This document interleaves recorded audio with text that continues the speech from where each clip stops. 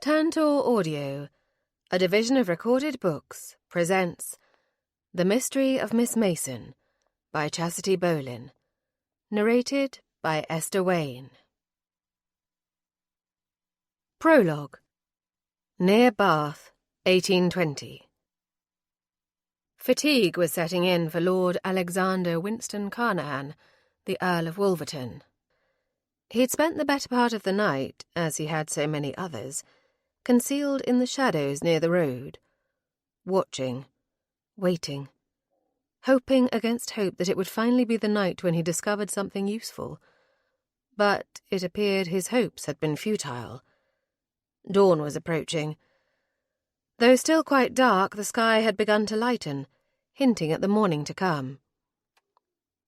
If Harrelson had been out and about that night, committing whatever crimes and misdeeds it was that provided the man's astronomical income, he was certainly coming home much later than usual.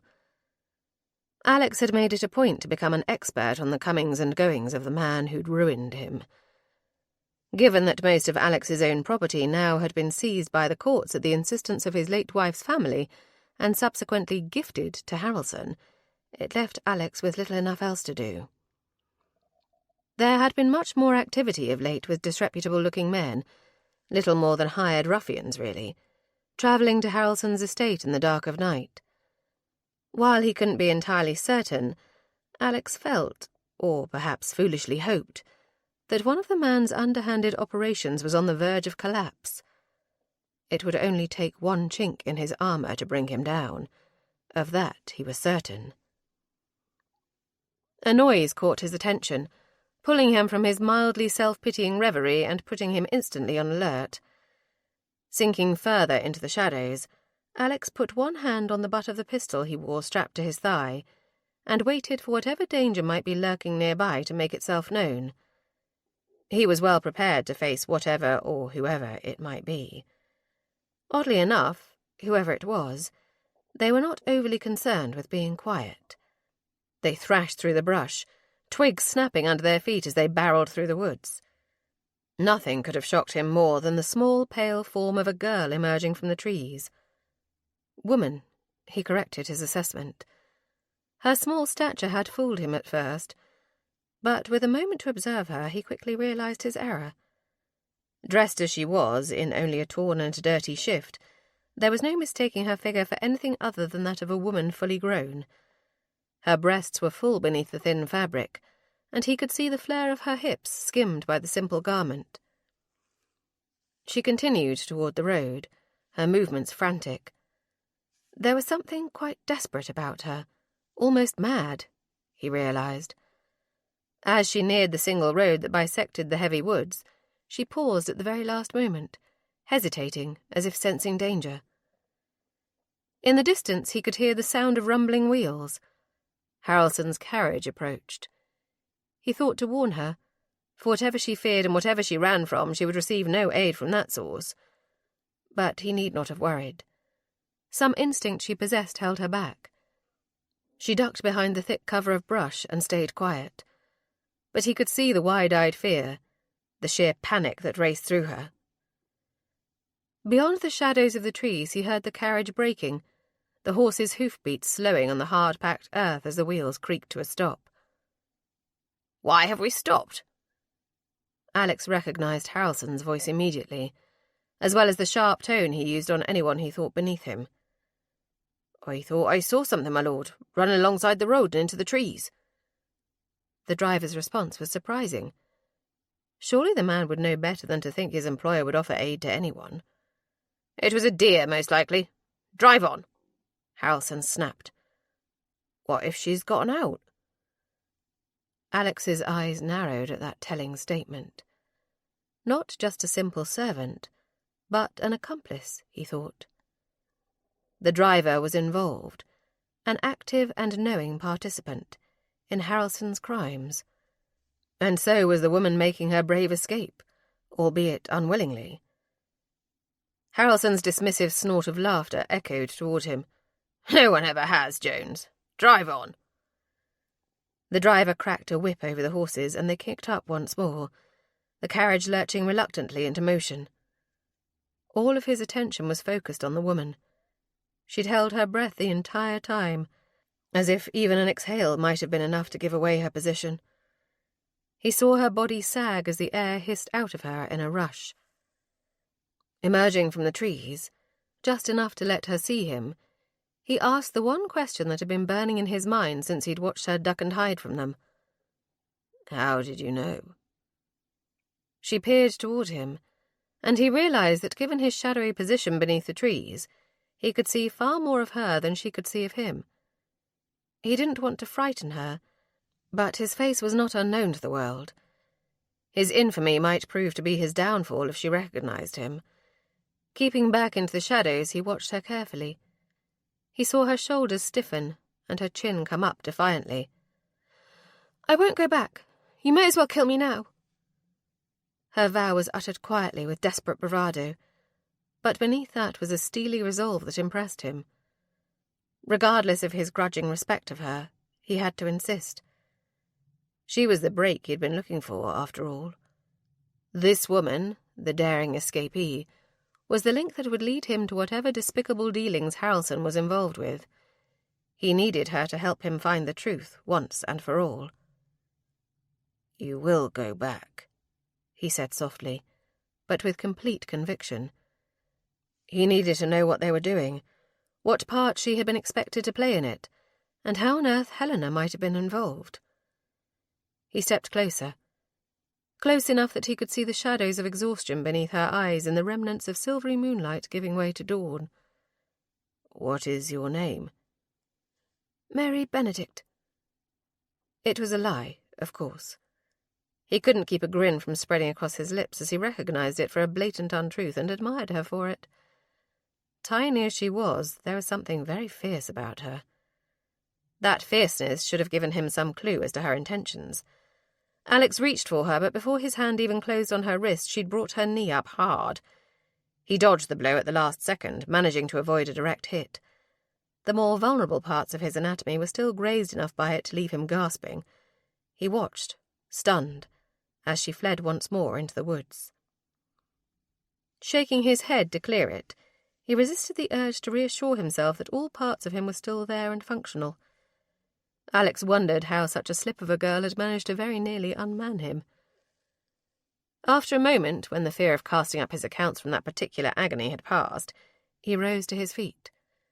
Drawing several deep breaths to fortify himself, he loped after her in pursuit. Despite her exhaustion and her bare feet, she managed to go a greater distance than he would have given her credit for. She looked back at him over her shoulder, and then veered off the path into the denser trees. He knew the woods like the back of his hand, and the area she'd stepped into was treacherous.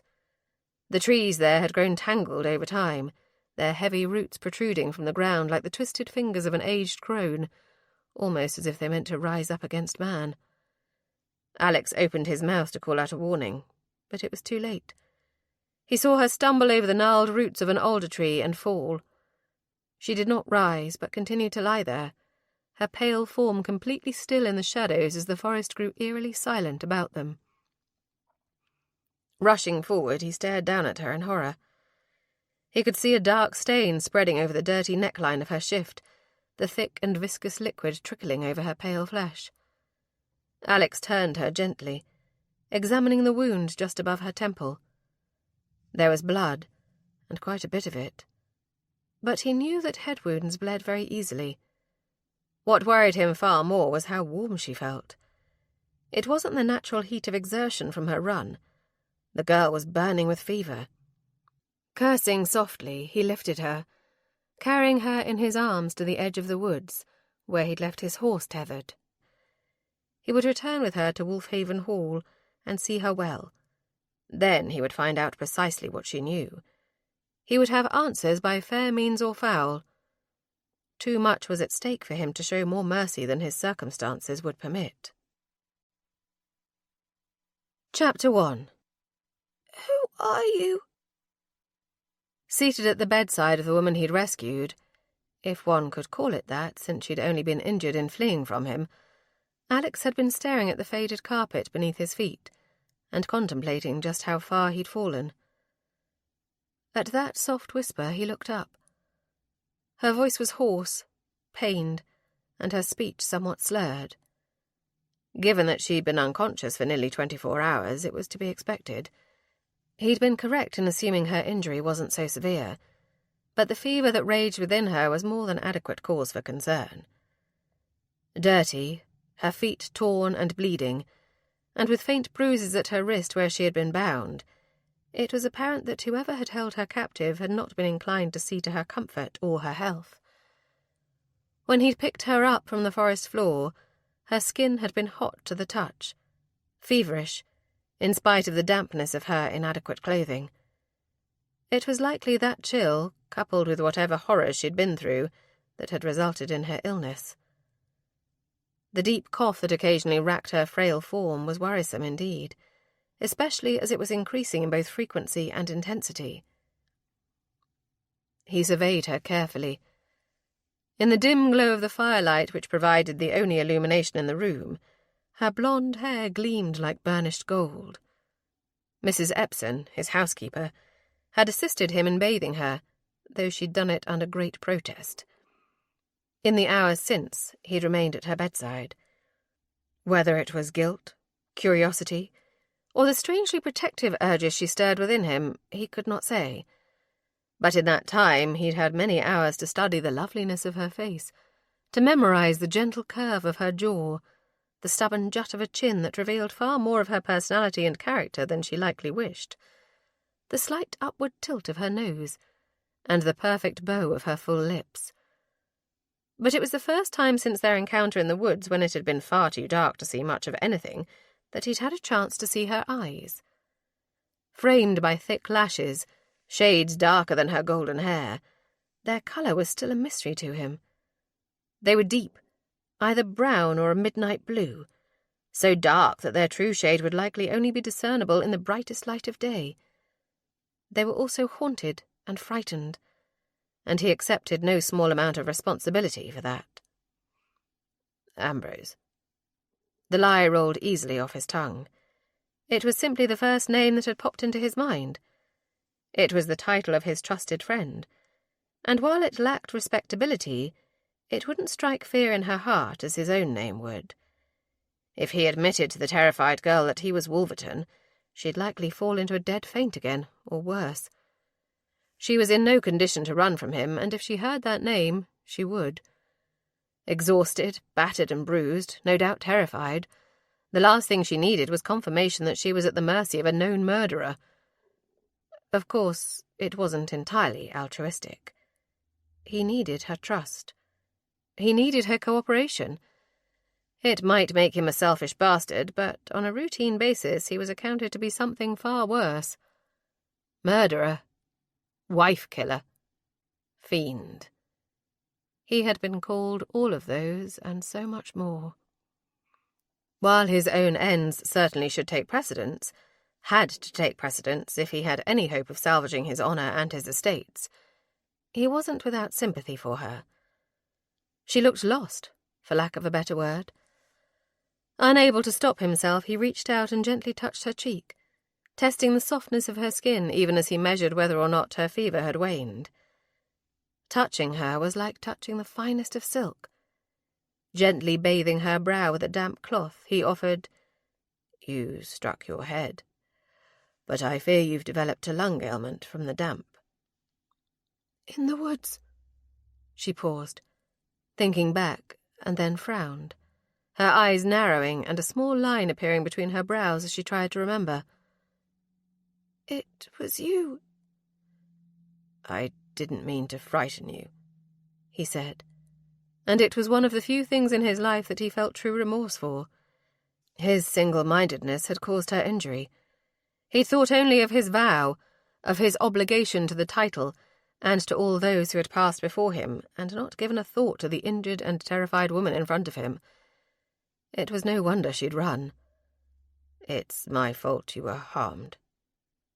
Her frown deepened. Her lips parted as if she meant to speak, and then she attempted to shake her head as if negating his statement, but she was too weak. A coughing spasm overcame her, so fierce that it lifted her upper body from the bed and left her gasping. When it passed, she collapsed back onto the bed, so still and quiet he feared she had passed. Terrified, he rose to his feet, pulled back the covers, and watched the painfully shallow rise and fall of her chest. Relief washed through him, but he knew in that moment that it would take far more than simply rest in a warm room to see her well again. She needed medicine, and the only man nearby who could provide it would never step foot in his home for any reason.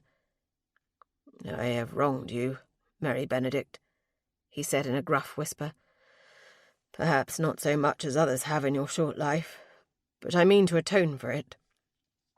I will find out who you were running from, who you were afraid of, and you will never have to fear them again." It was the least he could do. The door opened behind him, and his old, stooped housekeeper entered. She was the only one of the servants who remained, aside from a groundskeeper and a stable-master, one of the few who had not fled either because of his disgrace or his altered fortunes.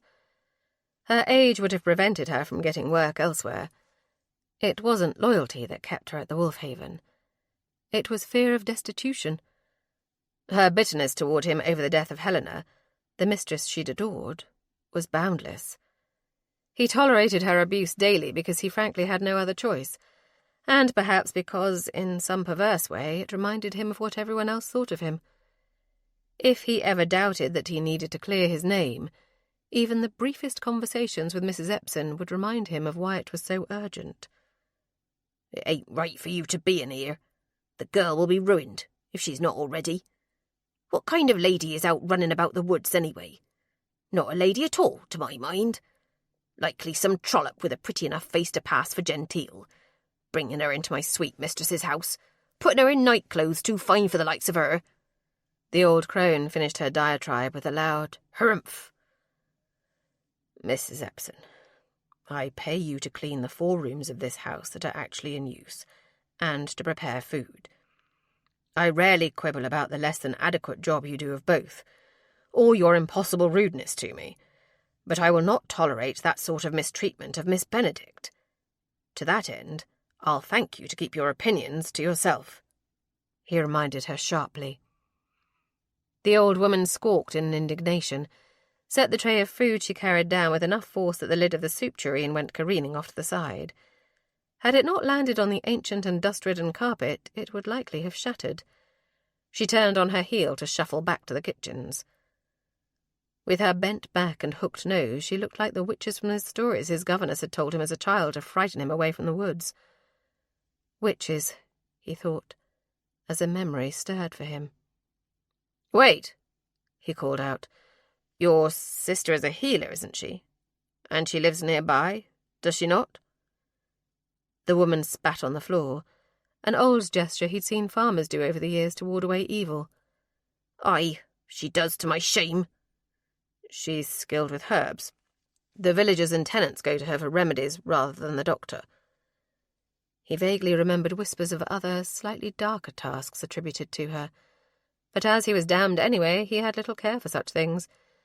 By most accounts, he was worse than any devil the crone might be in league with. "She's dabbling with things good folks ought not." The housekeeper turned once more toward the door. As she neared it, Miss Benedict coughed again, the fit so fierce it left her gasping. Mrs. Epsom paused. "I don't suppose it matters much, given how you found her. She's bound for hell anyway, and so are you. She lives west of the ruined church at Burrow Mump. You ask any folks near there, and they can tell you how to find her. But you'll not go at night. The girl will survive till morning, or she's too far gone for help anyway. You can go after whatever wicked brew my sister concocts after the dawn breaks." With that, the housekeeper stormed out, as much as a woman her age could storm anywhere. Still, the door slammed behind her with remarkable force. On the bed, Miss Benedict stirred again, but did not waken. Leaving her for a moment, he crossed the room and ladled a bowl of the thick and unappetizing stew that had been prepared. It might have been mutton, or rabbit, or squirrel. With Mrs. Epsom's culinary abilities, it hardly mattered. It would all be greasy and, if he were lucky, tasteless. Settling in before the fire, he contented himself to be near enough to offer aid should she need it. There was something about her. She appeared so fragile, and yet he knew her to be quite fierce. She had all but unmanned him in the woods, after all, with her precise and rather diabolical aim. Had it not been for his relatively quick reaction upon realizing her intent, the outcome might have been very different. She might have actually gotten away. But to what end? She would have still been burning with fever. Had she spent the night in the woods, damp and cold, she likely would have died. The very thought of it sickened him, and so he put it from his mind. Instead, he focused on what he knew of her, aside from the fact that she had lied about her name. She was an appealing package of contradictions, resourceful, strong, and determined, all while appearing so fragile with her stature and slender frame. Even in her current condition, Alex had to admit that he was drawn to her, attracted to her as he had not been to any woman for a very long time. Naught would come of it, of course. What woman in her right mind would want anything to do with him, after all? He sat there for the longest time, not eating, simply holding the bowl in his hands and enjoying the warmth of it far more than he would ever enjoy whatever dubious nourishment it might provide. The weight of his burdens was pressing in on him. Debts, financial and moral, had to be paid. But until he managed to right the wrong that he'd inadvertently been a party to, repair the damage he'd wrought in the lives of others, there was no hope of putting his own to rights. His gaze was drawn once more to the pale, wan figure of Mary Benedict lying in his bed, too ill to move. He didn't deserve to have his own life restored to its former glory, he thought bitterly. Why should he have a moment's peace when he'd condemned others to suffer so? Miss Benedict stirred in her sleep, her dreams offering her no peace. Was it her captors who haunted her nightmares? Or some strange man who had pursued her through the woods? He was still wreaking havoc on all those around him, whatever his good intentions might be. When she awoke, he'd find out where to send her to get her far away from him and whatever curse was on his head. She was a distraction and a temptation that he could ill afford. Chapter 2. Alex had not slept. He'd kept his vigil beside the girl's bed until the first rays of dawn had filtered into the room through the curtains. He'd gone outside, saddled his own horse, and made the short ride to Burrow Mump. The house was easy enough to find. He'd passed 2 small children on the road, asked them where the healer lived, and they'd given him the direction. Even as they'd done so, they'd made the sign to ward off the evil eye. One child even crossed himself, but as the boy most assuredly was not a Catholic, Alex had wisely kept to himself that genuflecting was likely not going to help him. The small cottage was simple, with a thatched roof, green shutters, and various animals grazing in the yard as he approached. There were numerous plants, some flowering even in the cold, that surrounded the cottage. In all, it was bright and cheery, and looked nothing like the sort of hovel one might expect to see a witch living in. But then he doubted very much that the woman was anything of the kind. He knew only too well how much rumour and gossip could colour the perception of a person. The door opened, and an aged woman stepped out into the light. "My sister is too wretched to die, so I know that isn't why you've come." As he had not identified himself to her, Alex was somewhat taken aback by her accurate ascertainment of his identity. "You know who I am?" It might have been a smile that cracked the old woman's face, or it could have been a grimace. Given the cragginess of her features and the deep wrinkles that bracketed her thin lips, one was indiscernible from the other. I know who you are, my lord." There was a certain amount of derision in the address. "They say you killed your wife, but you don't look much like a killer to me. If you were, then you'd have dispatched my vile wretch of a sister long before now." "If you mean Mrs. Epson, then I assure you she is quite well and as mean-spirited as ever," Alex insisted. "No one comes here without needing something, your lordship. What do you need of me?" she demanded, her tone as abrupt as her sister's. "There is a woman, Miss Benedict, who is ill. She has a terrible fever and a fierce cough. I fear she will die. he admitted. She eyed him steadily, her gaze piercing. It was as if she'd peeled back his skin and looked into the very heart of him. And you think it will be your fault if she does? It would be his fault. That was an undeniable fact. Yes, he admitted simply, not offering further explanation of how. She eyed him for a few moments, staring at him as if she'd split him open and was looking deep inside of him. It was unnerving, to say the least. Had he not been so desperate to get help for Mary, he would have simply left. Finally, after a long, tense moment, she commanded, "Tether your horse yon and come inside. I will give you what you need for her." Alex did as he was bid. She had a manner about her that was similar to Mrs. Epson's, in that she was coarse and seemed to have just as little regard for his title, though she clearly knew it, he reflected. But that was where the similarity ended. The bitterness that his housekeeper seemed to nurture like seeds in a garden was not present in her sister. Regardless, there was something rather terrifying about the woman. Otherworldly, even. But if she could provide the assistance he needed to save Miss Benedict, he would gladly forego any rules of etiquette and ignore his own discomfort to curry favour with her. Entering the cottage, he was greeted with rafters draped in dried herbs and shelves of jars full of things he could not identify. Some he did not wish to identify.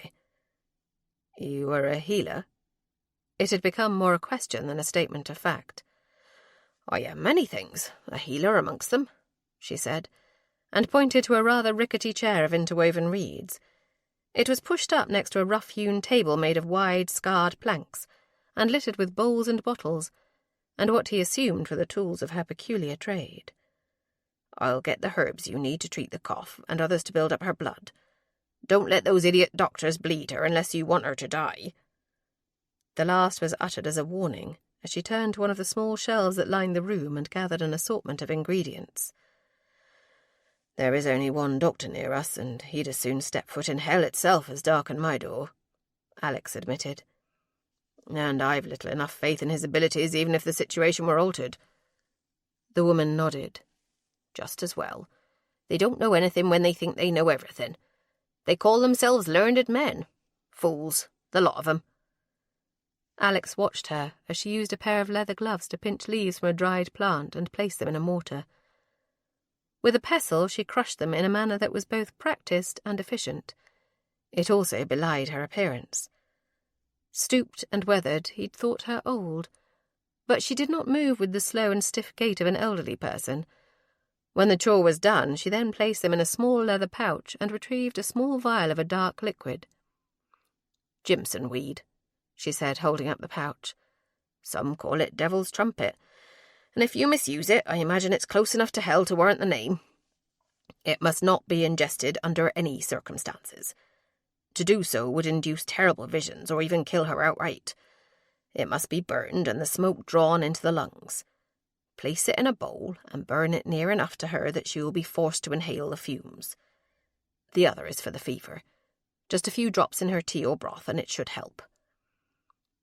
Carefully taking the herb and the elixir from her, he tucked them into the pocket of his coat while nodding his understanding. As Alex made to withdraw a few coins from a small purse, she placed a staying hand over his. The old woman shook her head. "You'll not pay me with something as dirty as money. Not when you've kept my sister on in that house of yours rather than shuffling her off to me. The herbs are a gift. But I would have one thing from you, Lord Wolverton." "And what is that?" he asked. She held out her hand to him. "I would see your palm and know the nature of your character.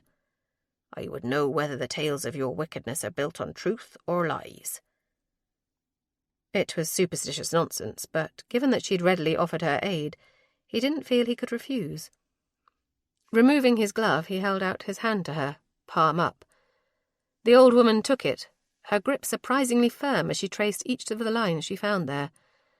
She contemplated the lines in silence for an uncomfortably long time, until the very air in the room crackled with tension. He moved to pull away, but she held him firmly, her strength surprising. More than surprising. Unnatural. "You carry a heavy burden of guilt for an innocent man," she said. Her voice sounded distant, far away, as if she was speaking from a great distance rather than sitting across the small scarred table from him. "The vengeance you seek, for your wife and now for this young woman who resides in your home, in your bed, they are the same. It was the same man who harmed them both. But you know that already. You simply do not yet know why, what the purposes of his schemes were. And your wife, she was no innocent. She's not with the dead either, but she's somewhere in the in-between place." The old woman paused again, frowning at the strangeness of her own ramblings, it seemed. "The end is closer than you think. But beware you do not trade your future to avenge your past." A cold chill shivered through him. It wasn't even her words. He could feel power emanating from her, as if she were digging into the darkest recesses of his soul simply by looking at his palm. Abruptly, and with more force than necessary, he pulled it back, breaking free of her iron grip and rising to his feet. "I am well aware of Helena's faults, madam. I see no need to speak ill of her." "I speak the truth, my lord, whether it is ill or not. As for your Miss Benedict, she lies, but her heart is pure. Remember that." Alex had no response to that. He just nodded. "Thank you for your assistance, madam. I must be on my way. There is no time to lose for Miss Benedict's sake." The old woman smiled toothlessly. "No, there is no time to lose. She came to you just when she should. Go, Lord Wolverton, and know that you will soon be free of your burdens." Alex said nothing further and quickly made his exit. To say that he found her manner and her odd way of speaking unnerving was to put it mildly indeed. He felt rather like he'd wandered onto the stage at Drury Lane without knowing his part. Taking up the reins once more, he mounted his horse and made for Wolfhaven at a speed that was irresponsible and bordered on reckless.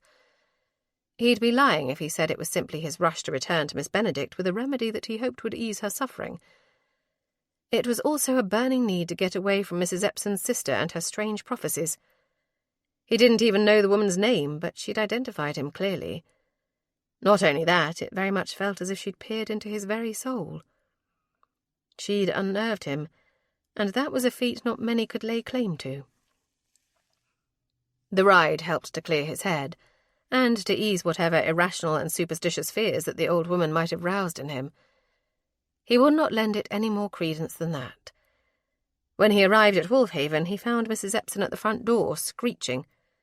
Dismounting, he tossed the reins to his stable-master, another aged servant who'd stayed on simply because he had no place else to go. "What the devil are you wailing about?"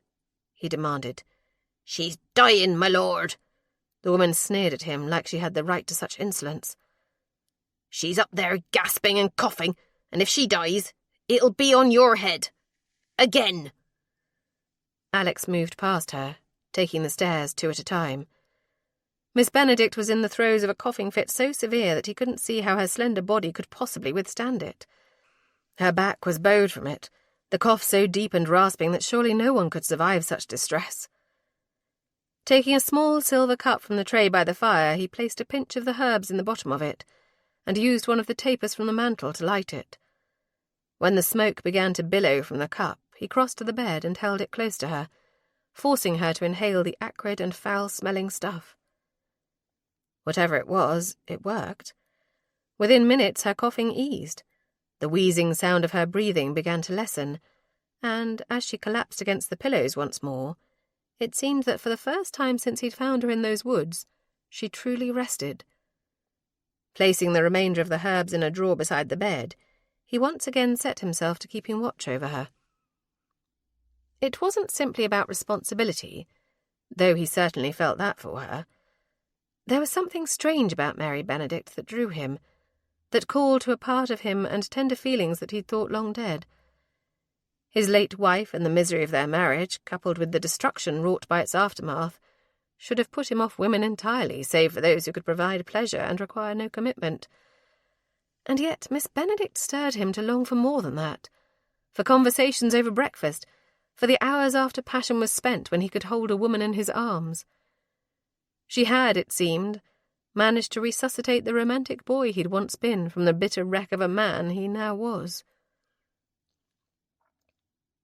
Mary dreamed, by turns pleasant and horrific.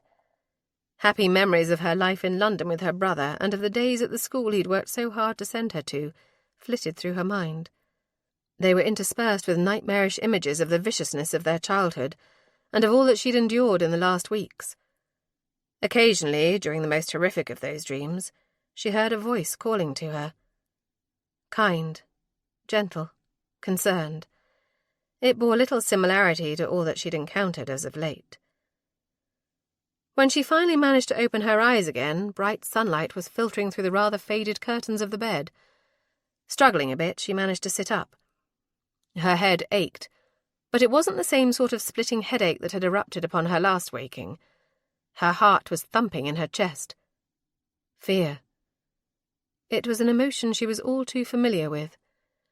She had no notion of where she was or who it was that had brought her there. The vague memories from the woods provided little insight. Ambrose, he'd said earlier when she asked for his name. But he'd hesitated. Why would he lie unless he was also a villain who meant her harm? Other memories aside from those fleeting ones of her dreams stirred. Memories of him holding a burning bowl to her mouth and forcing her to inhale the fumes from it. Of weak tea and broth being spooned into her mouth. She'd seen him. Opened her eyes enough in those moments of near consciousness to look at him fully. It had been he who had cared for her, and with more tenderness than she might have expected. Silent, not even daring to breathe, she surveyed her surroundings. The room was worn from time, in desperate need of a good cleaning. But it was easy to see that, at one point, it had been exquisite. Intricately carved wood furnishings, gilt-trimmed mouldings, and once luxurious fabrics that were now moth-eaten, faded and dusty, hinted at some terrible reversal of fortune. Where in heaven's name was she? As if in answer to her question, a door concealed in the panelled wall opened, and a man stepped inside. His dark brown hair was damp and brushed back from a broad, strong forehead. Cleanly shaven, he wore only shirt sleeves and breeches, and was in the process of donning his waistcoat. He paused mid-stride and met her gaze with a rather surprised expression crossing his rather rugged features. Immediately he schooled his expression into one of cool unaffectedness. "Good afternoon," he said. "Afternoon?" Mary repeated the word with a feeling of dread. "How long have I been unconscious?" "For nigh on 2 days," he answered. "You struck your head, if you recall. But it was the fever and the lung ailment that nearly saw an end to you. I thought many times through yesterday and even into the night that you would breathe your last. But you have rallied, and I am remarkably glad for it." The bruised feeling in her ribs told the truth of it. It was not the first time in her life that she'd been racked with such horrible coughing. The last time the doctor had given her an elixir of laudanum and other herbs. It had curbed the cough, but at a high cost. Still, whatever he had done, she felt better. The tight feeling in her chest was far less severe than it normally was after such illnesses. "You fetched a doctor, then? And explained my presence in your home to him?" "No, I did not fetch the doctor, and you should be glad enough of it. He'd have set the leeches to you and then wiped his hands of the entire situation. Worthless man," he said. "But what were those herbs you were burning?" she asked. "How did you know the proper way to treat my ailment without the aid of a physician?" "I sought the aid of a natural healer, what the tenant farmers would refer to as a wise woman who lives in this area. She provided some herbs that seem to have done wonders for you," he explained. "Your fever burned and subsided by equal measure through the night, but I think it has broken for good this morning. I have to say, Miss Benedict, that you gave us all quite a fright." His assertion that she'd lain senseless and entirely at his mercy for days was troubling on numerous levels. She had no real inkling as to his true character, despite whatever dream-like memories she thought she had of his ministrations. The one thing she was entirely certain she did know of him was that he was a liar. But then she was as well, so reviling him for that would have made her the worst sort of hypocrite. But you are weaker, at a disadvantage, and you have no one to protect you. Those words allowed her to stifle her conscience and to question him further without guilt. You said your name was Ambrose? I did, he said, inclining his head as he buttoned the last button on the waistcoat that fit his lean waist and broad shoulders to perfection. He moved deeper into the room and settled himself on a chair before the hearth. Retrieving the boots that were warming before the fire, he tugged them on. Mary looked away, but then immediately forced herself to look back. She would not allow her discomfort to make her look weak or fearful. It wasn't as if he was unclothed, after all. She had seen men in their shirt-sleeves often enough, but not in a bedchamber. Not while she was wearing so very little herself. It seemed terribly intimate at the same time to be lying in a bed, in his presence, wearing only a borrowed night-rail and watching him dress. To ease her discomfort, and perhaps to feel somewhat empowered in a situation in which she was distinctly aware of her vulnerability, Mary said, What is your name, really? Because I know it isn't Ambrose. With one boot on and the other still held in what appeared to be strong and very capable hands, he arched one eyebrow at her. How precisely did you reach such a conclusion, Miss Benedict? He put a healthy emphasis on the last name she provided, like he knew it was false. He'd suspected as much already, and Mrs. Epson's peculiar sister had all but confirmed it. You hesitated, she replied, calling on all the bravado she possessed as she attempted to ferret out what manner of man whose company she was in. She could not yet be certain if he was her saviour or captor. Caring for her while she was ill did not offer any certainty that his motives would be pure when she was well. When you told me your name, you had to search for it first. Highly unlikely if it were truly yours. Are you so adept at identifying untruths? His query was accompanied by a mocking expression and a cocked brow. Quite so. My brother is an excellent card player, and while I do not share his love of gaming, he felt that it was quite important that I should learn how to read people, as if I was sitting across from them at a card table. She paused then, allowing that information to sink in while she observed him carefully. You are dishonest, but you have been kind to me and taken care of me when I was ill. I do not think you a bad man. Quite the contrary. But there must be a reason.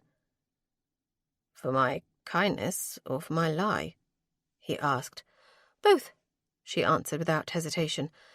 Kindness is rarely ever meted out without expectation of reward, and dishonesty is typically used to avoid a negative consequence for oneself, or to create a negative consequence for others. I would know the truth of it, sir.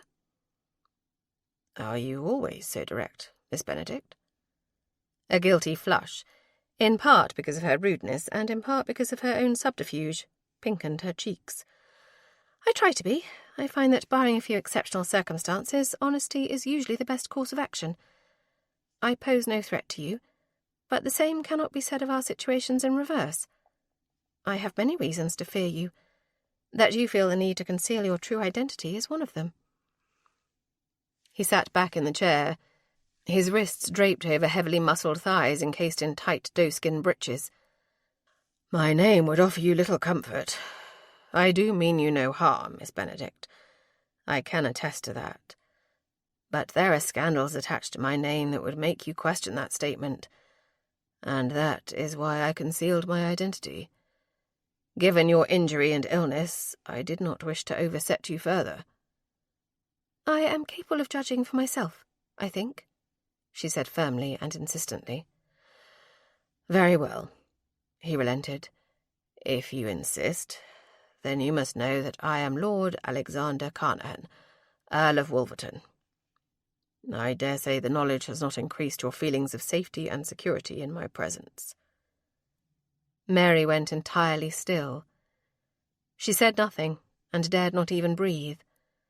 Of course she knew the name, Recalling the scandal sheet she'd pored over and that Benedict had teased her unmercifully about, she knew the story of the murderous Earl, as the papers had dubbed him.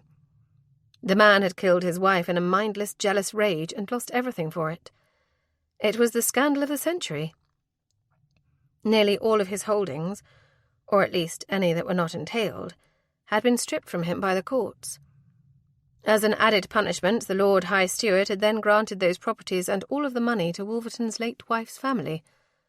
It was an unheard-of ruling and sentencing, one that had shocked all of London, perhaps all of England.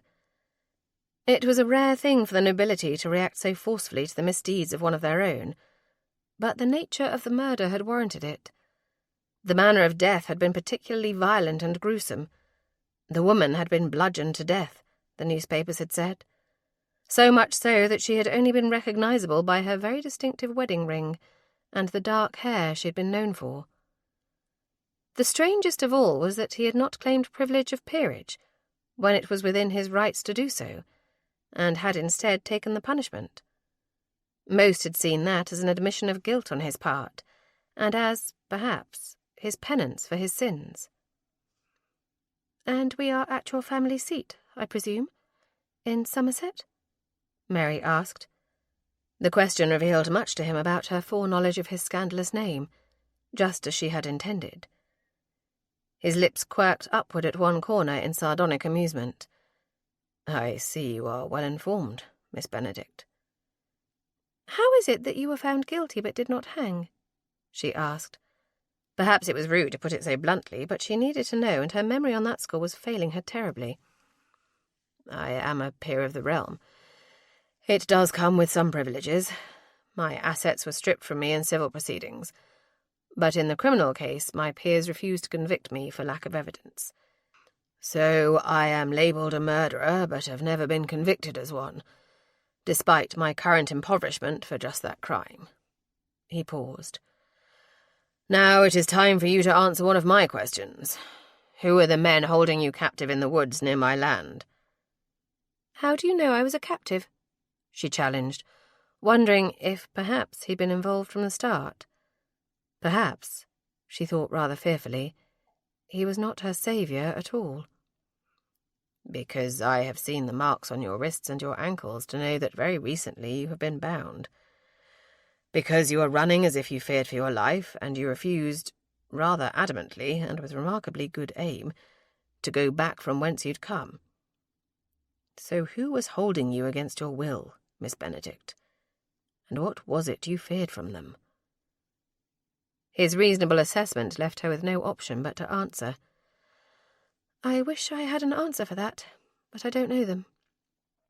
The man who held me there was not the same one who abducted me from the street, and I strongly doubt that either one of them was the mastermind of anything. They were lackeys at best." It was the truth, but she didn't mention where she'd been abducted from, or that she'd been investigating what she believed to be her adopted brother's true identity when she was taken. She had no notion as of yet whether Lord Wolverton could be trusted. While all the gossip and rumours she'd heard during the scandalous trial would point to the contrary, the man before her hardly seemed a cold-blooded killer. "What is your interest in these men? You have surely discharged any Christian duty you might have to an injured person. More to the point, what were you doing lurking in the woods in the dark of night?" He surveyed her intently, his gaze hard and his expression inscrutable. After a moment that grew uncomfortably taut, he finally said, "I believe that these men, or others like them in the employ of the same villain, are the ones truly responsible for the death of my wife, and the subsequent loss of everything that I owned of any value. In short, Miss Benedict, I seek them because they have aided in my ruination. I have spent every night since watching those woods, looking for anything out of the ordinary that might lead me to the proof I require to finally clear my family's honoured name of this very dark stain." Mary's eyebrows arched up in shock as a disbelieving laugh escaped her lips. "You deny that you killed your wife? The courts found you guilty? In a world where aristocrats and noblemen are rarely ever made to endure the very bitter justice of our society, you were found guilty of a heinous crime. And I should believe you, Why? He shrugged, but it wasn't a careless gesture. As he lifted his broad shoulders and let them fall, it seemed to her as if the very weight of the world rested upon them. The courts can be manipulated, Miss Benedict. Wealth, power, prestige, all those things can be utilised to influence the outcome to one's own liking, he offered dispassionately. My name was a well-respected one, but my fortune was never such that I could hold sway in such exalted halls. I'll remind you that I was found not guilty of murder by my peers. I understand your concern, and because you find yourself here at my mercy, I am inclined to offer you the assurances I have never offered to anyone else who dared question me. I did not kill my wife. I did not employ anyone else to do so in my stead. While we were not a love match, and, in truth, the union was entirely miserable, I was content to get my heir and allow my wife to live as she pleased with the understanding that I would do the same. You would turn a blind eye to affairs? A sardonic smile curves his lips, but his eyes were completely cold when he replied, I had been turning a blind eye to her affairs from the moment we wed. 3 years in, it hardly warranted acknowledgement any more. For better or worse, she believed him. It wasn't so much what he said or even the manner in which he offered it. It was the weariness she sensed in him, the bone-deep exhaustion of a man too tired to defend himself against sharp, well-aimed and vicious gossip. The world believed the worst of him, and he'd stopped trying to fight them. But for the benefit of her peace of mind, he once more took up the gauntlet. Thinking of the many young women she'd attended her very special school with, whose fathers ran the gamut from wrongly maligned to the truly wicked, and how those poor girls had been tainted by their fathers' reputations, she knew it could be quite unfair. I am very sorry, then, that you have been wrongly convicted both in court and in public opinion, Lord Wolverton. I understand how painful gossip can be, and what it does to a person over time. Thank you for that, Miss Benedict, he said as he finished tugging on his second boot. I must go for a bit. I have to meet someone who may have information about the men I suspect are responsible for your abduction. I will be going to the inn in the village, and will return with food that is more palatable than whatever putrid refuse my housekeeper will plop onto a tray. Her stomach growled, but thankfully the noise was either too low for him to hear, or he was enough of a gentleman to pretend it had not occurred. Thank you. I am quite famished. If I may ask, Lord Wolverton, how far are we from Bath? If she could get to Bath and reclaim her things at Mrs. Simms's house, or beg the woman to send word to Benedict, she could return to London and put the horror of the last week behind her. Nearly 30 miles, Miss Benedict. Is Bath where you reside? The question was pointed, as he was clearly trying to discern more about her. Mary started to shake her head, but abruptly discontinued the gesture. Even that slight movement reminded her that she had struck her head rather hard. I was visiting Bath when I was abducted from the streets. The distance he'd named surprised her. She hadn't thought they had travelled so far, but she'd been heavily drugged. The news was also disheartening. It was too far to travel on foot, and certainly too far for her to travel in any manner given her current condition. For the time being, she was well and truly stuck. He arched one eyebrow, his expression clearly indicating his suspicions. Without a chaperone? It would seem strange to most, she supposed. Her speech was that of a lady, thanks to her time spent at the Darrow School for Young Ladies. Having begun her education there much later than many of the girls, Miss Euphemia Darrow had taken her under her wing and tutored her personally, so that her manners, speech, and understanding of the rules of society would allow her to function in it as if she had truly been a gently bred young miss. It was a far cry from what would normally be expected for a foundling child raised by people little better than vicious animals. Benedict was responsible for her current confusing status. He'd done everything he could to ensure she had a future that was far different from the manner in which they'd been raised. But there was no place in the world for a girl like her. She spoke like a lady, but wasn't one. She carried herself like a debutante, but would never be permitted in society. And now any chance of a respectable match had been thoroughly ruined by her abduction. No man would believe her chaste after what she'd been through, regardless of whether it was true or not. Realizing that she had been silent for too long, Mary blushed again. Perhaps it was the fact that he was rather handsome. Perhaps it was the fact that he stood before her fully clothed while she had only a thin night-rail and the bedclothes she currently clutched to her to shield her modesty.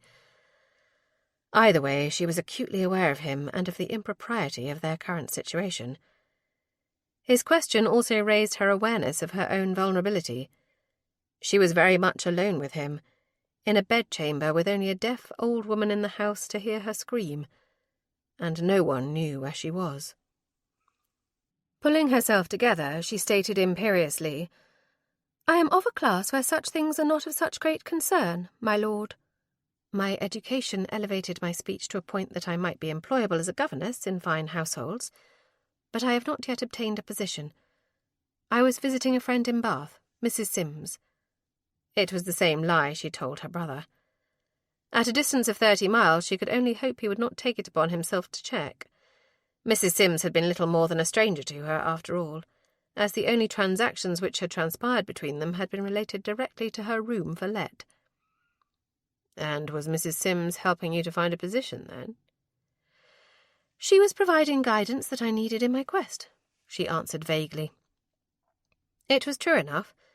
The woman had often provided directions to the various locations about Bath that she'd scoured the papers to see if Lady Vale frequented. He nodded, clearly unimpressed with her vague answer. I see. When I return, if you are feeling well enough, I would like very much to discuss the details of your abduction, as you recall it. Certainly. I will be happy to tell you what I can remember. So long as it had nothing to do with her reasons for being outside Madame Zula's home, then there was no reason to keep it a secret. She would not jeopardize Benedict's future by playing that hand too soon. Alexander made his way down the stairs and out the front door of the house. She was lying. What about, he could not yet be sure, but he was certain that Miss Mary Benedict, if that was in fact her name, was hiding something. The only facts he could trust were that she had been abducted, held against her will, and that at some point in her life someone had taken it upon themselves to see her educated in such a manner that she could speak well and comport herself in society. Beyond that, she was quite a mystery. Stepping outside, he was greeted by his stable-master. Again, the servant had stayed because he was too old to obtain work elsewhere. But at least Tom took pride in his work and did his job as well as his advanced age and stooped back permitted. The few horses that remained and his carriage were in tip-top shape. It was the one area of his life where things seemed to be going remarkably well. "The girl is recovering, my lord?" Tom asked. "She's still weak and far too frail to travel yet. But yes, she is on the mend," Alex answered, taking the reins and hoisting himself into the saddle. "I shall be certain to tell her you asked after her." "Oh, no, she wouldn't care a bit to think of servants like me gossiping about her. Still, when I saw you bringing her home, she's a little bit of a thing. Reminds me of my own daughters that way. Grown and married now, the lot of them, but they were all wee, pretty things." "I see. I doubt Miss Benedict would be affronted by your concern. She strikes me as a very reasonable and not high in the instep sort of girl at all," Alex offered. But she wasn't a girl, and that was very much part of the problem. Miss Benedict was most assuredly a woman grown, even if her diminutive stature might have led some to believe otherwise. For himself, based solely on her composure and the manner in which she appeared to be taking her current situation in stride, he knew that she had passed girlhood some time ago. It only complicated the situation. "I'm heading for the Bell and Whistle to get food that is actually edible. I fear what might become of poor Miss Benedict if she must subsist on Mrs. Epson's cooking while recovering." Tom gave a snort of laughter. "Dry as dust when it ought to be moist, and swimming in grease when it ought to be dry. I do believe she does it a purpose, my lord. No woman can cook that poorly without making an effort at it, and given my late wife's abilities, I ought to know." The stable-master was still chortling as he ambled away. Wheeling his mount, Alex galloped down the drive and onto the road beyond. He needed to clear his head, and he needed to put some distance between himself and Miss Benedict, or whatever her actual name was. She was too appealing for his peace of mind, and regardless of her appeal, he could not allow himself to lose sight of his ultimate goal. The trip to the inn was as much to gather information as it was to obtain a decent meal for them. The man he'd had positioned in Bath was to meet him there with news. The message had arrived earlier that morning. The short ride helped to clear his head, and to ease some of the tension in him. Dismounting, he tossed the reins to the ostler and ducked his head as he entered through the low-hanging doorframe. The interior was dark and smoky. It was hardly a respectable inn, and its patronage reflected that. Thieves, highwaymen, murderers, and men in disgrace, as he was, gathered there. He spotted the man he'd hired lurking in the back corner near the hearth. Stepping deeper into the room, he was aware of people watching him. Even the lowest of the low knew his name and his face, thanks to the numerous sketches and news sheets that had been passed around during the more lurid aspects of his trial. Alex ignored them, and instead simply took a seat near the hearth, and signalled the serving girl for a tankard of ale. When it arrived, he looked at the man he was there to meet and asked, "You have news?" "It was Harrelson," he said in a low whisper. "I followed the man you seen the night of the murder. He got into a carriage, and it took him to Harrelson's estate." It was not new information. Given what he'd heard the night he'd discovered Miss Benedict, it was just as he'd suspected. Still, the very name made his blood boil. Harrelson's perversions and his wickedness were boundless. It had been Harrelson who had provided the evidence against him that had permitted the courts to levy such a judgment against him and award all of his non-entailed holdings to the family of his late wife. "Lord Wendell Harrelson. You're certain of it? You did not mistake his identity?" It wasn't the sort of definitive proof that he needed, however. Just talking to the man wasn't enough to prove collusion in relation to Helena's death. "Certain as anyone can be. But there's more. I saw the man, the one you'd caught your late wife with as you pointed him out to me in Bath. He's come and gone countless times in the city, but that was the first time I ever seen him go to the estate. He was brought by 2 other men and wore a hood, so whatever their business was, it was clear to me Harrelson didn't trust the man." Alexander pondered that thought carefully. "What else? You said this was urgent, and all of that could easily have been relayed in a letter." The man pitched his voice lower. "Harrelson is dead. Poisoned by the psychic. She killed him, and then offed herself the same way. Poison is an ugly way to die, I think. Much rather have a knife blade in my ribs to end it quick-like, than to lay there gasping for breath and knowing the end was coming." Or a pistol ball directly to the brain. That had been the method he had considered when at his lowest and then immediately discounted. It was a mortal sin, after all. But more than that, it would have been an admission of guilt. He had no intention of allowing the world to continue believing him a murderer, regardless of whatever fate had befallen one of the men who'd orchestrated his downfall. "When did this happen?" "Only just this morning, my lord. In the wee hours before dawn it was, so I heard. Saw the magistrate's lackeys carting the bodies out myself, I did. Rode here straight away to tell you." Alex considered the implications of that very carefully. What was his connection to the psychic? The man leaned in. "All them missing girls from Bath. They went missing from her establishment. Taken right out in front of it. Right in the streets, they were." "What missing girls? I haven't been to Bath in ages and haven't read a news sheet in months." Because even after a year, they still randomly published fantastical articles about him, the reclusive wife-killer. "Several girls, all young, all pretty, and most fairly genteel, have gone missing from Bath in the last few weeks, and at least 3 of them had gone to see the mystic, Madame Zula, the very one who was found dead with Lord Harrelson."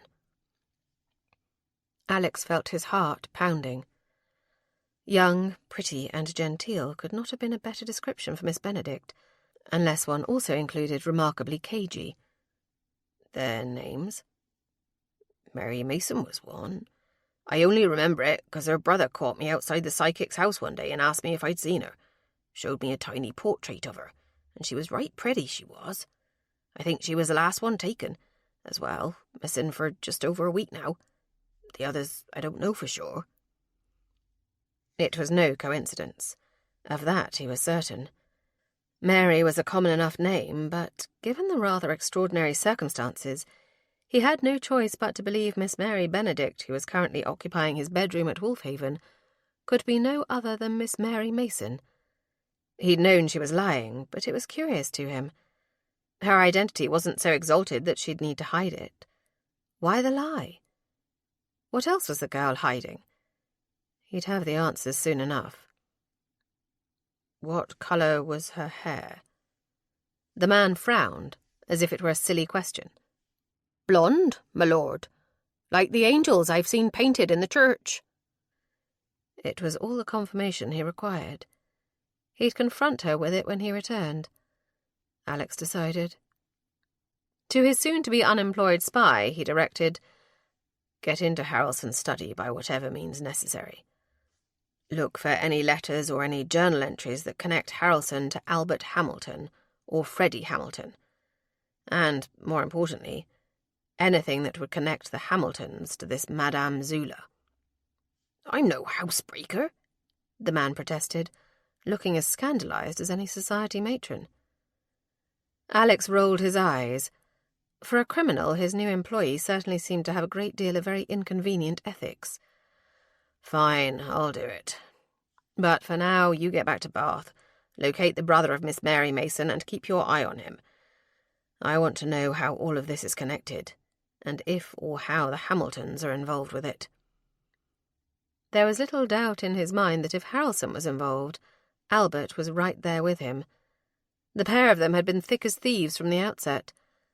Albert had been, in the eyes of the law at least, her half-brother.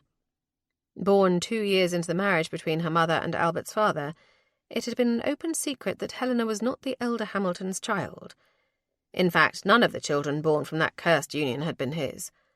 Helena's morals and sense of fidelity had clearly been inherited from her mother. Recalling the early days of his rather disappointing courtship of Helena, Alex frowned. He had met her while she'd been attending a social function at Harrelson's estate. While he'd never been overly fond of Harrelson and his somewhat questionable behaviour, they were neighbours, and so he'd attended. The nature of the kinship between Helena and Lord Harrelson had given him pause, as she was the man's niece, after all, at least by marriage. But with the very generous marriage contract and Helena's assurances that she truly wished to marry him, something he'd learned early on after their wedding was a lie, he'd been swayed. The fortune she'd brought to the marriage should have been enough to restore his estates to their proper glory. But now all of that was gone. Bigger questions remained, however. Primarily, who in the devil was Mary Mason, and how, precisely, was she involved? Chapter 3. Mary had made such a nuisance of herself to the housekeeper that the old woman had finally located a wrapper for her. It was miles too long, and likely had belonged to Lord Wolverton's late wife. Any misgivings she had at wearing garments that belonged to a murdered woman were superseded by the idea of facing off with Lord Wolverton once more, while wearing only a thin shift. Her battered dignity would simply not allow for it, though she did hope it would not stir unwanted feelings or antagonize him to see it. Her cough had returned, but milder than before. The tightness in her chest had eased significantly, and she was feeling much stronger than she had when she'd faced him upon waking. She'd even managed to get out of bed, and was now seated in the very chair he'd occupied earlier, enjoying the warmth of the fire on her bare toes. The cursory inspection of her feet had revealed just how much damage her barefoot race through the woods had inflicted. It would be days before she could walk without limping, and longer still before she could go any distance beyond the confines of the bedchamber. The soft knock on the door was her only warning. He did not wait to be bad entrance, but simply opened the door and stepped inside. She might have taken umbrage but for the hamper of food he carried. She could smell the freshly baked bread inside it, Her stomach rumbled in response as she clutched the wrapper more tightly about her. He paused in the doorway, glancing at the empty bed and then toward the fire. If the wrapper and its previous owner crossed his mind, his expression gave no indication. Instead, he stepped deeper inside, placed the basket on the floor, and then stepped through the same hidden panel he'd utilized earlier. A moment later, he returned with a second chair, which he placed near hers before tugging a small table over. "I thought we'd dine together," he said as he began unloading items from the hamper. "It appears you are feeling much stronger, and we have a great deal to discuss, Miss Benedict. Or should I call you Miss Mason?"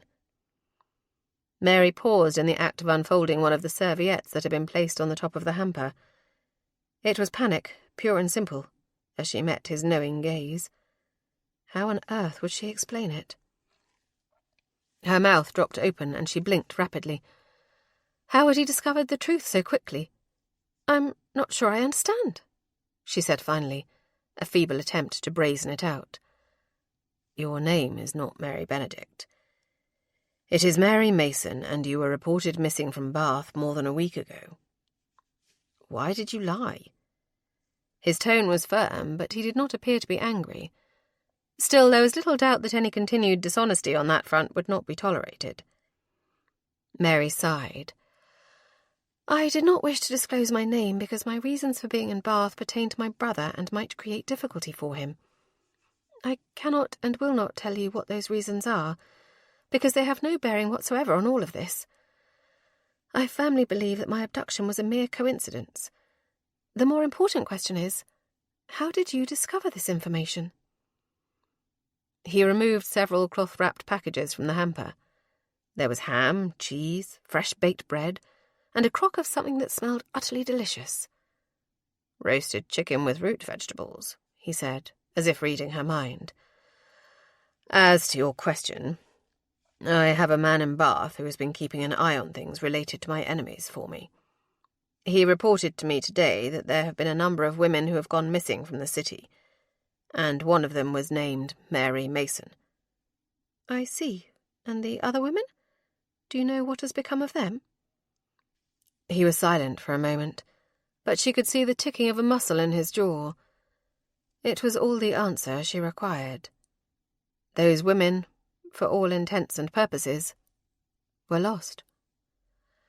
"Perhaps we should speak of something less distressing," she suggested. "The food does smell delicious. Thank you for bringing it." Lord Wolverton inclined his head in acknowledgement of the thanks. "I would advise eating lightly to start. You've been so long without food. Eating too much will see you casting up your accounts." She shuddered delicately. "I've suffered enough humiliations already.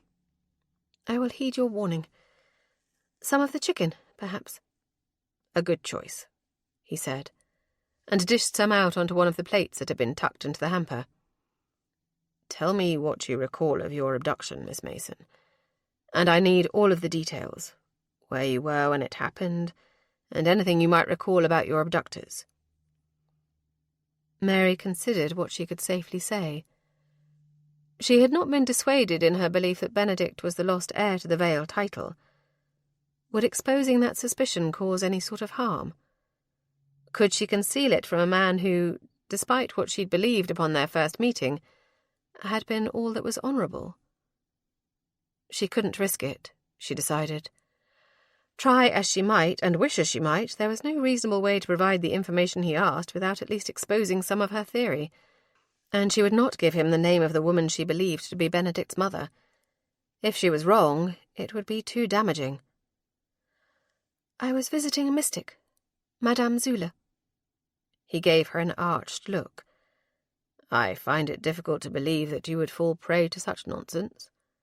You strike me as a very pragmatic sort, Miss Mason." "I have no illusions about Madame Zula's ability to commune with the spirit world, Lord Wolverton," Mary replied. It was difficult to provide a vague enough description of the horror that was their childhood and the ever-changing stories they'd gotten from their adoptive mother about their true origins. While the vile creature they'd been forced to call mother would never have admitted it to Benedict, She told Mary once, her tone smug and superior, that Benedict was the son of a fine lord and lady. She'd savoured revealing that, as he'd mucked out stalls when he was far too young to be able to do such strenuous work alone. That and a chance encounter with Lady Vale on Bond Street had given birth to her theory. My brother and I were both adopted as very young children, but I had reason to believe that the woman I had identified as possibly being my brother's true mother was a client of Madame Zula's. I had hoped that by also becoming a client, I might gain some insight as to her reasons for visiting. Why would you think that? Mary drew a deep and shuddering breath. We were adopted at different times, you see. From what I can gather, Benedict would have been about 4 or 5 at the time he came to live with our parents. I arrived 2 years later, possibly around the age of 3 or so.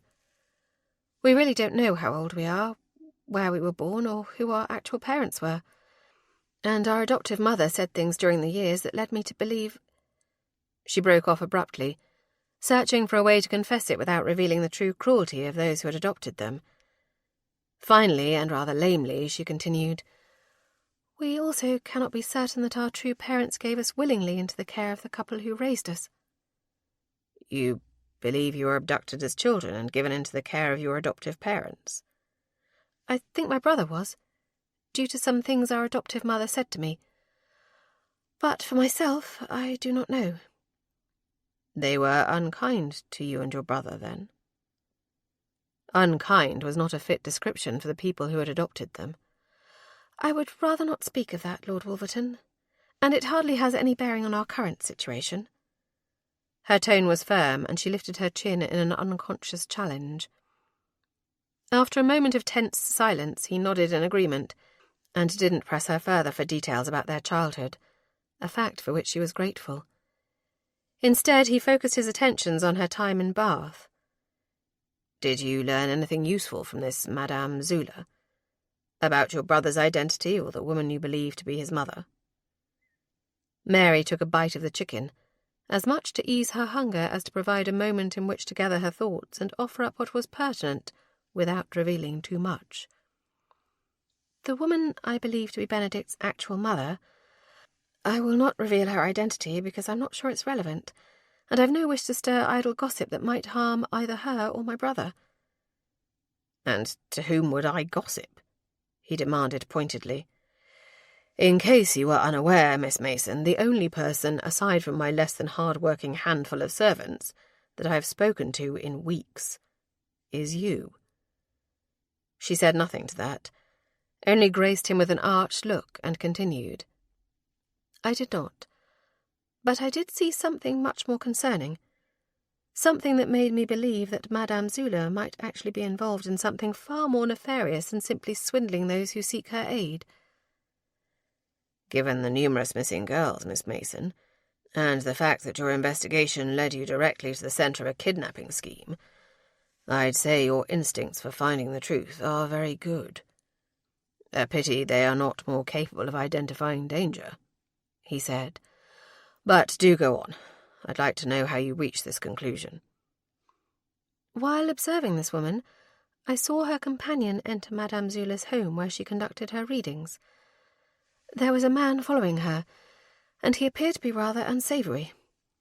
After the companion left, I saw Madame Zula's manservant come outside and speak to him. They appeared to be very familiar with one another. I encountered the companion again at the pump room, and, as I left, noted that very same man loitering outside. I was suspicious of him and his motives, and thought that the best way to uncover what they might be about was to become a client of Madame Zula's myself. Lord Wolverton leaned forward, resting his elbows on his knees. What did this man look like? He was roughly dressed, tall and lean, but not thin. He wore dark clothes and a wide-brimmed hat. He did not have a beard, but always appeared to be in need of shaving. Dark hair, small eyes, and a scar on his chin, Mary said. She noted Lord Wolverton's response to that description, the tension that settled over him, and the ticking of a muscle in his jaw. Do you know this man? I do not know him, but I saw him. "Moments before I discovered my wife bleeding and near dead," he said, his words sharp and hard. After taking a deep breath, he continued, "And how did you think this might have anything to do with your brother?" Mary knew that he had no wish to revisit such painful memories and was content to turn the conversation back to Benedict and how she'd come to be abducted. "Well, I assumed that the companion was visiting Madame Zula on behalf of her employer. That perhaps her employer thought to retain Madame Zula and her suspect skills in ascertaining the location of her missing son." He frowned then. "And?" "That's really all there is to tell. I made an appointment, went to it, and as I was leaving was set upon by a trio of men who scooped me up, tossed me into the back of a wagon with a cloth over my head, and took me to some dirty and dingy warehouse within the city. It wasn't until the next night that they came and hauled me away again. Only this time I must have been in that wagon for a terribly long time. When I awoke, I was in an underground room, rather like a cell. There were no windows, only a dirt floor, and a single servant to bring food and water to me."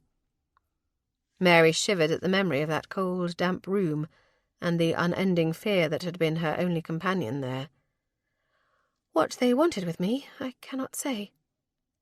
"They did not harm you?" he asked. The question had been phrased delicately, but Mary was not so innocent of the workings of the world that she did not understand his meaning. "Other than to bind me and transport me from one place to another, no one touched me," she confirmed. "I am not unaware of the dangers that women face from unscrupulous men. I can only imagine that their reward would be greater if I were to be delivered to my final destination unscathed, as it were." Their conversation had confirmed two things for Alex. The first was that Miss Mason was incredibly lucky to have escaped the fate that awaited her. Abducting girls and even young boys from the streets had been a very profitable business for unscrupulous souls for ages. There were more than enough houses of ill repute in London that didn't really care if their staffs were employed willingly or not. Likely that had been the fate in store for her. A gently bred young woman, or, at the very least, one who spoke as and possessed the demeanour of a lady, especially with Miss Mason's delicate beauty, would fetch a high price. The second thing that he became rather uncomfortably aware of was that Miss Mason was rather worldly. She understood perfectly what he'd meant when asking if she was unharmed. He now could not help but speculate on just how knowledgeable she was. It was hardly an appropriate train of thought for him, given that she was still quite ill, and they were alone in his bedchamber. For her sake, as well as his, he needed to maintain a suitable distance between them. "And was the man you saw stalking this companion of your brother's potential mother the same man who abducted you?" Alex asked, noting that the entire thing was incredibly convoluted. It would be easier if she would simply identify the woman to him, but she clearly had her reasons for wishing to keep that information a secret. "I believe so. It was very dark and difficult to see, then my head was covered entirely, but I caught a glimpse of him that night. Enough to think that it was the same man," she answered. Alex leaned back in his chair, contemplating the answer as Mrs. Epson banged on the door and then entered carrying a tea tray.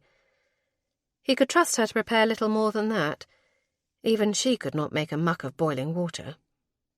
"We're out of milk," she groused.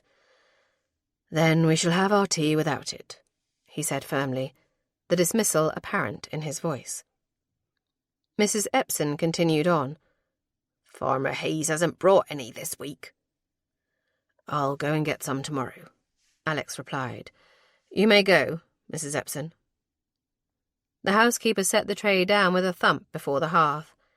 She made a loud grunting sound that might have been either disapproval or agreement. Her temperament was such that the two were indistinguishable regardless. "Don't seem right. Pays little to no rent. Don't bring the things he's supposed to. Got plenty of money to spend in the village, though, he does. Ain't right. Nothing in this godforsaken place is right, though." "That will be all, Mrs. Epson. It's hardly fitting to air our business in front of Miss Mason." The old woman narrowed her eyes. Thought her name was Benedict. I misspoke, he replied easily. Her name is Miss Mary Mason. Benedict is her brother's given name. The old woman eyed her steadily for a moment, her mouth twisted into a disapproving grimace. Seems this house is full of lies and liars these days. That will be all, Mrs. Epson, Alex repeated, and his voice thundered loudly enough that both women jumped. The housekeeper did at least shuffle toward the door, though nothing halted the grumbling under her breath or the daggers she glared at the both of them as she left. Your servants do appear to be remarkably cavalier about the permanency of their employment, Lord Wolverton. I am sorry my presence here has made things more difficult for you than they already were, Miss Mason remarked. They are aware, as am I, that I'd be unlikely to find anyone willing to replace them, he admitted. After all, very few people are willing to overlook the fact that I am known to be both a murderer and quite poor. I find that the former is infinitely more forgivable for most than the latter. Much can be ignored or forgiven when payment is assured. His admission of his financial straits seemed to make her uncomfortable, as there was no proper way to respond to it. So Alex changed the subject. If I were to return you to the area where I first found you, do you think you could lead me to the place where you were held? When you are well enough, of course. I would not risk further injury or a relapse for you.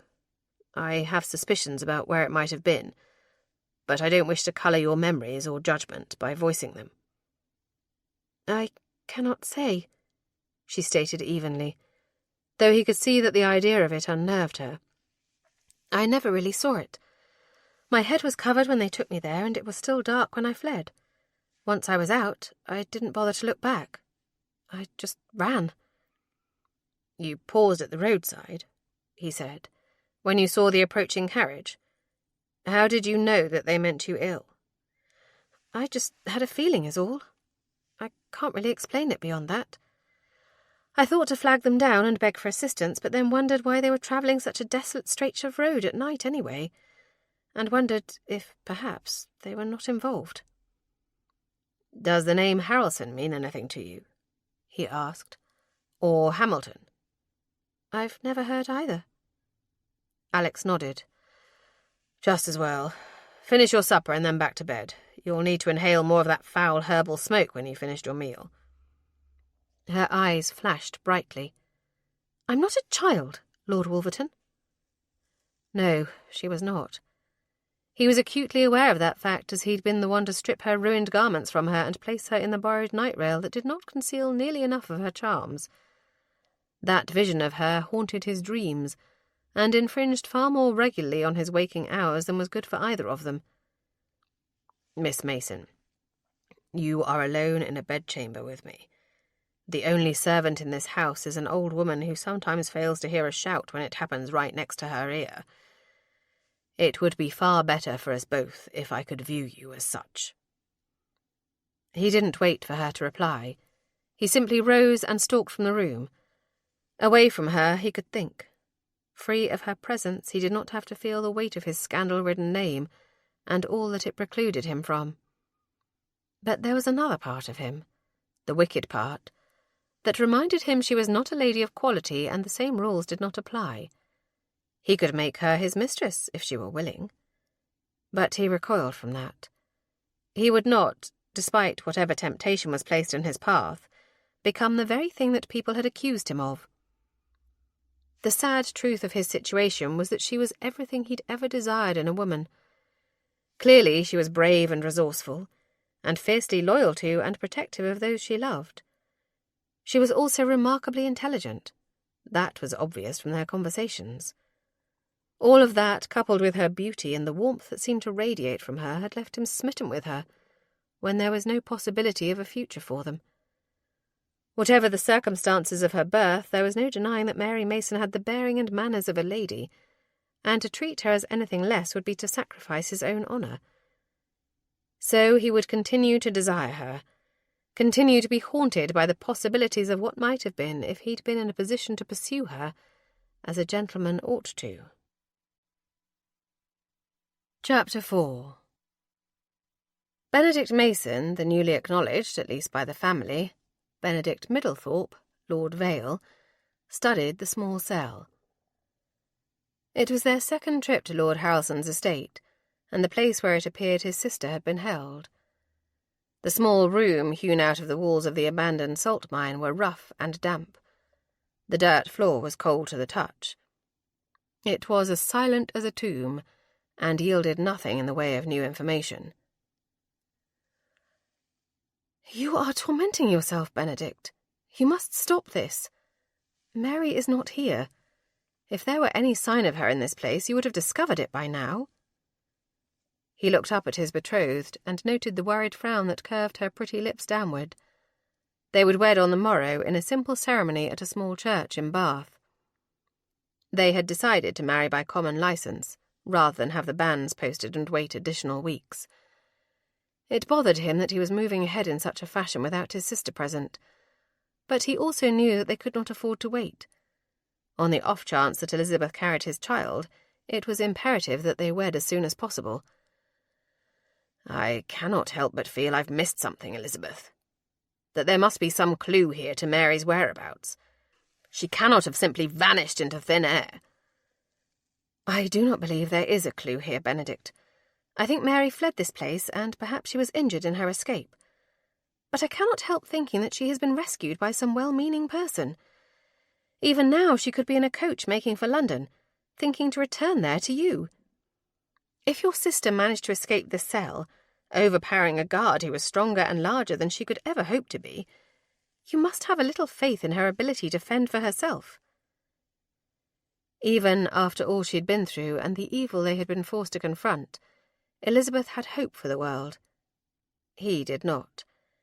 It was just as likely, if not more so, that Mary had not been rescued at all, but that she had been reapprehended and handed over to the very people Harrelson had sold her to. If that were the case, they might never find her. But saying that to Elizabeth on the eve of their wedding would only rob her of joy. He sighed. "I pray you are right. If you are not, I've engaged an artist to make a drawing based on the miniature of Mary. It will be given to a printer and distributed in every town and village in this county.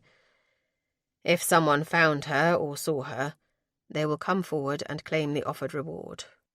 I hope." Elizabeth frowned as she stepped closer to him. She placed one hand tenderly on his face. "What is it that you really fear, my love?" He should have known he wouldn't be able to hide anything from her. She saw right through him, and had from the very moment of their first meeting. "That Harrelson found her. That when she fled this dungeon, she made her way straight into his clutches. And now he is dead, and we may never know what fate he sent her to," Benedict admitted. It was the first time he'd voiced that terrible fear aloud, but, with it out, he could not take it back. "I promised her that I would always keep her safe, and I have failed her miserably." "Mary is a grown woman, Benedict. Take it from me when I tell you that women don't always need to be sheltered or protected. She figured out who you were before anyone else did. Mary knew that you were Lord Vale. If she was intelligent enough to piece all of that together, to escape this place by duping her guard, then I cannot imagine she would be so easily recaptured. You give her far too little credit," Elizabeth chided. "I am her brother." "And she lied to you about where she was going and what she was doing because she was driven by the same need to protect her sibling that you feel now. Trust that she is resourceful enough to have rescued herself, Benedict. Otherwise you will drive yourself mad." He rose to his feet. "You are correct. I know that you are.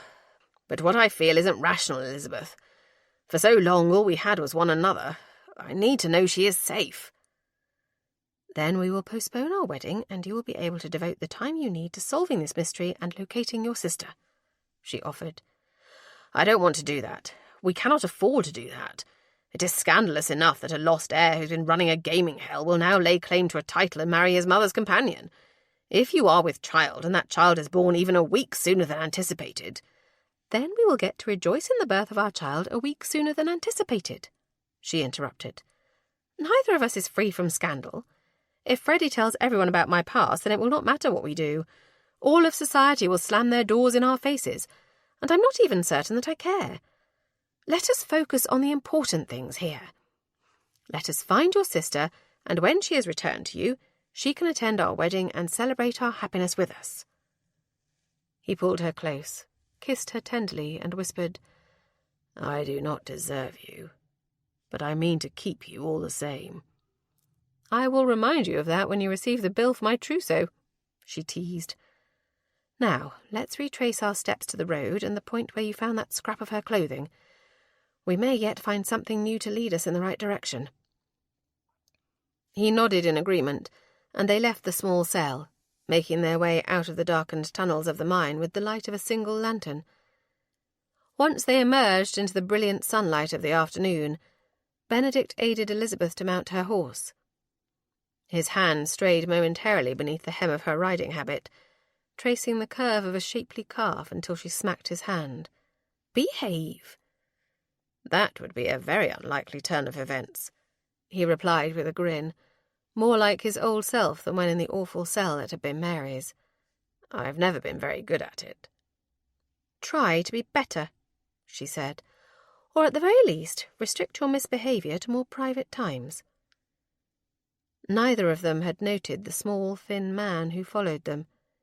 He skulked behind trees, hid behind rocks, and made himself invisible to them as he observed them. He was following his instructions and keeping a close watch on Benedict Middlethorpe, the newly recognised Lord Vale, just as Lord Wolverton had asked. When the couple rode away, he allowed the distance between them to grow. He did not need to follow them, as he knew precisely where they were going. What he did need to do was find out if what he'd heard was actually true. Was Miss Mason's brother the long-lost Viscount Vale? The answers would be found in Bath. There was a pretty housemaid there that often fed him tidbits of information. No doubt she'd be able to get what he needed from one of the servants in Lord Vale's house. Alex did not go far after leaving Miss Mason's room, and he forced himself to think of her thusly. To fall into the habit of thinking of her so familiarly that he should call her by her given name was a disaster waiting to happen. Already she consumed too much of his time and his thoughts. Enough proprieties had already been sacrificed in his care of her without him taking additional liberties, even if they were only in his mind. She was not the type of woman to be a man's mistress, and he was not a man in position to offer anything else. Alex cursed. He couldn't even afford a mistress, after all, much less a wife. In all of Wolfhaven Hall, there were a grand total of 4 rooms, kitchen and servants' quarters aside, that remained habitable. Everything else had been closed up, draped in Holland cloths and ignored. He'd even given up the master suite as it was too far removed from the great hall and the kitchens. With only the uncooperative Mrs. Epson to serve him, he'd have starved to death at such a distance. But even though the rooms were closed off and rarely used, they were still accessible, and he found himself heading in the direction of one room in particular. He needed to ground himself, to remind himself of what was at stake. The poor state of his home should have been enough to deter him from thinking of Miss Mason as anything other than an unexpected guest. Of course, it wasn't simply his finances that precluded any relationship between them beyond that of temporary caregiver. It wasn't even the scandal and his own honour. Everything about her indicated to him that she would make a very lucky man a most excellent wife. To give in to his own baser urges, to act on his attraction for her with the full knowledge that he could never offer her permanency, would be to ruin her chances of making a good match elsewhere. He wasn't the murderer that society gossip purported him to be, but he wasn't innocent either. A healthy share of misdeeds could be laid upon his head. He would not add the seduction of an innocent, if she was, to the list. Even if she was not entirely innocent, it was clear that she'd been in a very traumatic situation. He would not be the villain others painted him to be by taking advantage of her while she was clearly vulnerable. He would not destroy her future for his own selfish whims. With all the reasons he should remain as aloof from her as possible whirling through his mind like the spokes on a wheel, he did something that he knew would only strengthen his resolve. Making his way down the dark and dusty corridor, he opened the heavy and intricately carved doors that led to the portrait gallery. He'd managed, only just, to avoid having to sell off the likenesses of his forebears, though they would hardly have brought much revenue. Bypassing the older portraits, all of them still shrouded with Holland covers to protect them from dust, he made his way unerringly to the lone portrait that hung near the end. It had been a wedding gift from his bride's father in name only. Removing the cover from it, he stared at the lovely face of his late wife. It wasn't grief that brought him there. She was a stranger to him, a woman he'd married but never truly known. He'd bedded her, and she hadn't denied him, but neither of them had found any joy or pleasure in the act. It had been perfunctory at best and infrequent. Every attempt at seduction, at bringing her any sort of pleasure, every attempt to make their marriage something more than a hollow sham, had been met with coldness from her. He'd prayed for her to become with child so they could halt their physical intimacy once and for all. He was certain that if Helena prayed, she had asked for the same. But his wife had not been a very devout woman. Outside of their wedding, he'd never known her to step foot in church, and yet her body had been found only yards away from the ancient ruined chapel on his property. Neither given to long walks in nature nor any particular interest in religious antiquities or architecture, the location had been as much a mystery to him as the true identity of her killer. It had made no sense. Nothing about her death had. She had been unrecognisable, her face battered and the bones beneath so fractured she'd no longer looked human, much less like the renowned beauty he had wed. The magistrate had asked him to identify any marks on her person, and he'd been forced to admit, much to his humiliation, that he was ignorant of them. Their brief and very business-like couplings had been accomplished in darkness. She'd refused light and any semblance of foreplay, urging him instead to simply get it over with. Even with his need for an heir, he'd been utterly disgusted by it all, and had not sought his husbandly rights in months prior to the murder. Which begged one final and haunting question. Whose child, tiny and perfectly formed, had been expelled from the body of his wife at the moment of her death? Because there was not a chance in hell it had been his. As it always did, visiting Helena's portrait gave him a renewed sense of purpose, a renewed drive to find her killer, and to clear his name once and for all. But as he turned to leave the portrait gallery, it wasn't Helena who occupied his thoughts. It was the pale, lovely beauty who had taken over his own chamber. Mary Mason was a problem, and he hadn't a clue what to do about her. He would have to face her soon enough. She would need to inhale the herb smoke once more before retiring for the night. But for now he needed a reprieve. So he sought out the one thing that always cleared his head. A bruising ride through the countryside would do him a world of good. If he were lucky, the bracing air would cure him of any wayward or heated thoughts. Mary watched the rather ill-tempered housekeeper as she moved about the room and did the poorest job of tidying up that had ever been achieved. The dust was simply disturbed and left to settle again. "This is a lovely room," Mary offered. "Are all the guest accommodations here furnished with such lovely antiques?" "Guest accommodations?" the old woman snorted. "More like only accommodation. Don't have money to keep body and soul together, much less heat this whole house. What a sight that would be. Might as well burn banknotes." Under her breath she added, "If he had any." Mary frowned, uncertain as to the housekeeper's meaning. It surely couldn't be the only room. "Are you saying that this is the only habitable room at... I'm sorry, I forget the name of this estate." "Wolfhaven. Ain't much of a haven, though, now, is it? Poor as church mice. And yes, it's the only habitable chamber, lest I give up my own. I'll not be doing that for the likes of you, missy." The old woman wagged a finger at her in warning. "I seen the way he looks at you. Don't go thinking to trap yourself a lord. You'll regret it if you do. A pauper with a title more like, and a temper. You could ask my poor mistress about that, if you could manage to get yourself to the churchyard where she's buried." Realization dawned on her. A slow, sinking feeling settled in the pit of her stomach as she considered the ramifications. "This is Lord Wolverton's chamber?" "Aye. Where do you think you were? Carlton Place?" Mrs. Epsom cackled at her own jest, prompting the teacups and plates to rattle on the tray she carried as she exited the room. She hadn't just been alone in a bedchamber with him. She'd been alone in his bedchamber with him. Somehow that made it far, far worse. Intimate. Scandalous. And if she were entirely honest, thrilling. What on earth did it say about the nature of her character that she was so drawn to a man who was reputed to be a killer? Perhaps she was more like her adoptive mother than she thought, attracted to men who were dangerous and unpredictable. Thoughts racing to and fro, Mary seized on one thing. If it was his chamber, his things were there. Papers.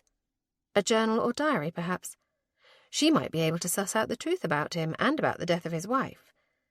At the very least, she might get some inkling about what sort of man he truly was, and whether or not she could trust him. Her own judgment was clouded by how handsome he was, by her own foolish romanticism. Benedict had often warned her against reading the ridiculous novels, as he called them, of Mrs. Radcliffe. Getting out of bed, Mary crossed the room to the same panel she'd seen him come through earlier. Each step was an agony, but she had to know. Initially, she'd assumed it was a passage that connected rooms, but now, armed with more knowledge and a clearer picture of her surroundings, she understood that it was, in fact, his dressing room. Surely, if evidence was to be found, it would be uncovered there. It wasn't her finest moment, Mary reasoned, as she flipped the small latch that would open the panel in the wall that led to what she assumed was his dressing room. No sooner had the thought crossed her mind than she dismissed any notion of guilt. She was entitled to know more about him. It was paramount to her own safety and well-being to ascertain the truth of his character, while she was so completely vulnerable to him. And she was a dirty little snoop. Stepping into the small room, she was immediately assailed by the scent of pine and sandalwood.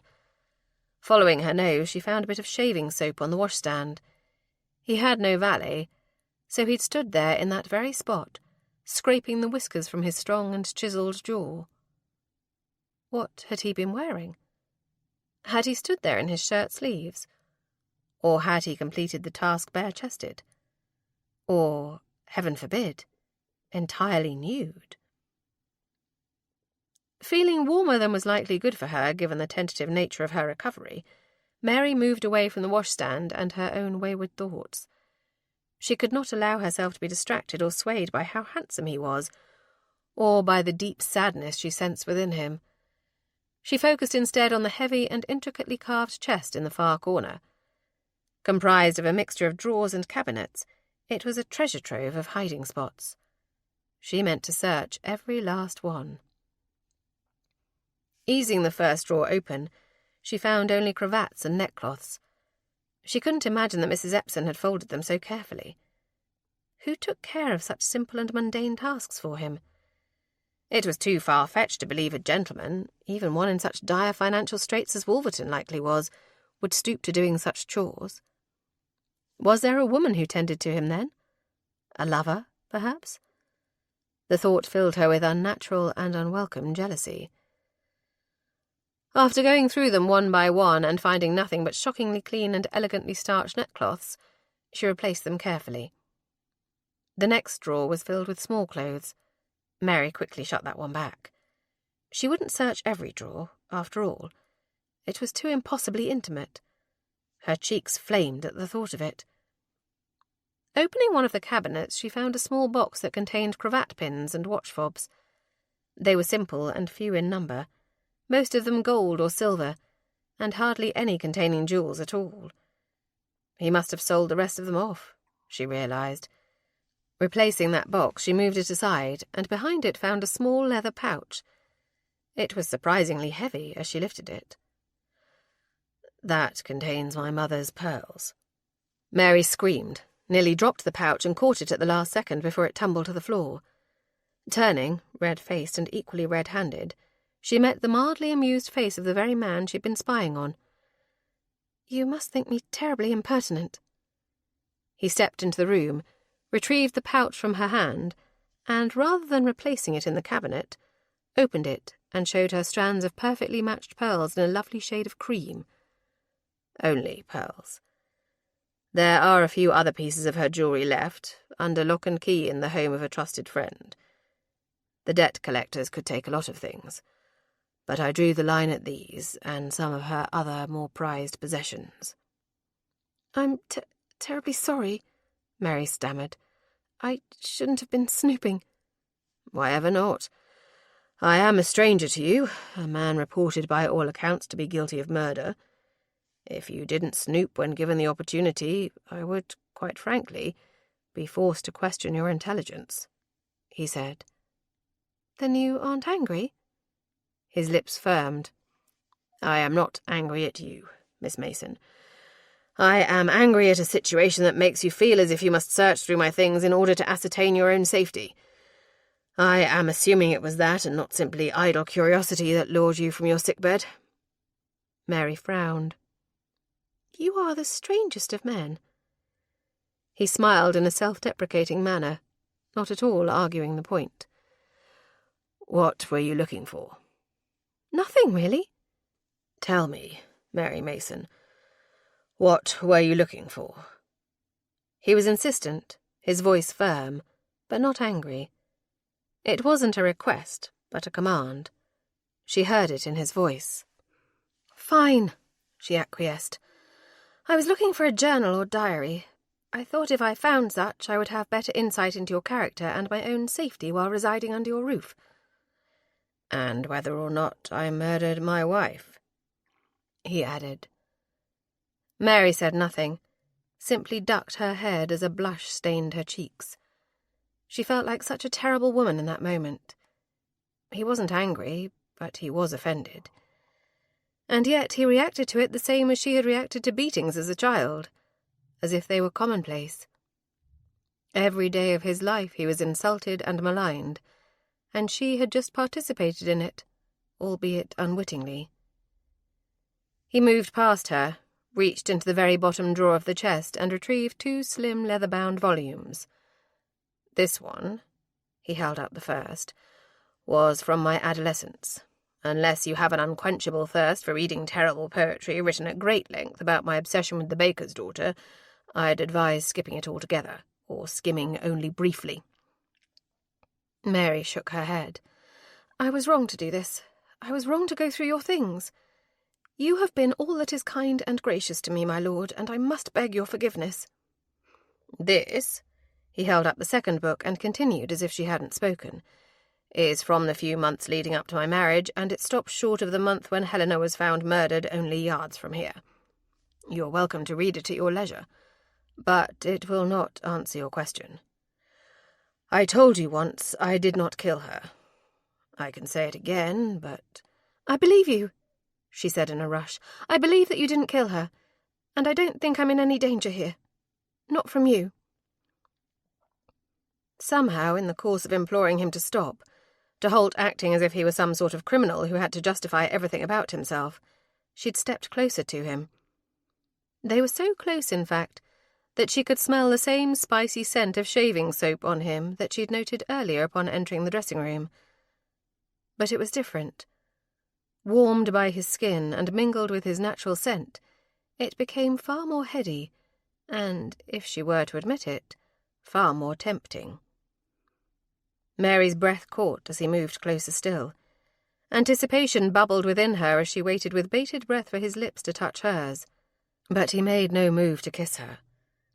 They stood there for the longest time, an indecipherable tension building between them. The only sound in the small room was that of their mingled breaths, naturally in sync with one another's. When at last he moved, Mary thought that it would happen. A kiss. The touch of his lips on hers seemed so inevitable. Instead, he simply reached past her, placed the items back in the open drawer of the wardrobe, and then stepped back from her. Mary frowned, as confused by his actions as she was by the severity of her own disappointment. Since you are well enough to be up and about, we'll see about getting something more appropriate for you to wear. I'll go now and speak to Mrs. Epson about locating and airing out some of Helena's dresses that are surely still here," he said as he pushed the drawer closed, and abruptly turned on his heel and left. She felt strangely bereft when he was gone. The room had been dwarfed by his presence, and now, alone in that dressing-chamber, the space felt hollow and empty. It echoed her own feelings too closely for comfort. Mary started to leave, but, as an afterthought, reached back and withdrew the 2 journals from the drawer. She would read them. She would read them not because she required peace of mind about whether or not he was the killer others claimed him to be, but because she selfishly wished to know him. Chapter 5. Alex had spoken with Mrs. Epson. The housekeeper had protested at first, refusing to do anything more for Miss Mason than she already had, which by his estimation was, in fact, very little. But after he'd insisted that it was comply or seek her sister's mercy, the woman had relented. Very shortly Miss Mason would be properly clothed and, he hoped, sufficiently less tempting. That aching moment in his dressing-chamber, when he'd come so dangerously close to giving in and kissing her delectable lips, had been a narrowly averted disaster. Mary Mason was too lovely for his peace of mind, and far too innocent for his very carnal inclinations toward her. Her character, by turns emboldened and then painfully shy, was intriguing to him, as was her independent nature. Had he ever known a woman who would take off on her own to investigate her brother's identity or origins? No, he certainly had not. She'd defied convention and risked everything for someone she cared for. He'd hardly ever encountered such bravery in his life. It was unfair to compare Mary to Helena. Helena would never compare favourably, after all. Cold, avaricious, and, despite what he'd been led to believe prior to their marriage, not an innocent. The rumours of her affair with Albert Hamilton had been confirmed, and her continued coldness toward him had confirmed something else. She would only ever love the man that the world believed to be her half-brother. He'd overheard a conversation once between Helena and her maid about her having ended a pregnancy. When he'd questioned Helena about it, furiously thinking that it was his own child she'd so callously discarded, she'd waved her hand, dismissing it entirely. A youthful foible, she'd said, years ago. Her lack of feeling for the child had shocked him, so much so that he'd asked her how she could be so cold. It was a mistake he had never repeated. Her reply had left him utterly disgusted. "I'm glad the little bastard has died. So much easier than lying about her age forever. Thankfully, my figure returned to normal, and no one was the wiser." There had been no hint of grief for the child, no hint of remorse for what she'd done to the child or to him. Her only concern had been for what her concerns always were centred upon, herself. Their relationship, never very good, had disintegrated into nothing at that point. She'd gone to Bath rather than London, likely because it kept her closer to Hamilton and the nest of vipers she called family. He'd been happy to see the back of her. She'd never returned to Wolfhaven as far as he'd known, not until the day he'd discovered her body. He would not have even recognised her, badly beaten as she was, had it not been for the distinctive ring he'd placed on her finger upon their doomed betrothal. He'd not grieved for Helena. It had saddened him, of course, that someone so young and beautiful should die so cruelly, and that the beauty she had so cherished had been taken from her in death. Her life had been wasted, it seemed, and their marriage, in the end, had been naught but a sham. Unable to seek the solitude he usually found within his chambers, he retreated instead to his study. It, his bedchamber, the dining room, and the great hall were the only fully opened and functional rooms in the house. He could foresee spending a great deal of time in his study in the near future, at least until Miss Mason was fully recovered and returned to the bosom of her family. He should write to her brother, but he wasn't quite ready to let her go just yet. He needed her to lead him to wherever it was she'd been running from that night. He needed to know if it was the same horrible place Helena had whispered of in her final moments. In some ways, he thought, he was little better than her abductors. He had an agenda, and Miss Mason was very much a part of it, unwitting and unwilling as she may be. But if he did not clear his name, if he did not find some way of proving his innocence and appealing to the court to overturn the fines levied against him, he'd live in penury forever. It would be the end of his family line, for no woman would ever consent to be married to a man both scandalous and poor. The weight of responsibility, to the title, to provide justice for Helena by seeing her true killer punished, to whatever other victims Harrelson might have, to Mary Mason and whatever torment she'd suffered at the hands of villains he'd failed to stop, pressed in on him. To combat that, as well as his unfortunate desire for a girl he could never and should never possess, and also to ease his own misery, Alex reached for the decanter of brandy that sat on his desk. It wasn't good brandy, but it would suffice. He needed to take the edge off before he saw her again, and before he played housebreaker in the dark of night. He needed to get in there before Harrelson's heirs began descending on the estate and picking it clean of any incriminating documents. If he could just trace Harrelson's illegal dealings back to Hamilton, Albert or Freddie, it wouldn't prove his innocence, but it would certainly raise questions and, perhaps, warrant a second look by the powers that be. Helena's closeness with her pseudo-brother had often been remarked upon, and it was not without reason that his enemies had used Helena to exact their revenge. If nothing else, it would perhaps open doors for him socially once more that would allow him to further his business interests and see to the replenishing of the family coffers. Savouring the slow burn of the liquid with each small sip, he contemplated what he knew thus far. Helena's dying words had painted a picture he couldn't quite fathom. She'd spoken insensibly, her words garbled and difficult to understand. But she had talked of other girls, locked in tiny cells and crying in fear and desperation. It had only been minutes, from the time he'd found her while out for a morning ride until she'd breathed her last in his arms. She had never managed to identify the man in question.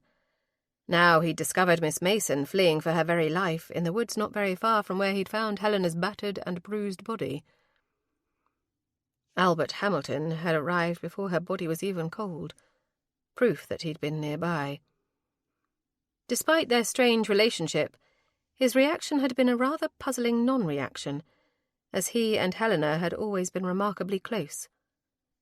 Of course, rumour had reared its ugly head then about the nature of their relationship. It had been hotly denied by Albert. Alex no longer wondered if it was true. He knew it. And given how quick Freddie had been to lay the blame for her death at Alex's door, he knew it too. Freddie and Albert had been the favoured nephews of Harrelson, and had often spent time at Harrelson's estate, which neighboured Wolfhaven. At one time he'd pondered whether or not Harrelson had also been Helena's lover. There were more questions at every turn than answers. It seemed for the past year and a half he'd been digging in the sand, trying and failing to adequately unearth the truth. Harrelson's estates were no more profitable than his own. Yet Harrelson had a steady stream of income that could not otherwise be accounted for. A well-placed bribe and numerous potent beverages had made Harrelson's man of affairs quite talkative. Even he had no notion of where the steady stream of cash came from. It stood to reason, then, that it was from nefarious activities. Blackmail, of a certain variety, was a gentleman's crime, and certainly not outside the realm of possibility. But given Helena's dying words, Miss Mason's abduction and reappearance on Harrelson's estate, it seemed only likely that the man was peddling unwilling flesh instead of simply secrets. Had both Freddie and Albert Hamilton been a part of it? For that matter, had Helena? He could not say with any conviction that she would have had any moral compunction about it. Even her deathbed confession might not have been altruistic in nature, but rather hedging her bets on the Almighty's forgiveness. Fortified by second-rate brandy, Alex placed his glass on the desktop, then turned to exit the room.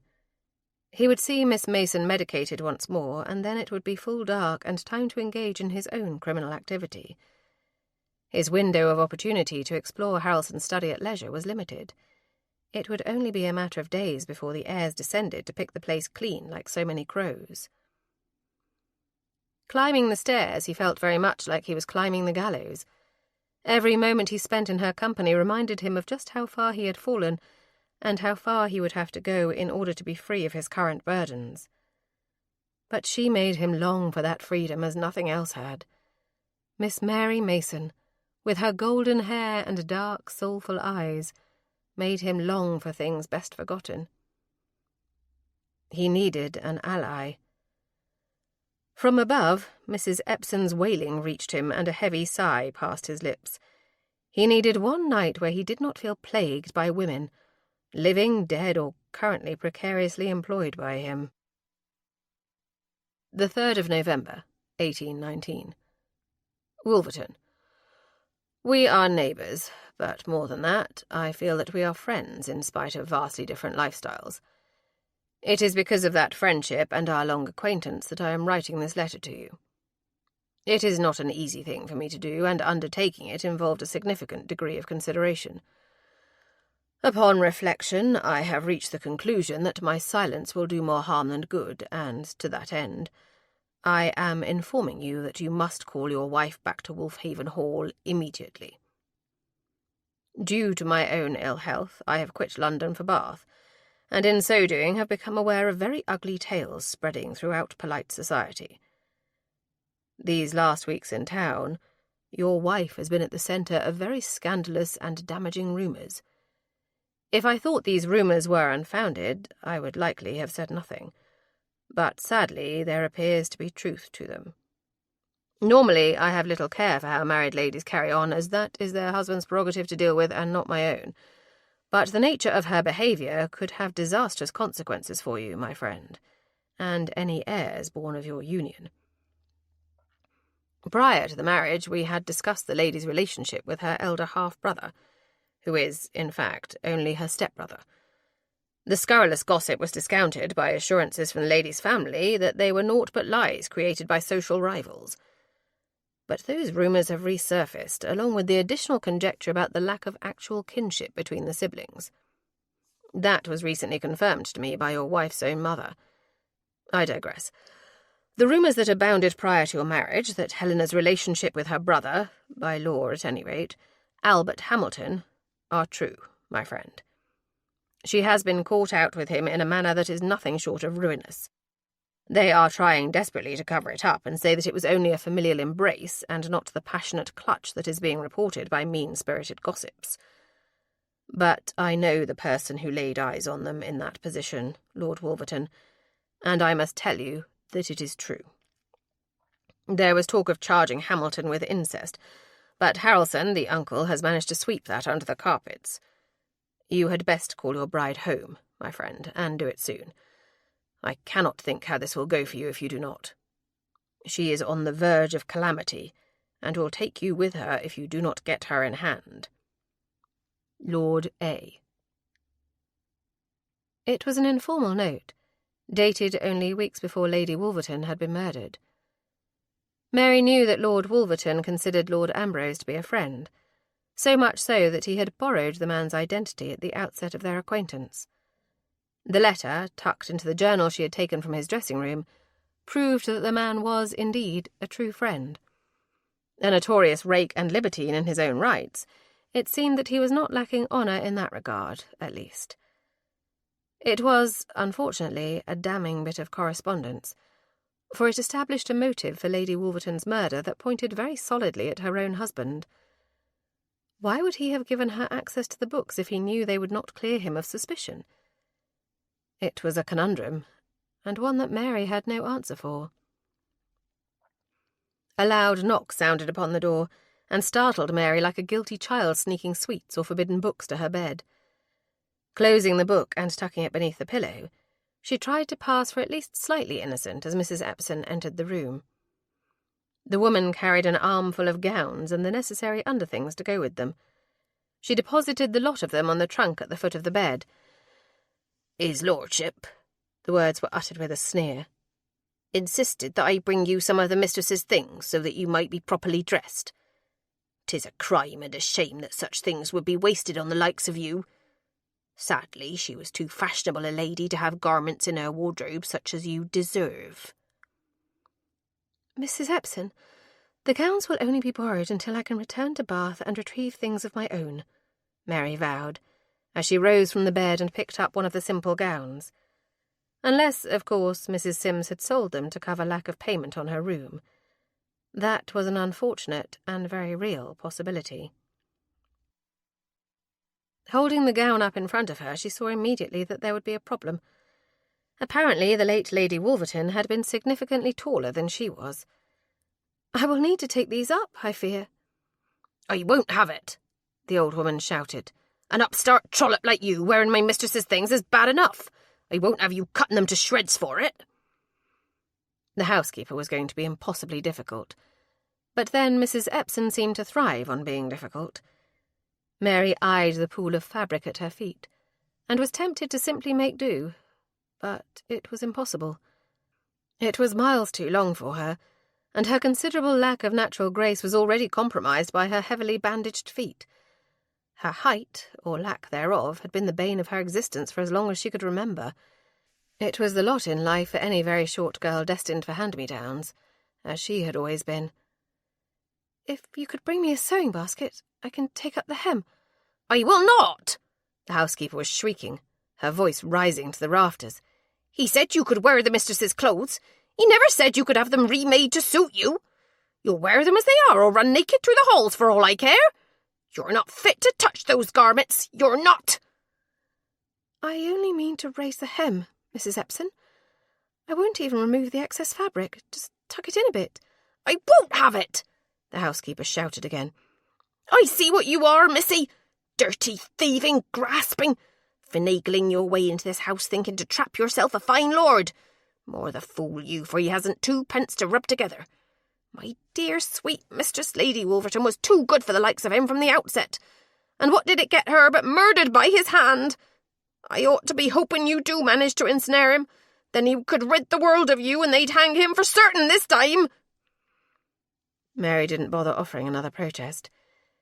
In many ways, Mrs. Epsom was just like her adoptive mother had been. Hateful, with a mood that could shift from simply sour to vicious and biting within seconds. There was simply no reasoning with her. Offering further protests or assurances would only invite more abuse and accusations. Better to simply let the woman vent her spleen and then move on. She'd ask Lord Wolverton to find the sewing box for her, or have him instruct Mrs. Epson to do so when next she saw him. As if her thoughts had summoned him, there was a knock upon the chamber door. It opened inward, and his dark countenance appeared, glowering at the recalcitrant housekeeper. "What are you squawking about, Mrs. Epson?" The housekeeper whirled on him, her movements deceptively spry for one so ancient and bent. "This high and mighty miss thinks she can just go cutting up her ladyship's gowns." "Her ladyship hardly has need of them now, does she, Mrs. Epson?" The statement was expressed so coldly, and with such complete lack of emotion that Mary was taken aback. She'd been entirely convinced earlier in the dressing-room that he was not guilty.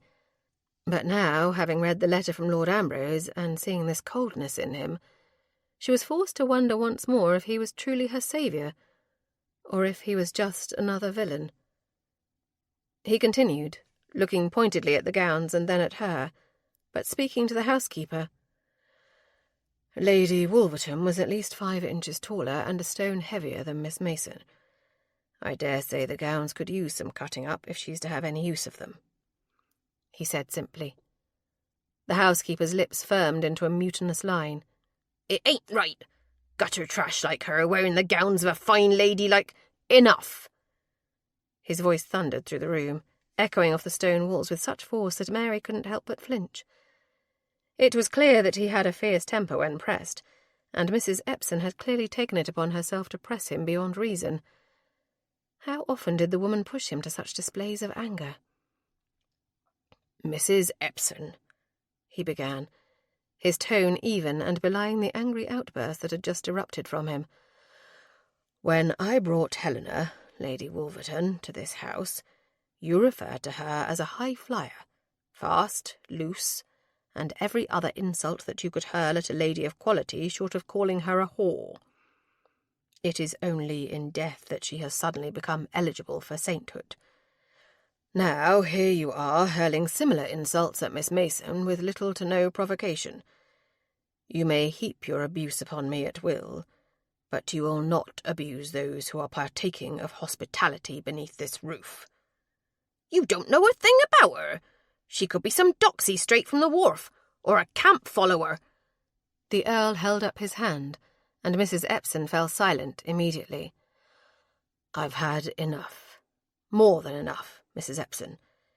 If you wish to remain here, you will remember your place and not speak to or about guests in anything less than a respectful manner. And where would I go? The housekeeper challenged.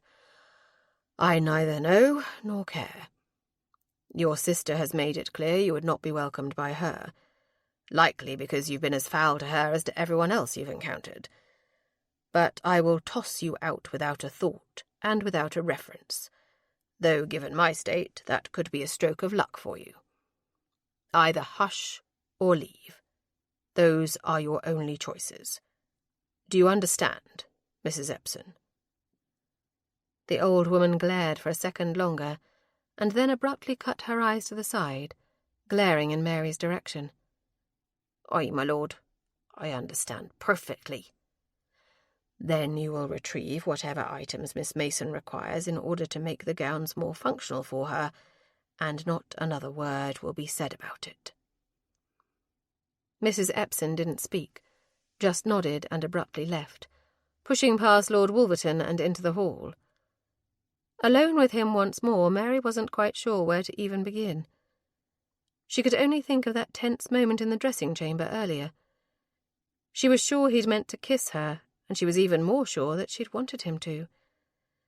Now it seemed as if that moment was impossibly distant, and this cold, angry man before her was a complete stranger. Humiliated by the interaction with Mrs. Epsom and all the atrocious things the woman had said about her in front of him, her face flamed. I apologize, he said stiffly. It's not enough that the accommodations I offer you are so meagre and that my staff is beyond ill-trained. Mary, after a gasp at his skewed version of events, interrupted him while shaking her head furiously. You have nothing to apologize for, Lord Wolverton. You saved me, after all. You've provided shelter, clothing, medical care, and all without any recompense. I have invaded your life, your home, and brought nothing but upheaval with my presence. It is I who should apologize to you, she said. He stared at her for the longest moment, his expression inscrutable. At last he ducked his head and cleared his throat. I must go out for a bit. Can you use the medicinal herbs on your own, or do you require my assistance? I can strike a match to tinder as well as anyone, my lord. I'll be fine. You should attend to whatever it is you need to do without any further worry for me, she offered as reassuringly as possible. Then I will leave you to your sewing. I am glad that you will be able to make use of the gowns, Miss Mason. It's far better than having them mouldering in a trunk, he said. Mary watched him turn to leave. She wasn't quite sure what prompted it, but impulsively she blurted out, "Be careful, my lord." Excuse me? I just have a feeling that whatever errand it is that you're leaving for, well, I fear that it might be dangerous, and I would prefer to have you return in one piece, she admitted lamely. He didn't make a jest at her expense or make light of her concerns. He simply regarded her in that very serious way he had before nodding once. I shall endeavour to be careful, Miss Mason, and I will see you on the morrow. Mary watched him leave, and once more seated herself on the chair before the fire. After a few moments, Mrs. Epsom came in and brought the sewing basket, departing immediately. She didn't grumble under her breath, but she was certainly no friendlier than she had been before. When the housekeeper had come and gone, Mary took the gown she'd first picked up and set to work. She was no seamstress, but even she could manage to hem a skirt. At the very least, she'd have something to wear the next time she saw him that wasn't a night rail. It would put them on slightly more even footing, she hoped, and make her feel like less of a gauche fool. Chapter 6. Alex kept to the trees. He'd avoided the road altogether and had, instead, taken his mount through the woods. The estate was quiet. Many of the servants were taking advantage of having no master for the interim and had made their way into the village. They were drinking at the inn, leaving the estate largely unmanned. Those few that remained were cozied up with whatever willing partner they could find for the night, or had likely made free with Harrelson's wine cellar, and would be of no trouble to him. He'd elected to watch the kitchens as a means of gauging whether or not it was safe to enter. As the last of the lights were extinguished and the house went fully dark, he knew he'd made the right choice. Moving stealthily along the perimeter of the house, he made his way to the double-glass doors on the terrace that would provide entrance to Harrelson's study. Removing the small leather packet from his pocket, he opened it to reveal the small collection of lock-picking tools he'd procured. It wasn't as easy as his new employee had led him to believe. It took several minutes before the lock finally gave. With a soft snick, it released, and the door opened inward. After pausing for a moment to make sure no one sounded the alarm, Alex let himself into the room. It was quiet and dark, the hearth cold and Harrelson's papers still spread across the desk. No one had touched anything in their employer's absence. Closing the door behind him, he drew the curtains tight. Using the small throw that had been draped over the chair before the fire, he stuffed it against the door to the hall so that the light wouldn't be seen. Satisfied that his snooping would be free of discovery and interruption, he lit the taper on the desk and began examining all the paperwork that was readily visible. Bills of sale, bills from his tailor and wine merchant. There was nothing of any significant importance, but it did appear that the man had left in a hurry. The room, aside from the desk, was tidy, but not in the way of having been cleaned by a servant. The brandy decanter was placed neatly on the tray. The small crystal dish with the remnants of a cheroot in it was free from any ash or dust around it. Yet the bookshelves were slightly dusty, almost as if servants were forbidden free entrance to the room. Why would he limit their access to the room if not to hide whatever misdeeds he was about? Alex reached for the top desk drawer, but he found it locked. That was promising, he thought. Anything Harrelson needed to keep locked away was likely just what he was in search of. Resorting to his trusty lockpicks once more, the drawer lock proved much more stubborn than that of the exterior door. Finally, after numerous attempts and several quiet curses, the lock sprang free. Any keen observer would be able to see that the lock had been tampered with, but he could only hope no one would be examining it too closely. Inside the drawer were bundled letters and several slim leather-bound volumes. Those he would examine at his leisure after returning home. Each of the subsequent drawers yielded some amount of evidence that would require continued and careful perusal. But in the very bottom drawer, he found something that made his heart race. It was a simple locket that he'd given to Helena on the eve of their wedding. Lifting it out, he examined it closely, including the inscription. With affection, Wolverton, the 7th of May, 1818. The bride gift he'd presented her with was inscribed in such an impersonal way it offered proof enough that the marriage had been a disastrous mistake. The presence of the locket implicated Harrelson as nothing else could. To that end, Alex carefully replaced it in the small wooden box it had been stored in. It would remain there, and if he had a remarkable turn of luck, there it would stay until he could use the remainder of the evidence gathered to convince the Lord High Steward to consider his appeal. Using the same tools as before, he relocked the drawer and had just gathered up his finds when he heard a noise outside the door. Cursing, he extinguished the taper, stuffed the lot of it inside his coat, and then quickly exited through the terrace doors he'd used to gain entrance. He would have to wait until he could get back to the safety and relative seclusion of Wolfhaven Hall before he could inspect any of it. Outside, he pressed himself flat against the building and waited. It didn't take long. A footman opened the terrace doors, peered outside and, seeing no one, stepped back inside, locking the door tightly behind him.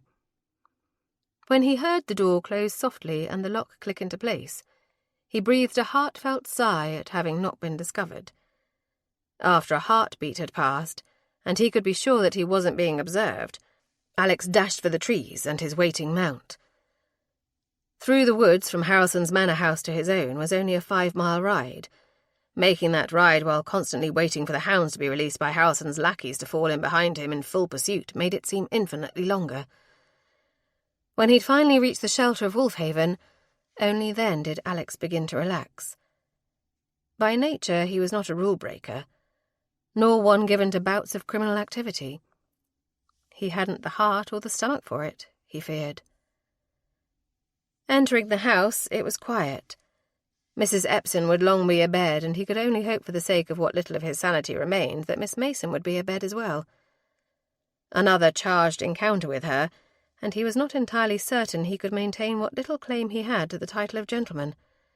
He'd come perilously close to breaking his own rules that afternoon. Finding her in his dressing room, pilfering through his belongings, hadn't angered him. Rather, he'd been impressed by her resourcefulness, by her determination to take control in her current weakened state, instead of simply trusting that total strangers had her best interests at heart. Her sense of self-preservation and her will were both formidable and quite awe-inspiring. Life had become of very little value to him, and he realized it was in large part because he hadn't been focused on living it. Instead, he'd become mired in the misery of his situation and the driving need to right the wrongs visited upon him. It had robbed him of enjoyment of even the most simple of pleasures. In short, Miss Mason was a distraction, and try as he might, he was having a very difficult time bringing himself to mind. It was a very dangerous thing to find himself longing for her company, wondering what she might have to say on any given topic, or, in general, feeling compelled to simply look upon her remarkably lovely countenance. She would be well enough soon to lead him to where she had been held, if she could locate it. Then he would see her return to her brother, and put her from his mind forever.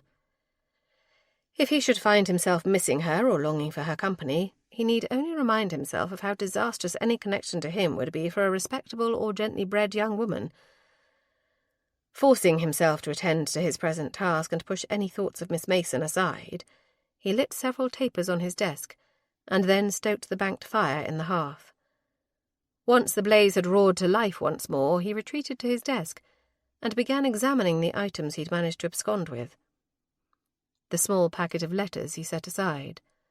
Those he'd pore through carefully and one at a time. It was the small leather-bound volumes that intrigued him. They had the look of ledgers, whether they tracked the illegal activities themselves, or simply the ensuing income from them, remained to be seen. Opening the first, he found a series of columns. There were dates, abbreviations, and numbers, as well as locations, typically by city, but sometimes by neighbourhood or street. Next to each one was a sum of money. He was pages deep in the journal before a single notation made him stop, aghast at what he read. The line, scrawled carelessly in the margin, stated, "The youngest and only boy died of fever. The receiving family thusly paid half."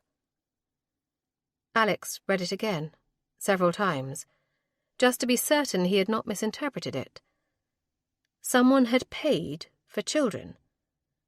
To what end he did not know, but that much was irrefutable. Flipping through page after page with growing horror, Alex figured they numbered well into the hundreds, if not the thousands. Did each of those notations represent someone to whom Harrelson had plied his trade? Had each of those transactions recorded in that book represented the sale of one human being to another? Based on that single notation, he could only believe it did. It was the only indication in the entire book of what the source of the payments was. Given what he'd seen of Mary Mason and what his employee had discovered in Bath about missing girls, it wasn't simply unwanted children being sold to families. It appeared Harrelson had made a fortune for himself, or, based on the numbers he'd seen, several fortunes, by fulfilling whatever desires people had. If they wanted children to complete their family, he provided them. If they wanted young women, or even young boys and girls to do with as they pleased, that was provided as well. Sickened, filled with a kind of dread that he hadn't felt since the day he'd discovered Helena, Alex closed the book. Even expecting to find such crimes had not prepared him for the scale of them. The sheer quantity of people that Harrelson had enslaved and bartered was mind-boggling. And there, but for the grace of God and her own remarkable ingenuity, Mary Mason would have been counted amongst their number. She had managed to escape when hundreds of others had not. If that was not a testament to just how unique and industrious she was, nothing else could be.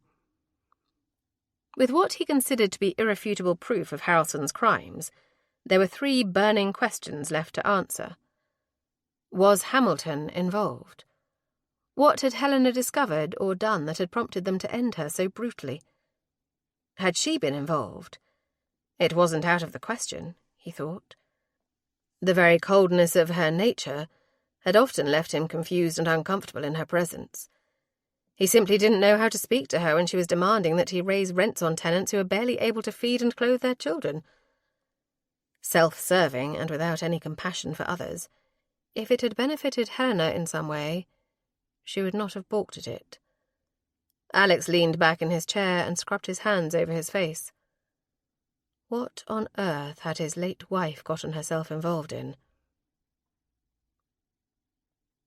It was restlessness, and if she were entirely honest, there was also a healthy dose of insatiable curiosity that had prompted her to leave the relative safety of the chamber she'd been given. She wanted to see the rest of the house, or as much of it as was open. There was a part of her that hoped seeing it would provide more insight into the very enigmatic man who had rescued her. But as Mary crept silently down the stairs, she realized she'd greatly overestimated the degree of her recovery. Every step was a misery. Her poor feet were beyond abused. Even bandaged as they were, the hard stone beneath them seemed to inflame every scrape, cut, and bruise she'd amassed during her escape. She was too far from her chamber to turn back. Unaided, she would likely wind up in a crying heap on the floor of the hall, if she even managed to get that far. The ground floor and the promise of a chair or settee she might rest her poor feet upon were too great to ignore. Besides, the indignity of plopping her bottom on the stairs and waiting to be rescued, yet again, was mortifying. Clinging to the banister, she limped the last few steps down and whimpered as her feet touched the colder marble of the foyer floor. There were no chairs to be had in the foyer, but earlier Mrs. Epson had indicated that the library was still a room in use.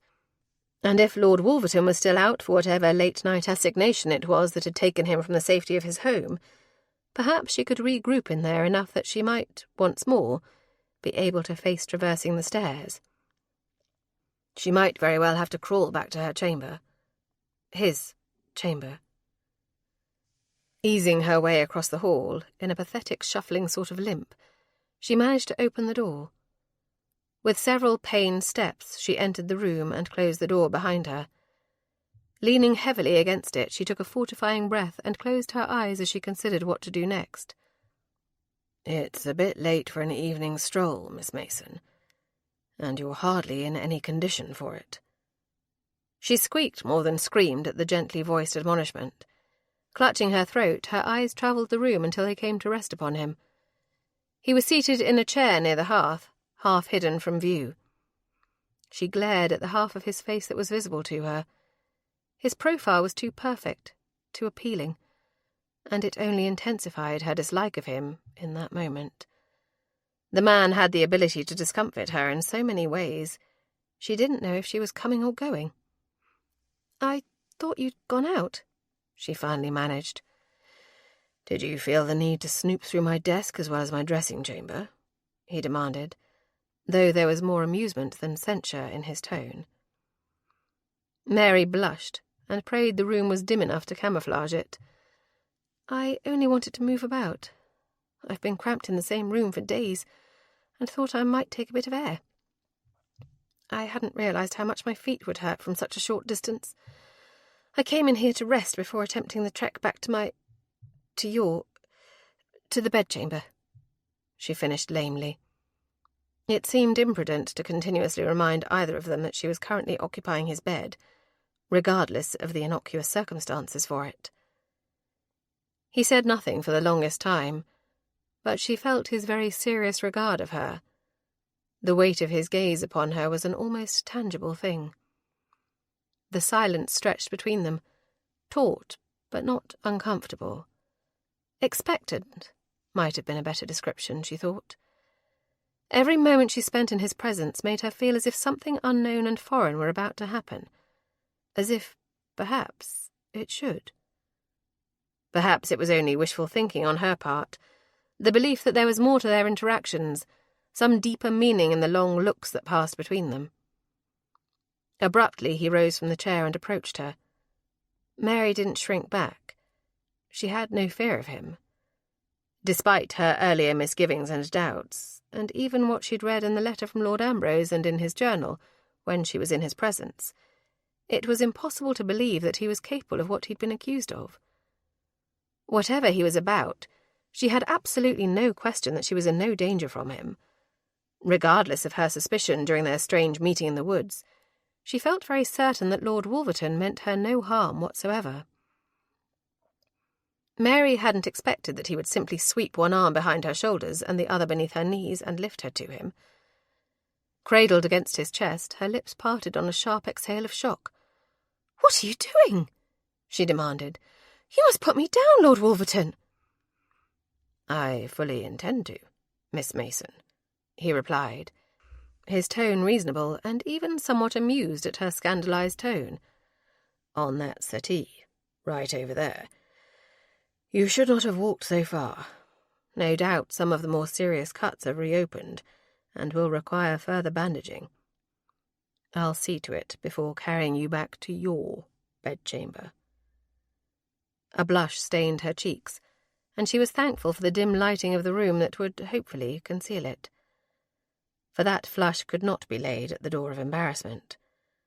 Rather, it was her awareness of him, of how firm his chest felt against her, how very strong his arms were as he carried her, of how tenderly he held her. Would every touch from him be as tender?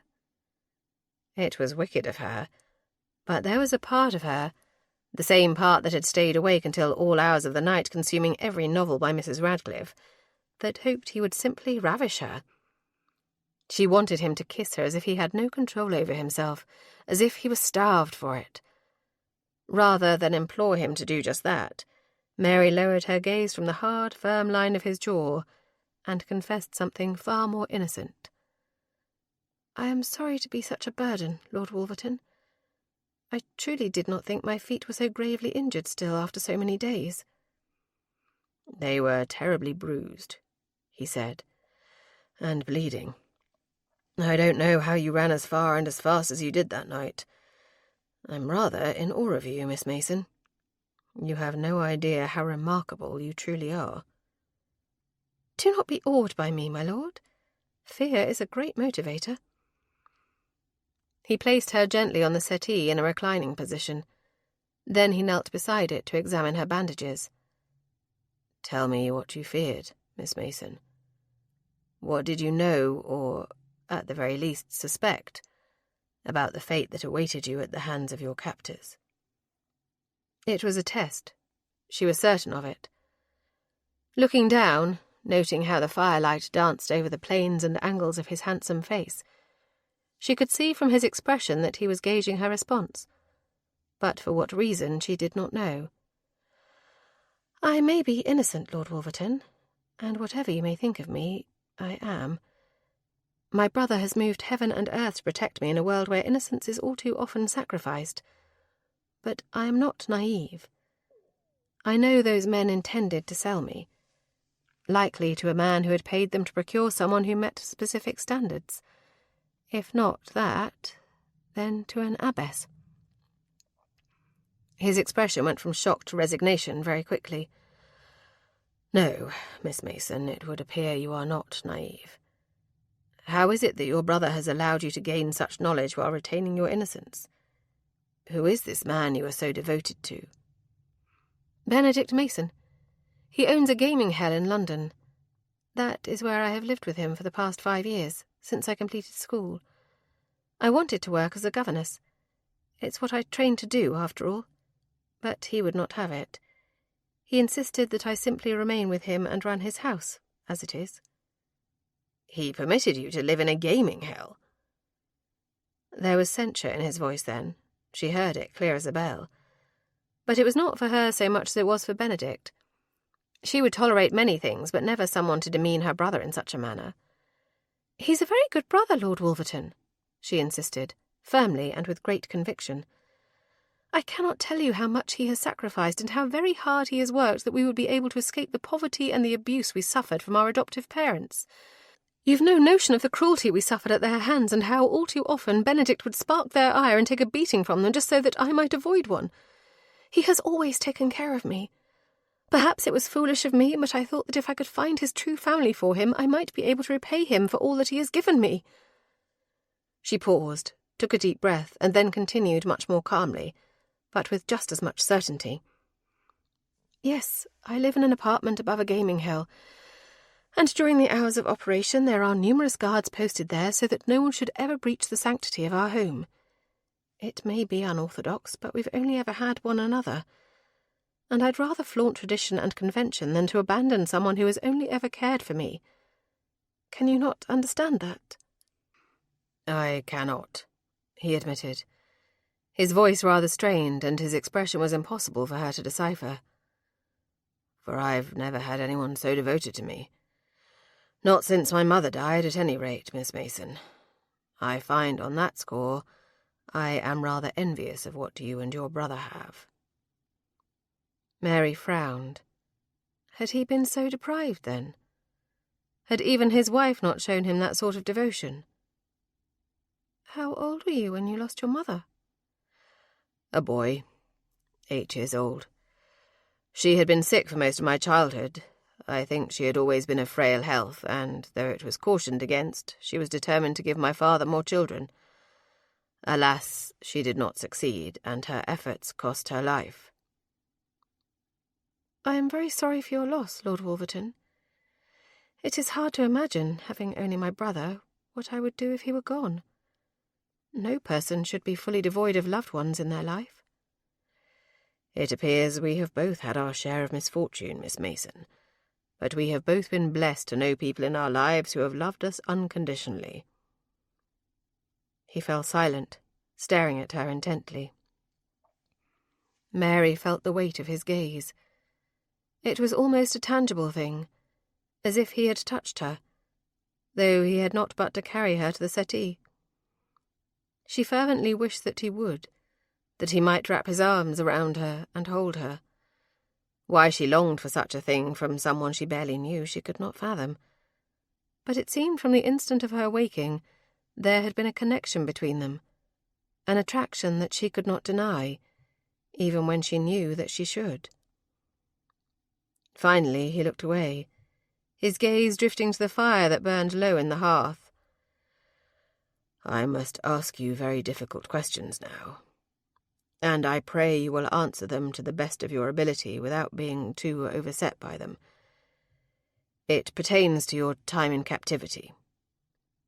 Mary drew a shuddering breath. She hated to think of it, but it was very important to him, or he would not have asked. That she was certain of. "I will answer any question that I can, as honestly as I can, Lord Wolverton. For much of the earlier days of it, I was heavily drugged, I believe. I remember at various times they would hold a foul-smelling cloth over my mouth, usually before moving me from one location to the next. My memory of the entire ordeal is somewhat indistinct at best, or utterly absent at its worst." "Were there other women, children, anyone else where you were held?" Mary frowned. "Not that I'm aware. If there were others, I certainly never saw them. How I hate to think I might have run off and left them behind. But I was so terribly frightened then that I never even thought to look." She paused, shaking her head to clear it of the troubling thought that she might have abandoned others to the same fate that had awaited her. Scrambling for any inkling of memory that might offer ease, The one thing that offered her some small amount of peace had been the tomb-like quiet of the place she had been held. Surely she would have heard something if there had been others. "It is possible you were alone there," he said, as if sensing her distress. I heard nothing while I was held in that cave that would have led me to believe I was not alone in there. No voices or comings and goings of the single guard except for when he approached my cell, for lack of a better word. I would have heard something, don't you think? Heaven knows it was certainly a circumstance to inspire weeping, and there is no other sound that carries so keenly. His eyes narrowed at her description. One of his hands moved, hovering over hers for a moment as if he meant to offer comfort. At the last moment he withdrew it out of an abundance of caution, and, perhaps, in concession to the fact that they had already crossed enough of the boundaries of propriety without sliding further down that very slippery slope. "It was a cave. You're certain of that?" The walls were very rough stone and quite damp. The floor dirt and rock. There were tunnels surrounding it, so I would imagine it is a series of caves," Mary replied, recalling the small dungeon-like space. "Or perhaps a mine." The question was posed thoughtfully, as if he had already discovered the answer and was simply awaiting confirmation. Mary's eyes widened. I hadn't considered it, but that seems a more likely description. There was a heavy wooden door over the small chamber where I was held. It was kept locked at all times. I managed, through some degree of trickery, to lure the guard inside. There had been a loose stone on the floor, and I used that to bash him about the head and flee. I feel terrible if I've left anyone behind there. "I think I know the place where you were kept, Miss Mason. And if you would accompany me on the morrow, we will investigate it further and determine whether or not I am correct. We will also be certain that no one has been left behind in your courageous escape." It filled her with dread, but, under the circumstances, she could not refuse. "Why do you think there were others, Lord Wolverton?" "I have reason to believe that a gentleman by the name Lord Wendell Harrelson was behind your abduction. The mine I spoke of is on his property." "Surely you have greater reason than the location of the mine itself to think he is involved." "He was an unscrupulous man, Miss Mason, and has lived the entirety of his life taking advantage of others. I fear he is guilty of a great number of crimes. Blackmail, I know for certain. Abduction and the selling of poor, unfortunate women and children into slavery now very much appears to be another of his heinous actions. He was the uncle of my late wife, and may have supported her in certain ill-advised affairs that surely led to her death. In effect, he was a murderer, even if the killing blows were never struck by his hand." "Was?" she asked. "Am I to assume that this man is no longer of this world?" Lord Wolverton rose then and moved away from her, crossing to the fireplace. "Lord Harrelson has died. Whether by his own hand or Madame Zula's, or if perhaps they were both murdered by another unknown person, remains to be seen. He was found in her home, and the both of them had succumbed to poison." Mary gasped at that, a little stunned and terribly frightened. "I must warn the lady I think is Benedict's mother. If Lord Harrelson and Madame Zula were murdered by some unknown person instead of it being a case of murder and suicide, she could be in danger." "About your brother, Miss Mason. I cannot say for certain if he is still in Bath, but he was some days ago.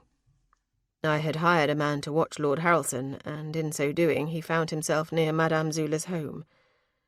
Your brother was canvassing the area with a miniature review, looking for anyone who might know where you were. At the time, my employee did not know you had been rescued and brought here. We have no direction for your brother in Bath, but I wonder if, perhaps, he has not already gone back to London, hoping you would turn up there." Mary shook her head. "No, I don't think he would have. I think Benedict is likely still turning the city of Bath upside down in his attempts to find me. How far into the distant past do Lord Harrelson's crimes extend, my lord?" "I'm not yet sure, Miss Mason," he admitted. I have not had an opportunity to examine all of the evidence yet. Mary frowned. You have proof, then? It isn't simply conjecture that he's committed these acts? Lord Wolverton nodded.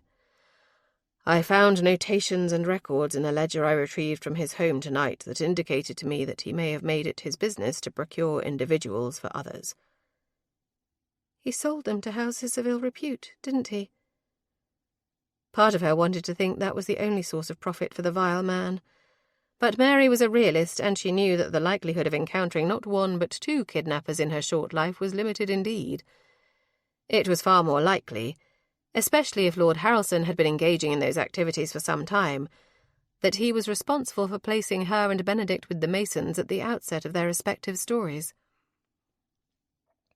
Amongst other things, he said sadly, Miss Mason, it is my belief that he also made a habit of procuring children for those individuals who were incapable of having their own, or for those who had an unnatural affection for children.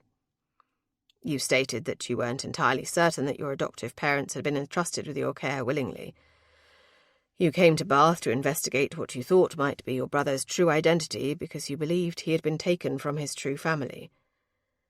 Is it possible that Lord Harrelson's activities extend back so far that he might have been involved not in just your current situation, but also that which brought you and your brother together to start?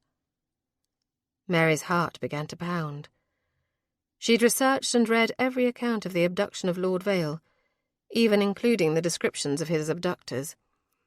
The man she'd encountered outside of Madame Zula's house could very well have been one of them, but she had not made the connection at that time. How could she, after all? Now, however, all of the pieces were falling into place, and painting a picture that was rife with scandal and wickedness on a scale she could not begin to fathom. It is possible, Lord Wolverton, though I confess that it never occurred to me to consider the possibility until now. I need to see that book. I must. I will share it with you, but not tonight, I think. We are both exhausted and you are overwrought. It is clear to me that you are not yet well enough to have heard what I imparted to you tonight, nor were you well enough to discuss the details of your captivity. Your voice is hoarse and your breathing has become much more laboured. You will need more of those herbs before sleeping. It was unforgivable of me to make you revisit such painful and traumatic events so soon. I am not fragile, my lord. Despite my recent illness, and in spite of my rather small stature, which often makes people, specifically men, underestimate me, I am not weak, fragile, broken, or in need of being coddled. He looked at her oddly for a moment, the silence drawing taut between them.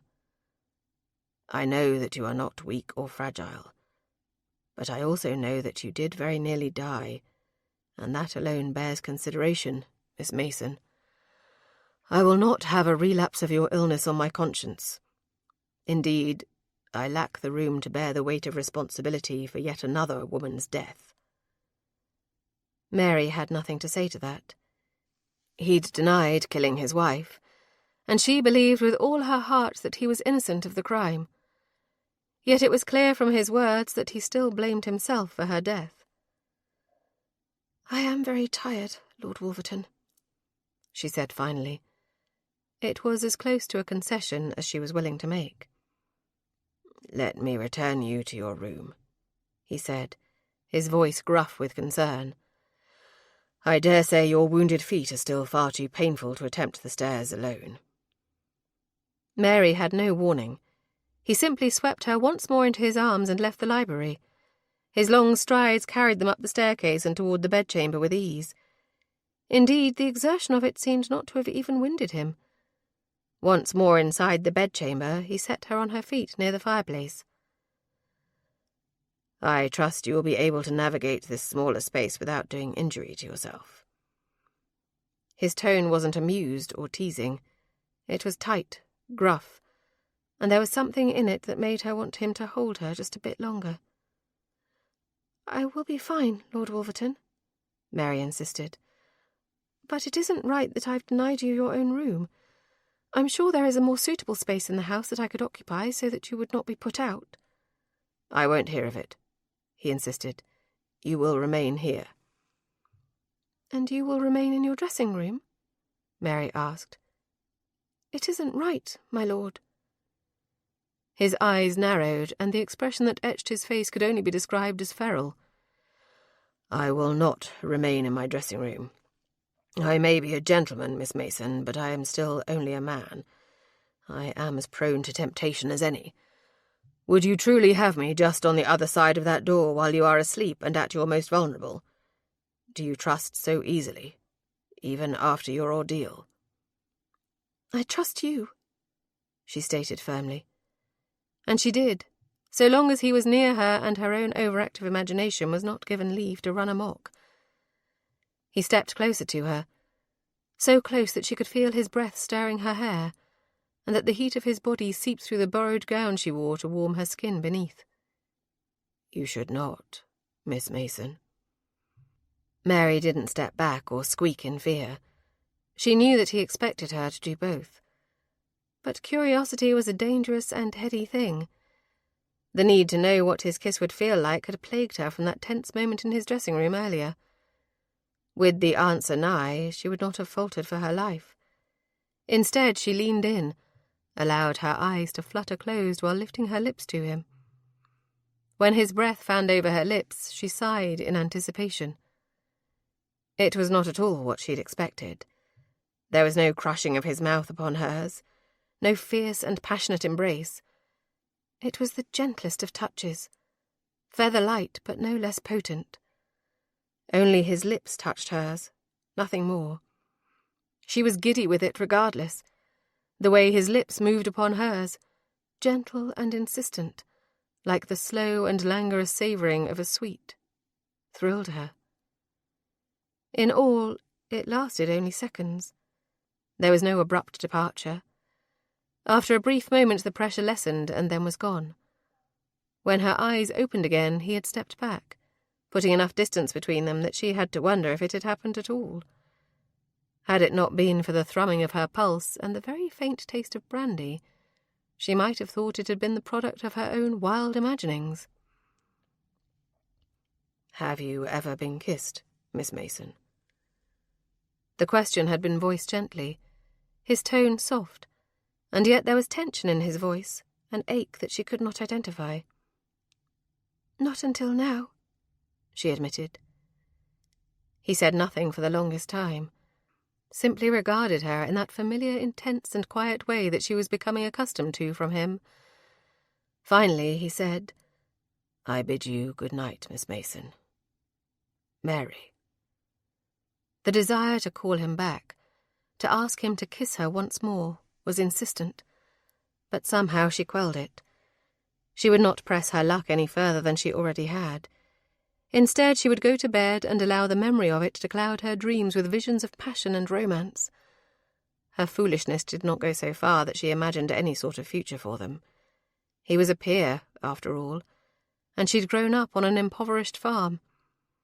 Even with the fortune her brother had amassed, she would never be of such an elevated station that he might see her as anything more than a flirtation, and an unwise one at that. Retreating to the bed, Mary slid between the cool sheets and wondered if his dreams would feature her as singularly as hers were sure to feature him. Unwise as it was, she hoped so. The idea that she would be so affected by him while he was immune was too mortifying to bear. Tucking her hand beneath the pillow, she encountered the journal she'd hidden there earlier. As sleep would likely be a long time in coming, Mary retrieved one of them and lit the candle on the bedside table. It would be difficult reading with such poor lighting, but if it offered her even a hint of insight into the strange and compelling man who had just kissed her, it would be well worth it.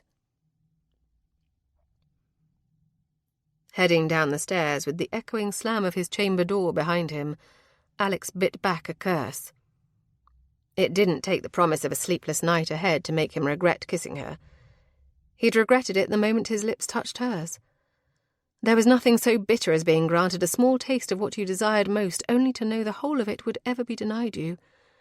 From the sweetly expectant visage of her upturned face as she waited for his kiss, to the pliant and silken texture of her full lips, he'd known the truth of her innocence.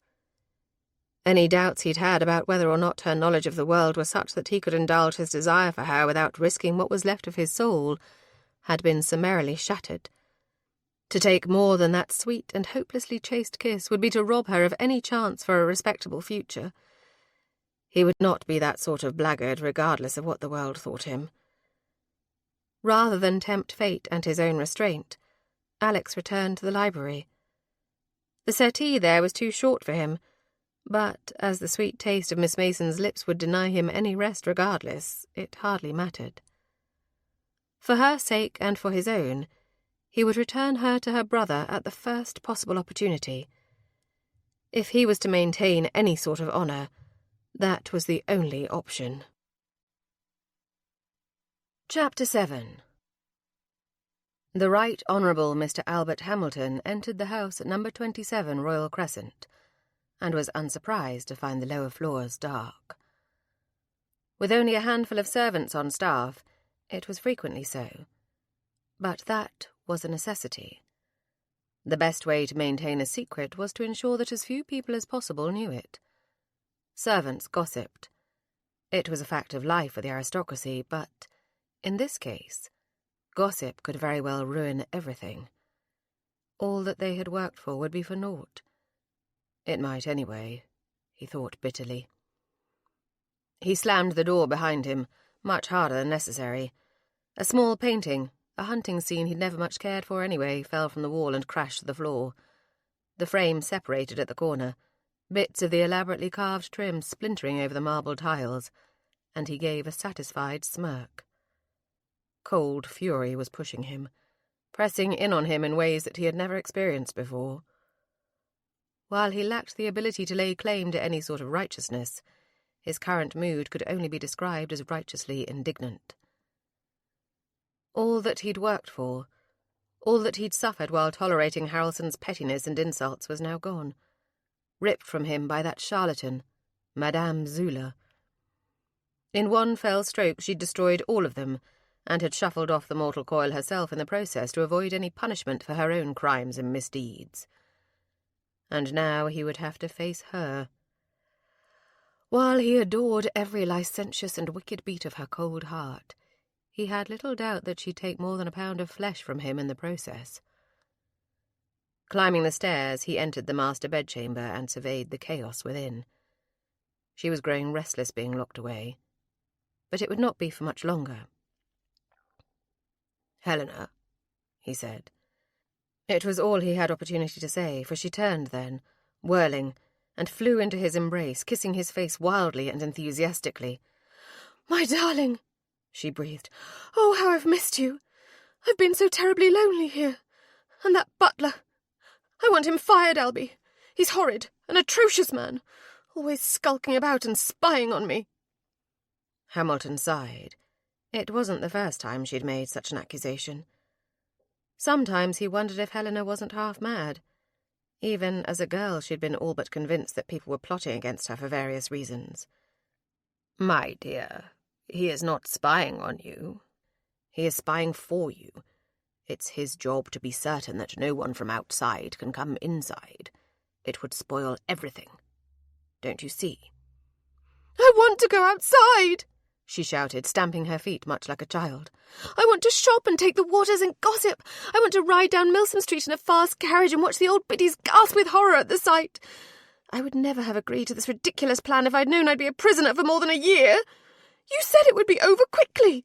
You and Harrelson both said they'd hang him and then it wouldn't matter."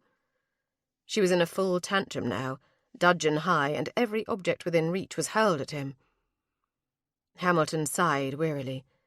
He didn't even bother ducking, as Helena's aim was notoriously poor. He simply allowed her to smash all of her pretty things and waited for her to tire. They'd had this same argument before, far too many times to count if the truth of it were told.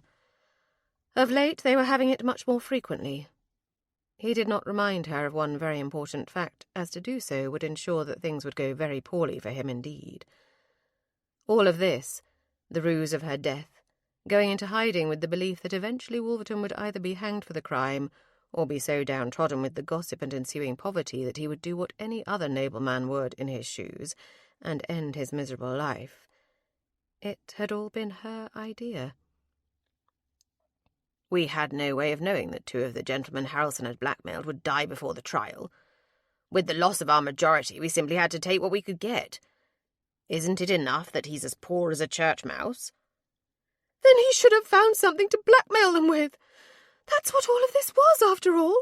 He'd sell them a girl or a boy or a grown woman and then use that very sale as a means of controlling them forever. Half the exalted men of the ton obtained their unwilling mistresses and paramours from him. He's ruined everything.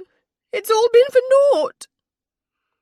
Hoping to diffuse her temper, he said softly, I didn't come here to argue with you about this, Helena. I have news. What is it? She snapped. Has my honourable, upstanding and deadly bore of a husband remarried, then, and gone about the business of finally producing an heir? An heir to what? A worthless title and a shambles of a rotting house is all he has left. No, he has not married, and likely will not.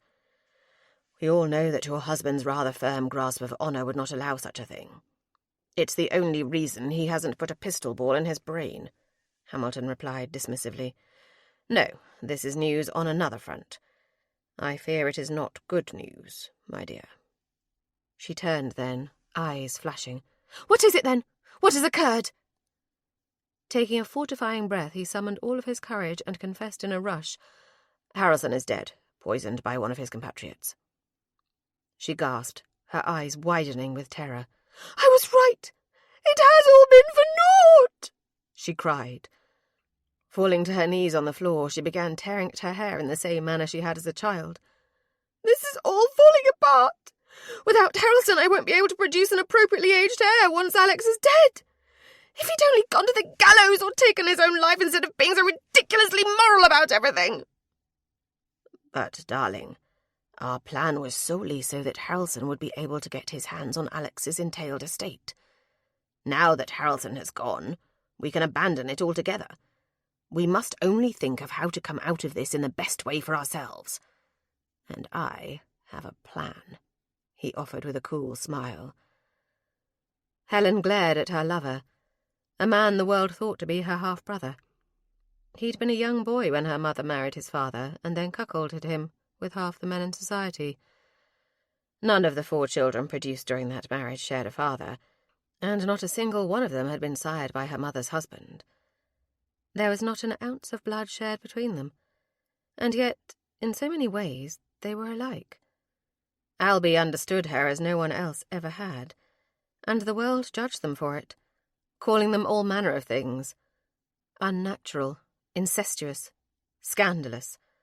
The whispers had been endless, until marrying her prig of a husband had been the only way to salvage anything. Even then it had failed, because try as she might, staying away from Albie had been impossible for her. She craved him as others craved opium. What is your plan, then? It may sound mad, but you must hear me out, dearest. What if you were to return to your husband? She laughed bitterly. Return to him? You're an absolute fool. The entire world believes me dead, and most of them think he's the very culprit who did me in. I cannot return to him. Besides, all of this was so that you and I could be together. Suddenly her face crumpled, and she looked much like a child denied a treat. Have you grown tired of me, then? Do you wish to be rid of me, Albie? After all that we've endured to be together, would you send me away so cruelly? It was their only option. He knew that, and had to find some way to make her see it. Harrelson had left them all but penniless, all his promises of wealth and prestige going to the grave with him. Approaching her cautiously, he knelt before her until they were eye to eye. I will never tire of you. I will never not desire you. We are the same, you and I. Wicked to our very souls and better for it together. How on earth can we be together when you want to send me back to Wolverton? He despises you and he's utterly repulsed by me. We will be together, my darling, just not immediately. I don't intend that you should have a happy and long-standing reunion with him, my sweet Helena. Only that you return for now. We'll find some excuse for your absence and have the court reverse its decision and return all of Wolverton's significant wealth to him. After a suitable period of time has passed, Alex can succumb to an unfortunate fever. There are numerous poisons that will produce just such a death. After all this, after all that we did so that I would never again have to enjoy his touch, Helena sobbed. You would send me back to him? You don't love me any more. You no longer desire me for your own. I do, my dearest, he said, taking her into his arms and soothing her. But this is the only way. We have no money. Harrelson took everything. I bribed the clerk that works in his solicitor's office, and he's left everything to that toad, Freddie. All the money. Even this house will be given to my blasted brother. Even thinking of it infuriated him. Oh, Freddie had toadied to Harrelson just as he had, but when it had come time to do the really dirty work, it had been he who had risked the bitter end of the gallows for their schemes. Freddie! Oh, I hate him so! And how dare Harrelson do this to us? It was all to come to you! He said so! Helena protested. And Harrelson was a liar and a criminal. It's hardly surprising that he's broken faith with us, but we are not without hope. If you return, alive and with some reasonable excuse for having been gone so long that your husband was tried for your murder, then perhaps the conviction and sentence will be overthrown. It is the only way, my love, he finished imploringly. She threw her hands up in the air, pacing the room in a fury-driven haste. And when we kill him and I have no child in my belly, what then, Albie? Because all of that lovely money you are so very concerned about will go to someone else altogether. There could be a child in your belly, Helena. And if we postpone your return just long enough, it could be mine, he urged. All you have to do is stop taking that little herbal potion I get from that vile creature at Burrow Mump. She pouted. I'll grow fat and hideous and you won't love me any more. You'll abandon me to rusticate there at that hovel of an estate of his. You will never be hideous, my darling. But we must all make sacrifices if we are to have the kind of life we desire. Harrelson was too tight-fisted when he was alive for us to amass the wealth we needed from assisting him. He kept the lion's share and forced us to live in near poverty. That was likely his plan all along, to keep us leashed to him like poorly behaved pets, he mused. But never again. Never again. You will bear my child and raise it as the heir to the Wolverton earldom. It's the perfect revenge, don't you think? Against Alex? It isn't vengeance, Albie. He's too much of a gentleman to have ever done anything warranting vengeance. If we're to do this, let us at least be honest about our motives. We hate him because he's a bore, and because I was forced to marry him by Freddie and Harrelson so they could get their hands on his money and his lands. And you, too. You were right there with them, insisting it was the only way. And it was, my darling. We had to bury the gossip about us because you behaved imprudently, Helena. Let us not forget that. No one would have ever suspected that our relationship was anything more than familial had you not made such a scene when I proposed to that horrid Landers girl. She was ugly. I won't be thrown over for an ugly woman. You weren't being thrown over. I was going to marry her, get her fortune, and then see her dead before the year was out. But you cannot control that vile temper of yours. Between your temper and Harrelson's greed, I'm still living on the pitiful allowance my father threatens to cut off every time I displease him, which appears to be with every other breath. And now, with Freddie getting Harrelson's wealth and lands, what else are we to do, Helena? She eyed him suspiciously. Are you certain it was the psychic who got rid of him after all? Given that he was your friend and your partner, you don't seem overly heartbroken at his demise. There is only one person who will ever have a place in my heart. That is you, he cooed at her. Now, we must come up with a reasonable story for why you have been gone for so long. Why not use Harrelson? Maybe he's kept me prisoner in his house for these past 2 years, abusing me horribly for his own perverse pleasure. Even as she asked the question, she was disrobing, allowing her already sheer dressing gown to fall to the floor, bearing the matching confection of lace and silk beneath.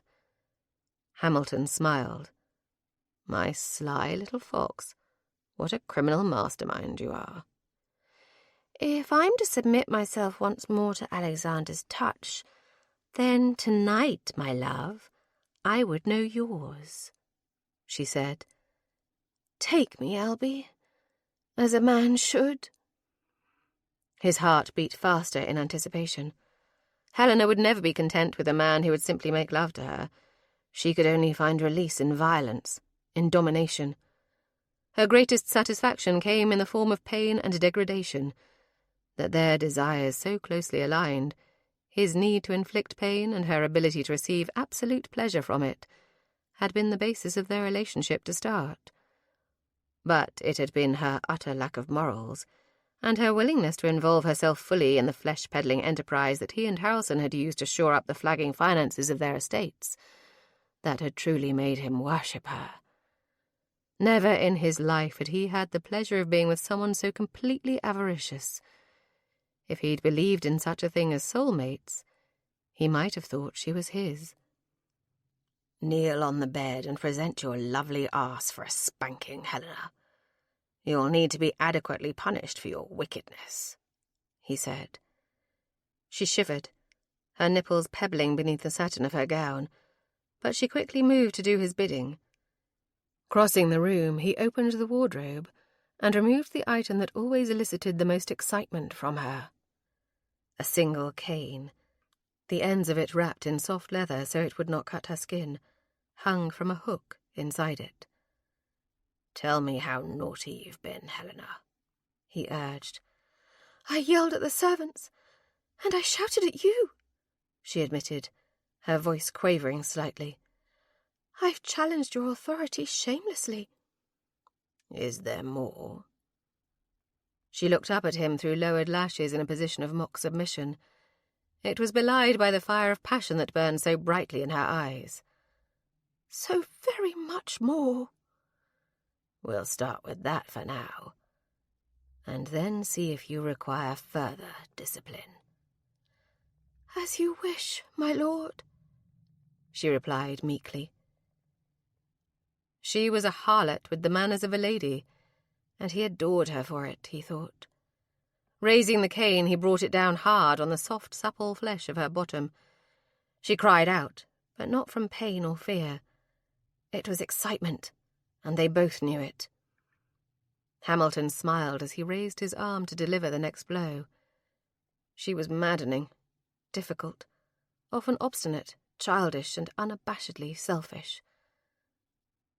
But for him, she was perfect. Chapter 8. Mary had not slept at all. She'd burned the single candle by her bedside until it was down to the barest nub, as she consumed the pages of his journals. The first one, from his youth, had prompted smiles and even a bit of laughter. He had not exaggerated when he told her of his painful attempts at poetry. They were utterly atrocious, but sweet because they'd been completely heartfelt. At dawn she'd risen and moved to the window, and used the sun to continue her exploration of his musings and memories. There was one passage in particular that she had read and reread. She found herself returning to it over and over again. With a guilty flush, she flipped back to that page once more. It was dated just a few days after Lord Ambrose's letter, and dealt with what he had learned from his friend regarding his wife's alleged infidelity. "I had no romantic inclinations at the prospect of marrying Helena. I was charmed by her beauty, as was any man who met her. But I was not swept away by her, and perhaps, if I had been wiser, I would have refused for that reason. One should be swept away with a passion for the woman he marries. It's a foolish notion, a romantic one that I can ill afford, and yet I think now that I would rather have married by standards some would deem poor, meaning that there were no financial gains from the union, and have, if not happiness, then at least contentment. We have been wed for 2 years. There are no children from this union, and given the disappointment that is our marriage bed, I cannot see that altering in the foreseeable future. Wolfhaven is colder and lonelier than ever. Looking back at my parents, at their arranged marriage, and how wonderfully it had turned out for the both of them, at least until my mother's death and my father's unending grief at her loss, my belief that such an arrangement for myself and Helena might also give way to romantic feelings and devotion was foolhardy, and rather naively optimistic. I think that, perhaps, Helena does not wish to be happy. Her mood shifts like the wind, always capricious. Her good humour is the most precarious thing I have ever beheld. Perhaps it is my fault. For whenever she has wished to go to London or Bath or even her family estates, I confess that I am happy to see her go, happy to have a moment's peace without tempers and tantrums and tears. And yet all of that is followed on her return by stony silence, and an iciness that makes me question whether I ever witnessed an outburst from her at all. There are whispers now, sly and sidelong looks, and the occasional laughter when I go into the village. I know why, of course. The time she has spent at Harrelson's estate, under the guise of visiting with her uncle, was nothing more than a ruse to allow for her infidelity. Her misbehaviour in London, and now in Bath, has reached far and wide, it seems. The rumour of her unnatural relationship with her brother, Albert, has once more reared its ugly head. The only thing saving her from total ruin is that everyone knows she and Albert do not actually share any parentage. Her mother, his stepmother's infidelity, is legendary. I regret that I married her. I regret that she will never be happy with me, nor I with her. I regret that we have both sentenced ourselves to eternal dissatisfaction with one another, until one of us manages to shuffle off the mortal coil. It did not absolve him of guilt in the crime of murder. In fact, for those who did not know him, or did not know the circumstances she was now aware of regarding Lord Harrelson and his possible involvement in unspeakable crimes, it would have made him appear quite guilty. But that wasn't what she took from it. What she saw in it was the hopes he'd had for his marriage, and the ultimate disappointment he came to feel. It saddened her that he had suffered such bitter unhappiness, when all he had done was to behave honourably. Mary closed the book and retreated to the bed once more to tuck it beneath the pillows. She made the bed up herself, not wanting Mrs. Epsom to find her treasure trove of his secrets and brand her a thief and a liar again. After, Mary washed with the cold water from the ewer, and then fashioned her hair once more into a simple braid, tied with a length of ribbon she'd found in the sewing-box. The green walking dress she'd been provided the day before had been taken up with the use of some very strategically placed gathers along the side.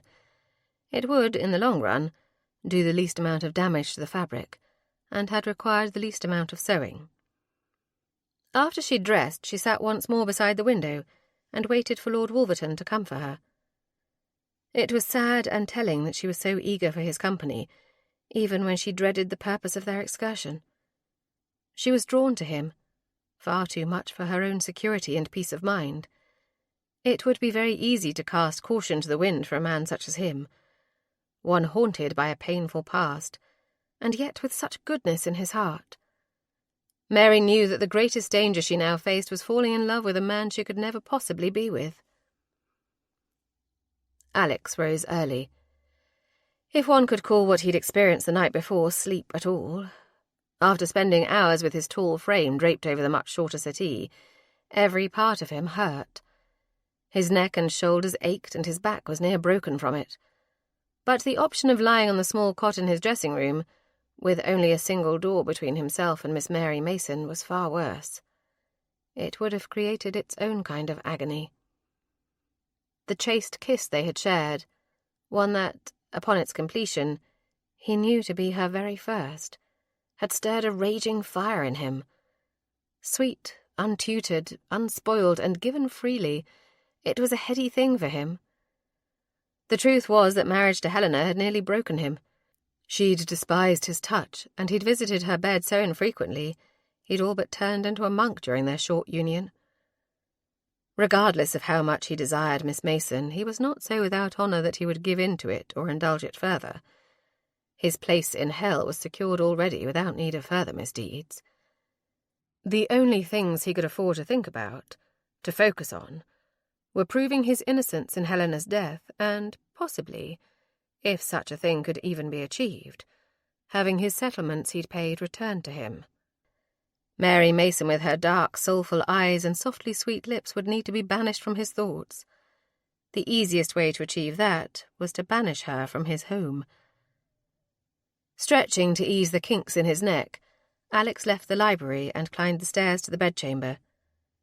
He could hear Mrs. Epson inside, haranguing Miss Mason for being a lazy slugabed who ought to be fetching her own breakfast instead of being waited on by a servant as if it were her right. Muttering a curse beneath his breath that would surely have sent both the women into fits, he knocked sharply upon the door and let himself in. Miss Mason was most certainly not a slugabed. She was up, seated before the fireplace, wearing a recently hemmed walking dress in a dark shade of green.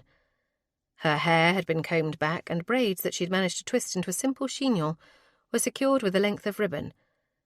Where it had come from he could not guess, for it was with complete certainty he could say Mrs. Epson had not provided something she would deem so frivolous. "You are looking well this morning, Miss Mason. That's a pretty bit of ribbon," he commented on the sapphire silk that wound through the tight braids. "Thank you, Lord Wolverton. I found it in the sewing box, and as I had no hairpins, I hope you do not think me too forward for borrowing it," she finished weakly, a blush stealing over her cheeks. Alex noted that she did not make eye contact with him, but instead kept her head down and her gaze averted. He knew why, of course. It was not the ribbon to which she referred at all, but their midnight kiss. A smile twisted his lips, and he offered her his assurances. "I would never think you forward, Miss Mason. I will always think you are exactly what a lady ought to be. If you are feeling well enough, I thought we might go exploring a bit today. I'd prefer to do our searching of Harrelson's properties before his heirs descend. The lot of them is rather distasteful." "I am feeling much improved, my lord. I had thought we might visit the area of the woods where you found me. That is why I am up and about so early. And if all goes well, perhaps I wondered—" She broke off, took a deep, settling breath. "I cannot stay here with you, Lord Wolverton. Not now that I am well again. If you'd be so kind, you might see me on to Bath tomorrow. I can seek the assistance of Mrs. Sims and write to my brother. If I send word to his establishment in London, surely they will know how to reach him in Bath." She had it all figured out. It was perverse of him, but knowing that she wanted to leave inspired him to wish to keep her there longer. He tamped down the urge. What she'd asked was perfectly in line with what he'd decided on only moments before. But it was much easier to think of sending her away when he wasn't looking at her, when he wasn't tempted by the lush curves he knew were concealed by her gown, or by the sunlight from the window falling on the curve of one rounded cheek that he knew felt like silk beneath his palm. Instead, he said the only thing that he could. "We are of an accord, Miss Mason. I was going to suggest the very thing myself. Let us see how you fare on our outing this morning before we decide further." There was a flash of something in her eyes, a single second where he could see something that looked either like disappointment or hurt. It only strengthened his resolve.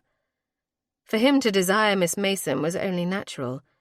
She was a beautiful woman, and it had been a considerable length of time since he'd had the good fortune to indulge in any sort of carnal activities.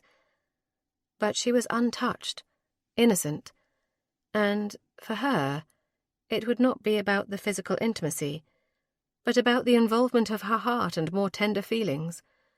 To take that from her, to allow any continued intimacy between them, knowing it would come to naught, would be a kind of cruelty that he'd never indulged in before. Whatever the world believed of him, he would not be that sort of man. "I will require your assistance, I fear. The slippers that were brought down are much too large. Even with the bandages on my feet, they will not fit. I will not be able to walk, but I can ride," she said, "if there is a mount available." His lips quirked in a vague approximation of a smile. I am not so poor that I have had to sacrifice all of the horse-flesh in my stable. I think I can find one from the handful that remains that will suffice. You are certain you can ride for 30 miles? I can. I must. It is impossible for me to continue imposing upon your goodwill and hospitality, she said. And Mrs. Epson's, of course. He laughed then.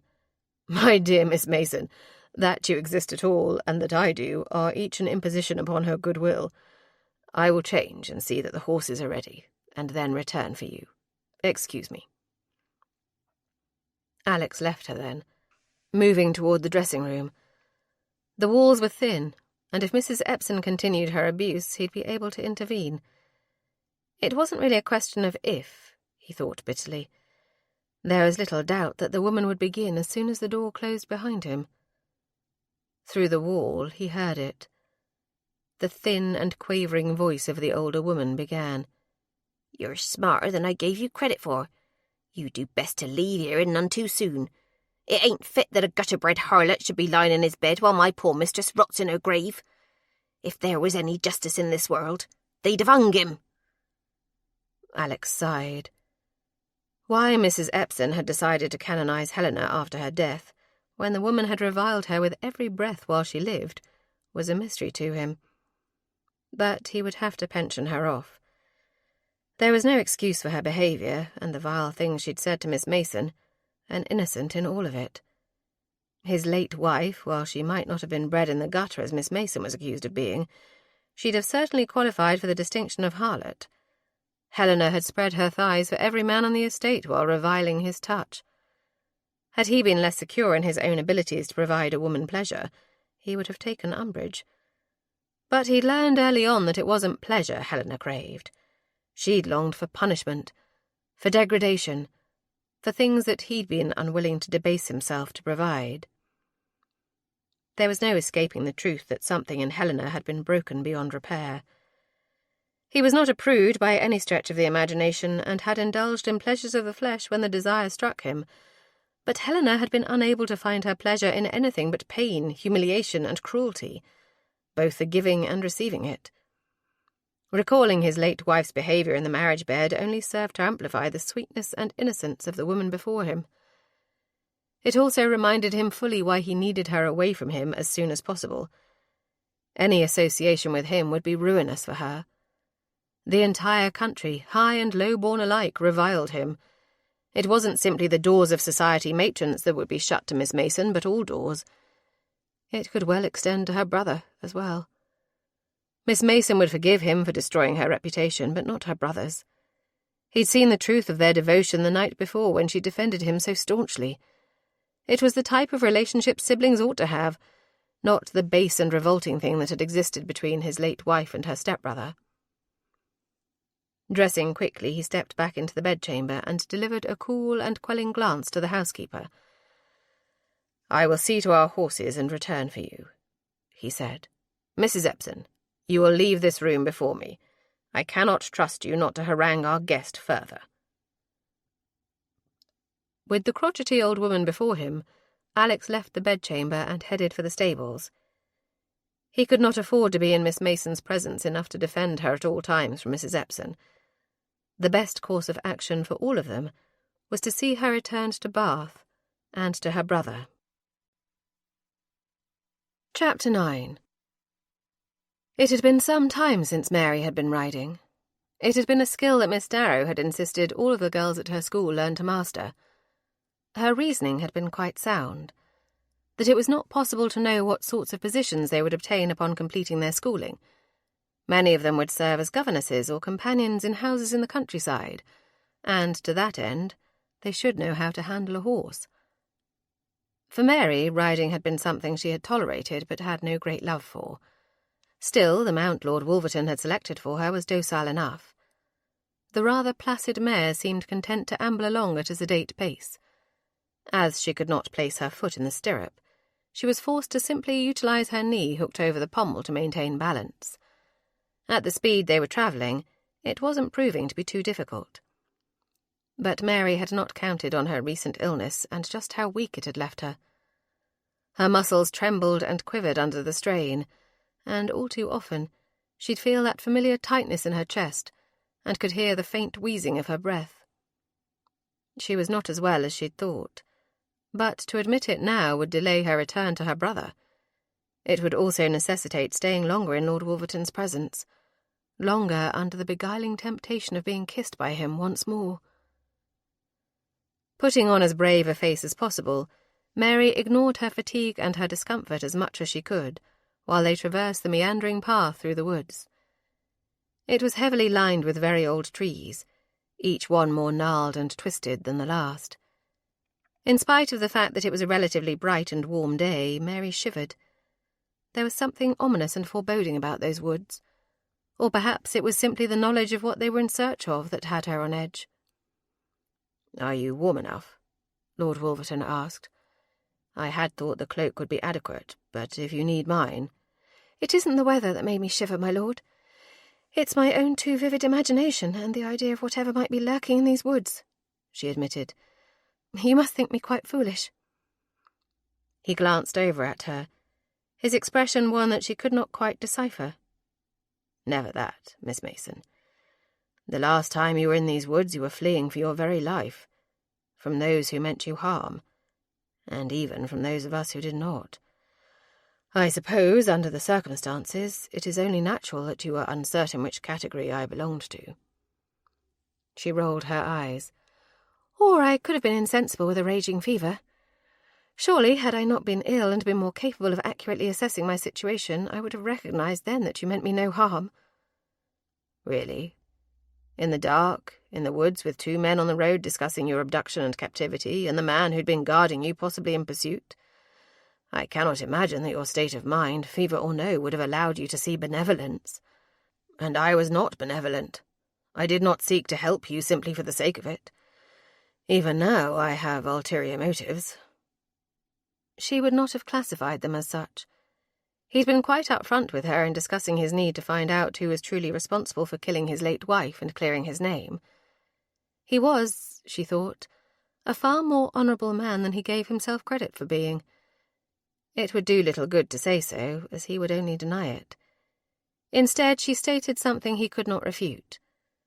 "Regardless of your intentions, Lord Wolverton, had you not come to my aid that night, I would have died. I owe you my very life, and the circumstances surrounding that truly matter far less than the final outcome, I would think." He looked back at her over his shoulder, arched one brow sardonically, and replied, "Touché, Miss Mason." "And I would also assert that you can hardly call your motives ulterior when you have never concealed them from the very start. You have been nothing but honest about your motives and your need to find proof." Mary paused, drawing back on the reins of her horse as she stared at a break in the path ahead. There was a large outcropping of rock and several trees growing out of it at a sharp angle. She recalled them well because, as she'd run through the darkness, she'd very nearly smashed into them. It had been a very narrowly avoided disaster. They were close, on the very cusp, it would seem, of locating her prison. "Miss Mason?" The Earl's concern was evident in his tone, and it pulled her from her reverie. "That way, I think," she said, and pointed toward the fork of the path furthest from them. "I recall those landmarks from my mad dash through the night." Her voice trembled, and she berated herself mentally for it. She was not weak or cowardly. And yet, being in that place, she very much felt as if both terms could be applied to her. "This is too much for you," he said. "I will return you to Wolfhaven and continue on my own." "It is not too much for me. Not as of yet. If I fear it is becoming too much, I will tell you. We cannot be but a few miles from the house, after all." "We are not," he agreed. "But you have been ill, and this is... well, it can only be detrimental to your health to relive such negative events so shortly after a very serious illness. If you remember coming this way, then I am better off than when I started. It is all the confirmation I needed to know that my first inclinations were correct. There are 2 entrances to the mines and a rabbit warren of tunnels between them, but only one entrance lies that direction. I can investigate it on my own." Mary looked back at him, and once more down the ominous path that would lead to her former prison. Perhaps it was cowardice, Or perhaps her illness had robbed her of the fortitude she expected from herself. Regardless, she felt immense relief at not having to face further reminders of those horrors for the time being. Very well. I will return to Wolfhaven. I fear I must impose upon your hospitality a bit longer. I had thought I would be well enough to go on today, but I am fatigued and winded already, even from such a short ride. It would be impossible, I fear, to ride on to the city. I suppose we must wait, then, for our journey to Bath. Alex nodded. I am not completely without friends, Miss Mason, though the number is far smaller than it once was. The number is not smaller, my lord. You've simply winnowed the wheat from the chaff, as it were, she pointed out. Why, Miss Mason, that is positively biblical, he replied with a grin. It is also entirely accurate. As I was saying, I do have friends remaining, and one lives close enough by that I ought to be able to beg a reasonably comfortable closed carriage for our journey. Given your continued ailment, I think my open curricle or riding are simply out of the question. You are too kind, my lord, she said, as they turned their horses and headed back toward Wolfhaven. As they rode, he asked, I hesitate to press for more details, but when you were in that cell and you made your escape, did you go very far within the tunnels? Were there any twists and turns? Not really. It was not a very long distance, for I could see light at the end of it, dim as it was, from the moon. So there could not have been any twists or turns then if I had an unobstructed view of the entrance, she reasoned. Given that they were no longer seeking to cover terrain and identify something familiar to her, they made much better time on the return trip. It seemed that within minutes they were once more riding across the overgrown lawn of his estate. It was not as shabby as he'd made it sound. The walls were comprised of the same pale stone as most of the architecture in Bath, but here in the countryside it was not as discoloured by soot as those homes in the city were. While parts of the house were significantly older, the part that he currently resided in was much newer. The Palladian-style structure had been constructed around the older sections. She could see that, in certain areas, the glass had been removed from the windows and replaced with boards. Glass tax, he said. It was easier to remove the windows and sell them off than to pay taxes on them year after year. Perhaps one day my fortunes will return and I can see this home restored to its former glory. I certainly hope so, Lord Wolverton. It's a lovely house. Just what a country manor house ought to be, she replied. As they neared the side entrance that was closest to the stables, a small, thin man appeared. He'd been skulking in nearby bushes. She felt Lord Wolverton tense beside her. Who was the man? A debtor, perhaps? But while he clearly recognised the man and was caught off guard by his presence, she did not sense anger or defensiveness in him. Mary glanced back at him curiously, and wondered what sort of business he had with Lord Wolverton, and if it involved his investigation into his late wife's ill fate.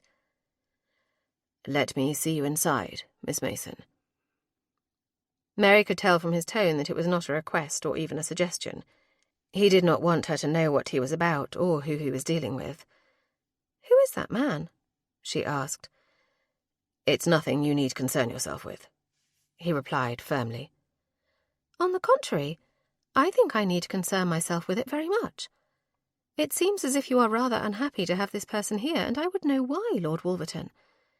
Is he pressing you for money? Or is this related to our mutual concerns regarding Lord Harrelson's affairs? Because, if it is, I am entitled to know what it's about." Wolverton grimaced. "He's an employee, but not a respectable one. I have had to go to rather unsavoury lengths to get the information that I require in order to prove my innocence, and he is part of that. He is a criminal, and I would prefer that you be exposed to no further criminal elements, especially not those that I am responsible for putting in your path. Let me get you inside, and then I will see what has brought him here and send him on his way." "You will relay all the information that he offers?" "You have my word," Wolverton stated.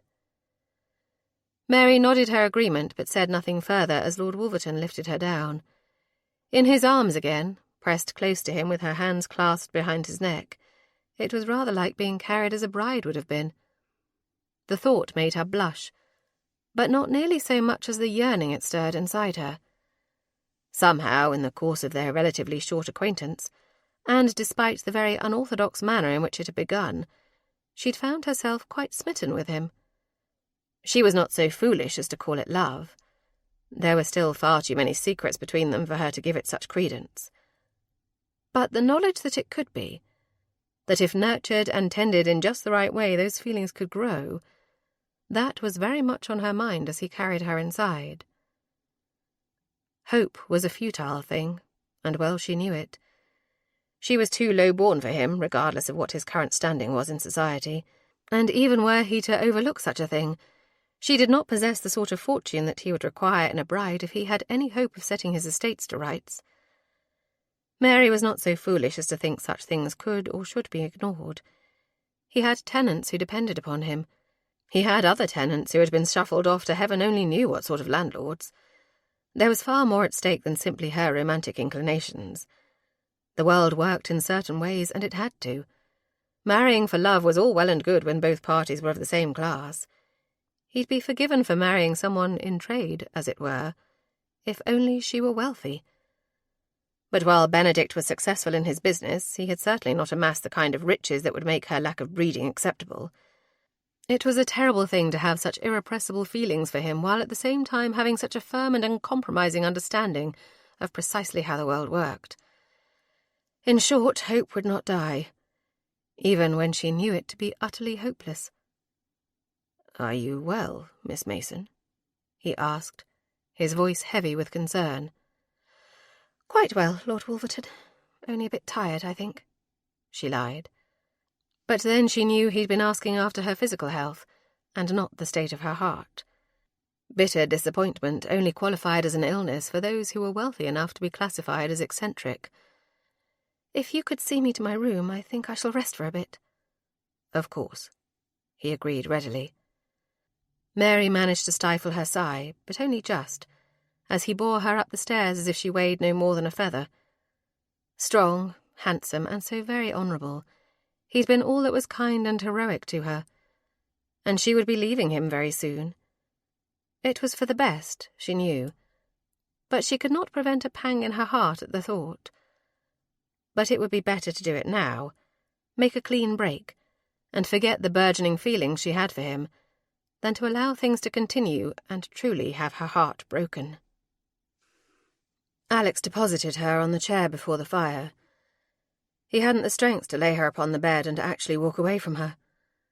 Holding her closely, feeling the soft press of her body against him and the sweet way she'd clung to him, had only intensified his craving for her. He needed her gone, though he knew that he would miss her terribly when she left. The house would feel empty again, perhaps more so than it had before. He needed to speak with Davies and figure out what the man had learned. He would not have dared come directly to Wolfhaven unless the news was of great importance. To that end, Alex knew that he could not linger with Miss Mason. To do so would be to delay whatever news Davies wished to impart, and also tempt him beyond what he could reasonably resist. "I'll return shortly," he said. He might have been fooling himself in thinking it, but he was certain that he saw a flash of disappointment in her eyes. It was quite possible that he only saw it because he wished to. Leaving her, he headed down the stairs and back outside where Davies waited. The man was skulking about, as if he literally did not know any other way of being except very poorly clandestine. "You have news?" Alex demanded. "It's about the brother. I saw him in the city yesterday and followed him. He came here, my lord, to the abandoned salt mine on Harrelson's property. He knew that Miss Mason had been held there." "Well, that was our suspicion, and it certainly proved true enough. But that is not all you have learned, or you would not be here," Alex said, his tone sceptical. "No, my lord. I overheard him talking with the lady that was with him, but I needed to go back to Bath and be certain that what I heard was right before I brung the information to you." The man hedged. "You have been paid for the job, Davies. I'll not be giving you bonuses just because you've uncovered something of interest. That is what you were hired to do, after all," Alex reminded him archly. Davies's eyes widened, and he shook his head in protest. "Oh, no, my lord. I didn't mean to. Well, I wouldn't ask for more than already agreed upon. But what I learned is most impressive. It seems that Miss Mason's brother is not actually Benedict Mason at all, but Benedict Middlethorpe." Alex frowned. The name was familiar, teasing the edges of his mind. When realization dawned, he shook his head in denial. "Surely you are mistaken, Davies. Miss Mason's brother could not be— He is Lord Benedict Middlethorpe, Viscount Vale, the long-lost heir, kidnapped more than 20 years ago." They'd touched on it briefly the night before, during their midnight encounter in the library. Mary, Miss Mason, had admitted the possibility that Harrelson may well have been involved in the abduction that had initially brought her together with her brother under the cruel care of their adoptive parents. "I'll be taking Miss Mason to Bath tomorrow. I assume that they are ensconced in the Vale townhouse." Davies nodded. "Yes, my lord. It seems the whole family has accepted him without question. I know a pretty kitchen maid what works at a house in the circus, and she heard it straight from a maid that works for Lady Vale. He's the lost heir right enough, and his uncle, who is the executor of the estates, has already petitioned the House of Lords to have him formally recognised." "Fine, Hamilton. Focus all your efforts on him for now," Alex instructed. "I need to know what he's up to." Davies nodded again and then slipped away, heading once more for the city. Stepping inside the house, Alex made a quick stop in the library to gather up the ledgers and correspondence he'd absconded with the night before. With those items in tow, he took the stairs to the bedchamber, where Mary Mason awaited him in a frustratingly platonic fashion.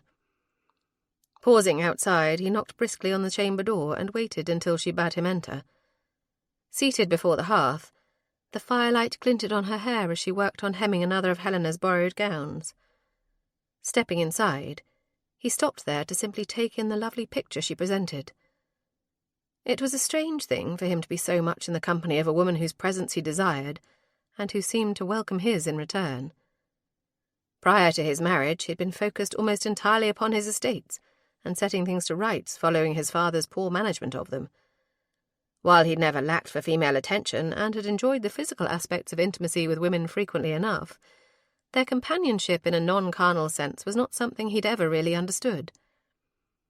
After marrying Helena, he'd thought they would settle into their life together, but it had quickly become apparent that was not at all what she desired, and rather than force himself to endure her disinterest and complete displeasure with him, he'd left her to her own devices and she to his.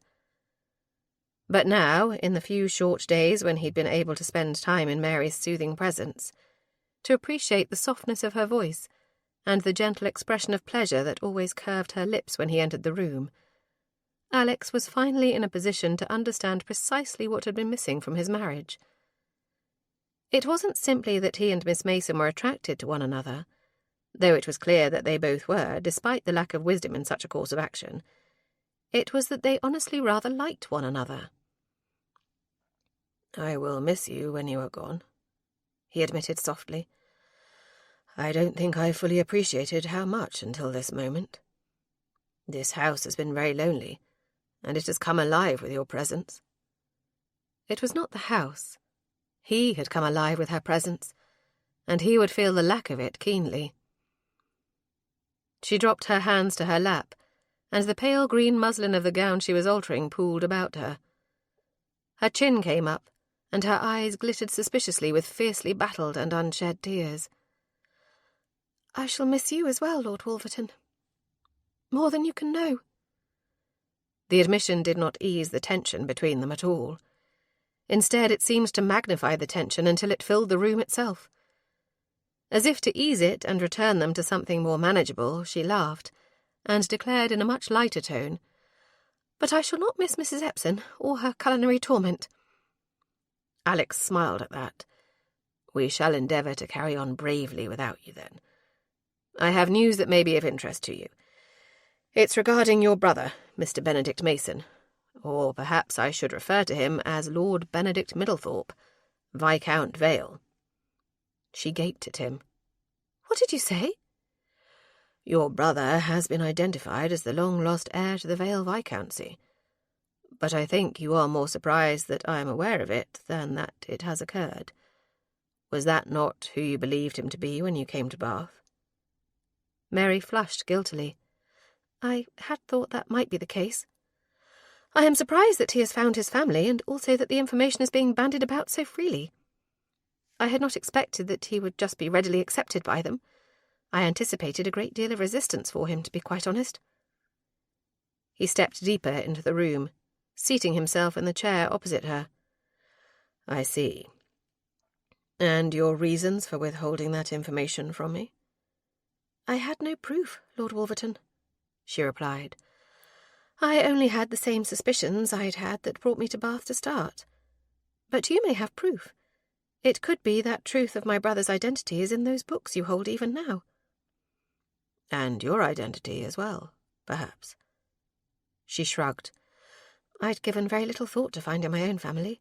My adoptive mother enjoyed watching Benedict do menial tasks because she knew of his aristocratic origins. It was fulfilling to her in some perverse and cruel way to demean him because of it.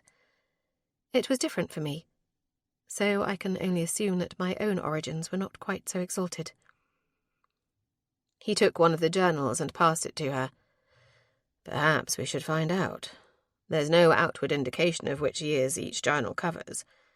We'll just have to go through both of them." Chapter 10. They spent hours going through the ledgers and various letters. Mary was exhausted when it was done. Not physically, but emotionally.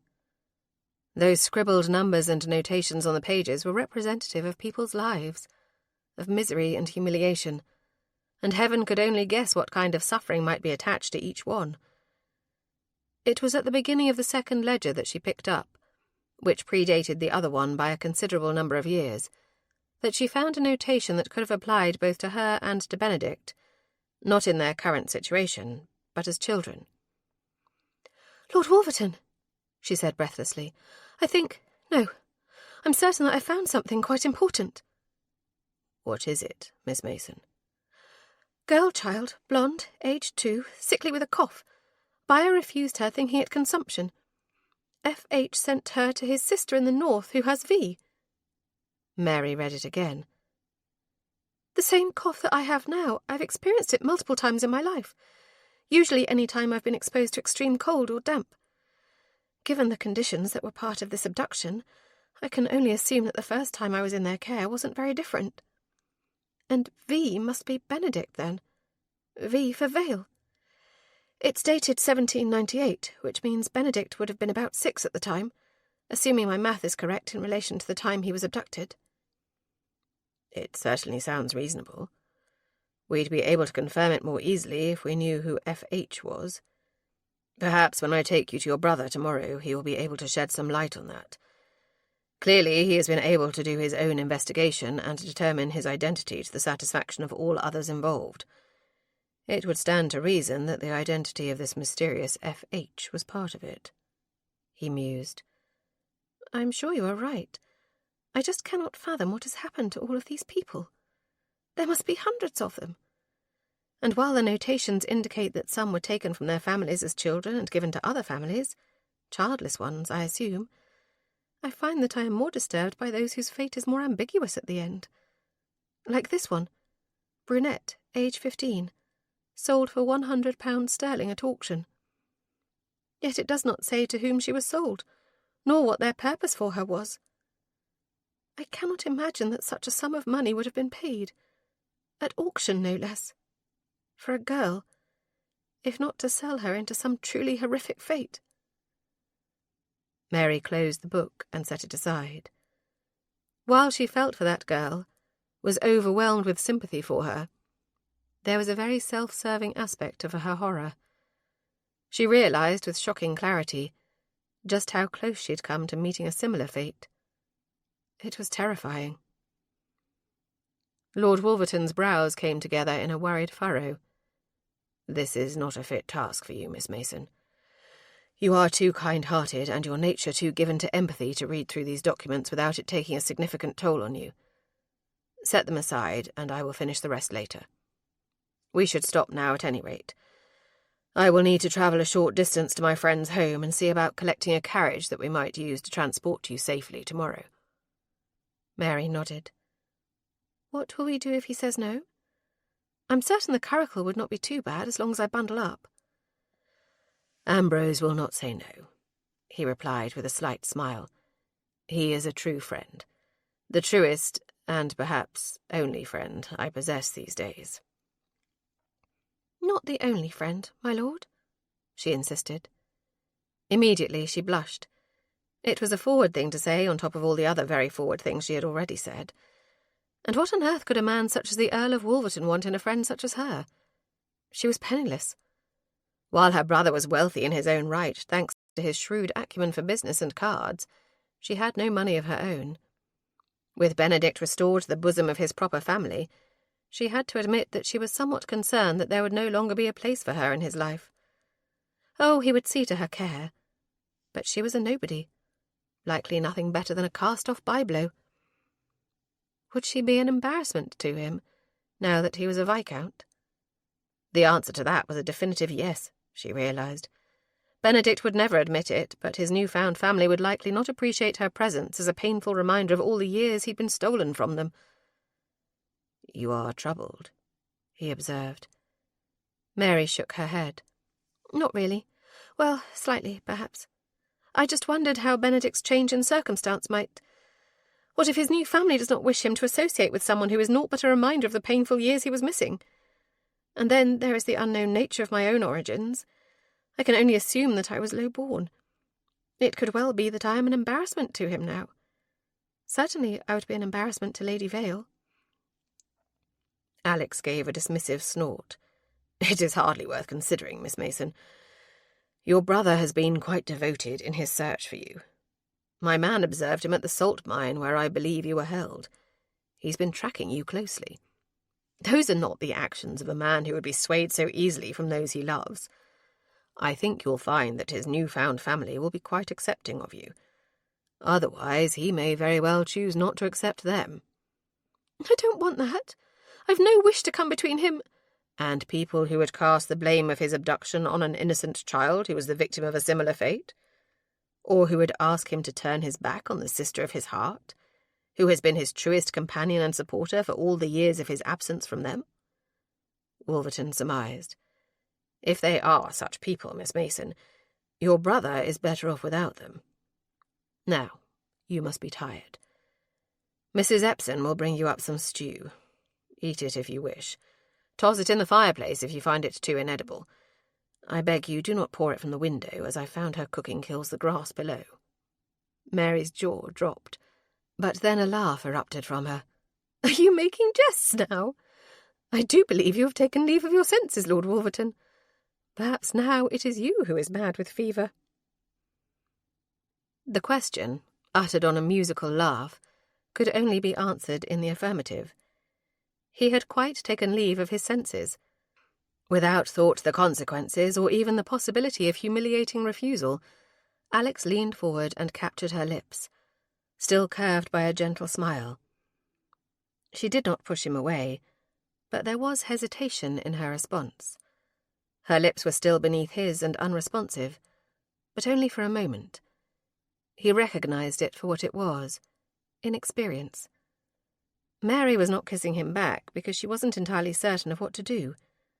But that hesitation was short-lived. Within seconds her actions mirrored his own, and she pressed her lips gently against his, moving them in sweet supplication. The kiss continued like that, not quite chaste but far from carnal, until he could no longer be satisfied by it. Only then did he urge her lips apart and invade the soft recesses of her mouth, sweeping his tongue against hers in a bold fashion that would surely shock her. But his Mary was not faint of heart, and she met him stroke for stroke, kissing him back with an urgency that belied her inexperience. If he'd thought himself tormented with desire before, he'd since seen the error of his ways. For this was the purest torture. Kissing her, the very act mimicking the physical intimacy that he craved with her, all the while knowing that he should not touch her, should not want her, and most assuredly should not pursue her.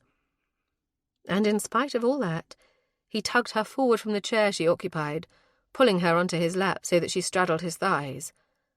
All of which was accomplished without breaking the kiss. Her hands delved into his hair, holding him to her as if he had the will to leave.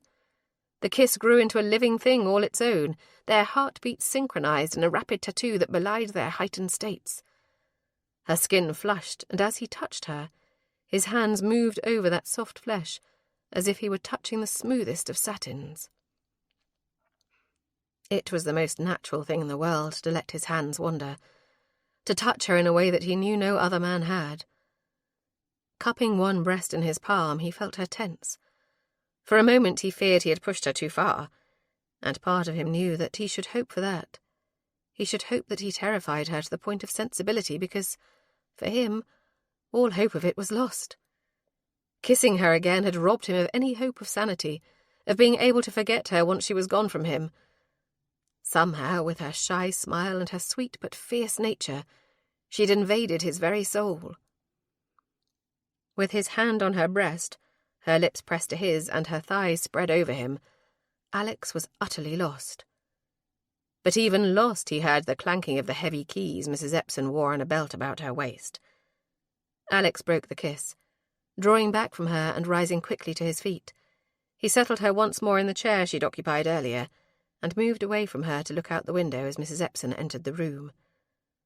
The woman might have been in her dotage and nearly deaf, but she was clearly not blind. No sooner had she stepped into the room than she halted, looked from one to the other of them, and then made a derisive sound that adequately expressed both her displeasure and disapproval. For once, however, she said little enough. After placing the tray on the small table near the hearth, she gave them each a baleful stare and then turned to go. The door slammed loudly in her wake. "Forgive me, Miss Mason. That should not have happened again." "No," she agreed, "it should not have. But it did. And as forward and wanton as I may sound for admitting it, I am not sorry. But even I recognise how unwise it would be to continue courting disaster, Lord Wolverton. You should see your friend about the carriage, and, if possible, tomorrow I will return to my brother, and we need never be faced with such temptations again." It was precisely what he should do. And yet the idea of it left him feeling unsettled, as if the proper course and the right course of action were very different things. Still, he stepped back from the window and made for the door, pausing long enough to add, "I'm not sorry either. Heaven knows I should be, for you deserve far better than a man such as me could ever offer." He walked out, the door slamming once more. Without breaking stride, he made for the stables, and rode hell-bent for leather to a neighbouring estate. Only a few miles cross-country, it was a good 7 miles by following the winding road, but he cut through the fields, taking jumps that bordered on reckless, and felt better for it. Riding had helped to exorcise her from his mind, at least momentarily. As he reached Avondale Hall, Lord Ambrose's estate, the doors opened, and Cornelius Garrett, Ambrose's son, came tearing out the door. The two were often at odds, and it didn't surprise him in the least. Garrett gifted him with a derisive glance, and then brushed past him without speaking. That, too, was not unusual. While Lord Ambrose had never seen fit to judge him based on gossip, Garrett certainly had. But then, he'd always thought the fellow a rather stuck-up prig. Knocking upon the door, the butler bade him enter and led him to the study where Lord Ambrose was reviewing correspondence at this desk. It was obvious that the man was unwell. His sallow countenance and the yellow cast to his eyes belied his condition. "Wolverton, good of you to visit," Ambrose said. "I'm not down for long. Must get back to town, you know. Can't let them have all the fun parties without me."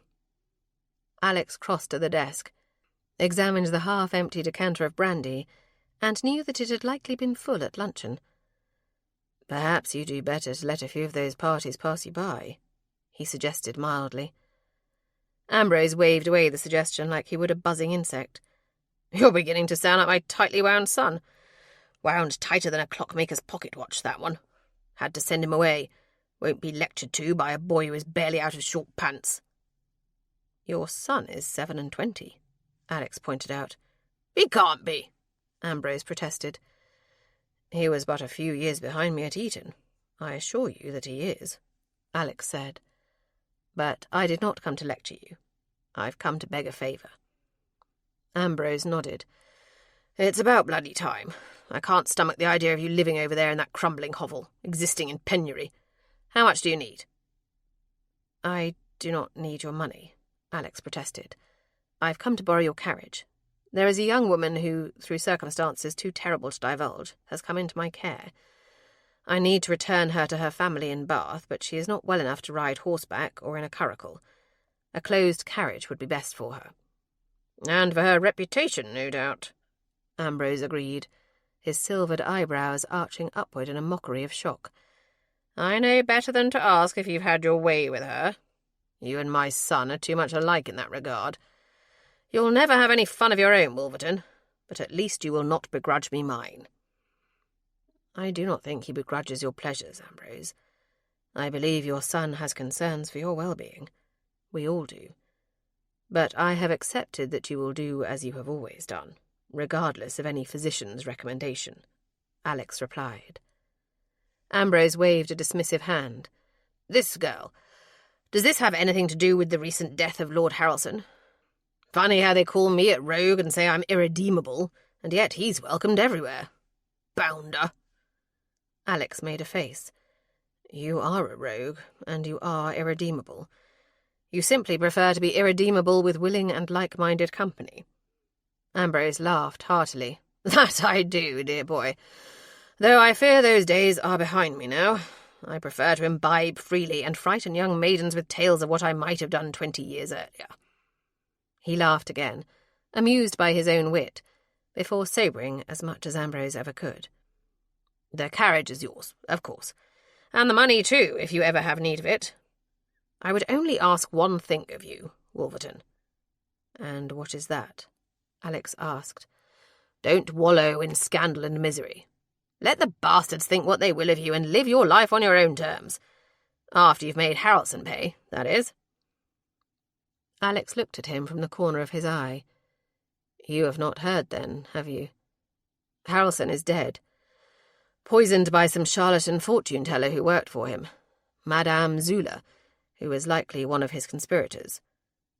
Ambrose nodded. "Hoisted on his own petard, as it were. I hope it was a painful death." At that, even Alex was taken aback. "So long as he's dead, does it truly matter how?" "It does," Ambrose said heartily. "I'm dying, Wolverton. We both know it. My body is failing me, and it's not a painless thing. Yet I've lived the entirety of my life hurting only myself. Meanwhile, Harrelson has caused nothing but grief and misery for every person he's ever encountered. So yes, I hope it was painful and humiliating. Just as what I have to look forward to no doubt will be." It wasn't entirely true, Alex thought as he remembered the stormy countenance of Cornelius Garrett. He loved his father, and Alex knew that most of their disagreements stemmed from his attempts to get Ambrose to live a more moderate lifestyle. At one time he thought it had been simply the family's reputation that was of concern to Cornelius, but as Lord Ambrose looked more frail and sickly at every meeting, he had begun to wonder if he had not misjudged Garrett on that count. Painful or not, he's dead now. But there are still questions to be answered.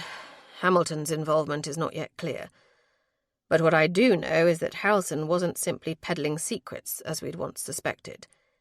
He was peddling flesh as well. Kidnapping women and children, and selling them into servitude to abbesses, or to those who would keep them and abuse them in a more discreet manner. Ambrose raised one eyebrow as he refilled his glass of brandy. "And how did you get this information?" "I stole ledgers from Harrelson's estates," Alex admitted. Ambrose shook his head. "Breaking the law will not aid your cause, Wolverton. Besides, you'll need more. Let me send some letters of inquiry to a few people I know. We should be able to come up with a trail of evidence on the receiving end of that merchandise, which will support your claims nicely when you request your appeal. And now that Harrelson is no longer living, the blackmail that resulted in your conviction on the first go-round should no longer be an issue. We will have this cleared away, my friend, if it is the last thing I ever do." "It may well be, for that matter." Alex frowned. "You need a physician. A good one, and not one of our local quacks." An expression of what might have been wistfulness crossed Ambrose's face. "I fear it is far too late for that, in more ways than one. I've made peace with my fate, Wolverton. My son and heir requires no assistance from me.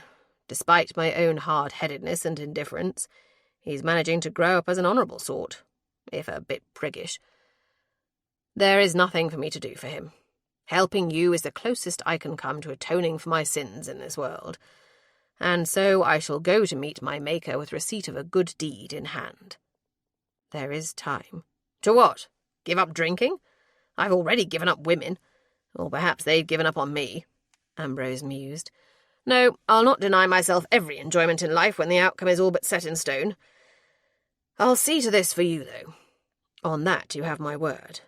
And you have my carriage for as long as you shall need it. And my coachman, of course. See this young woman safely back to her family, and allow me to handle things from here. With Harrelson dead, I see no impediment to your appeals." Alex rose and walked toward the desk. "Thank you for being my friend, Ambrose. Thank you for not turning your back on me when so many have." "Nothing to thank me for, Wolverton. Had I not been drowning myself in drink and hussies at the time, it would never have come to this.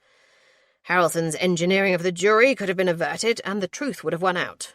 I failed you then, but I will not fail you now." Alex nodded and turned to take his leave. At the door he paused and asked, "Are you aware of a connection between Harrelson and the late Lord Vale?" Ambrose's silvered eyebrows shot up again, but there was no mockery this time, only genuine surprise. "My dear boy, they were thick as thieves once upon a time. They tried to blackmail me, you know. Vale came to me and informed me that Harrelson had proof that I had sired a child with a lady of some repute. Her husband knew, of course. It was not a secret, but having it exposed could have been quite disastrous indeed. I refused to pay, however, because I knew that if I did, I'd never stop paying. I did offer a duel, though, to meet Vale first and Harrelson after, should I survive. That was the end of it, so far as I know. But then they had a falling out, as I think Harrelson wished to edge Vale out of their joint business venture and keep the proceeds for himself. It all happened just before the boy went missing. Vale's heir. Why would you ask?" "It seems that the missing Lord Vale has been reunited with his family. I just wondered if, perhaps, Harrelson might somehow have been involved in his initial disappearance, and why," Alex admitted.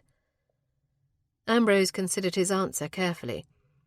"The only thing that would surprise me about any of that would be Harrelson's choice to leave the boy alive. He has a cold and ruthless streak in him. Had, I suppose." Alex considered that. It was shocking, and, perhaps, it meant that whoever was working for Harrelson at the time, F.H., as was mentioned in the ledgers, had taken some liberties himself in placing some of the children when deals fell through.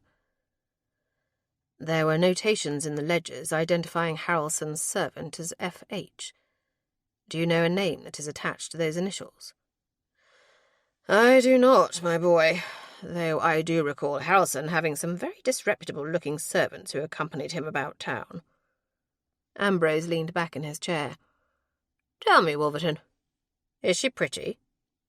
"Pardon?" "The girl you're set on reuniting with her family. Is she pretty?" Ambrose demanded. Alex had known Ambrose long enough to know exactly what the man was getting at, and he was not going to fall for it. It's of no consequence.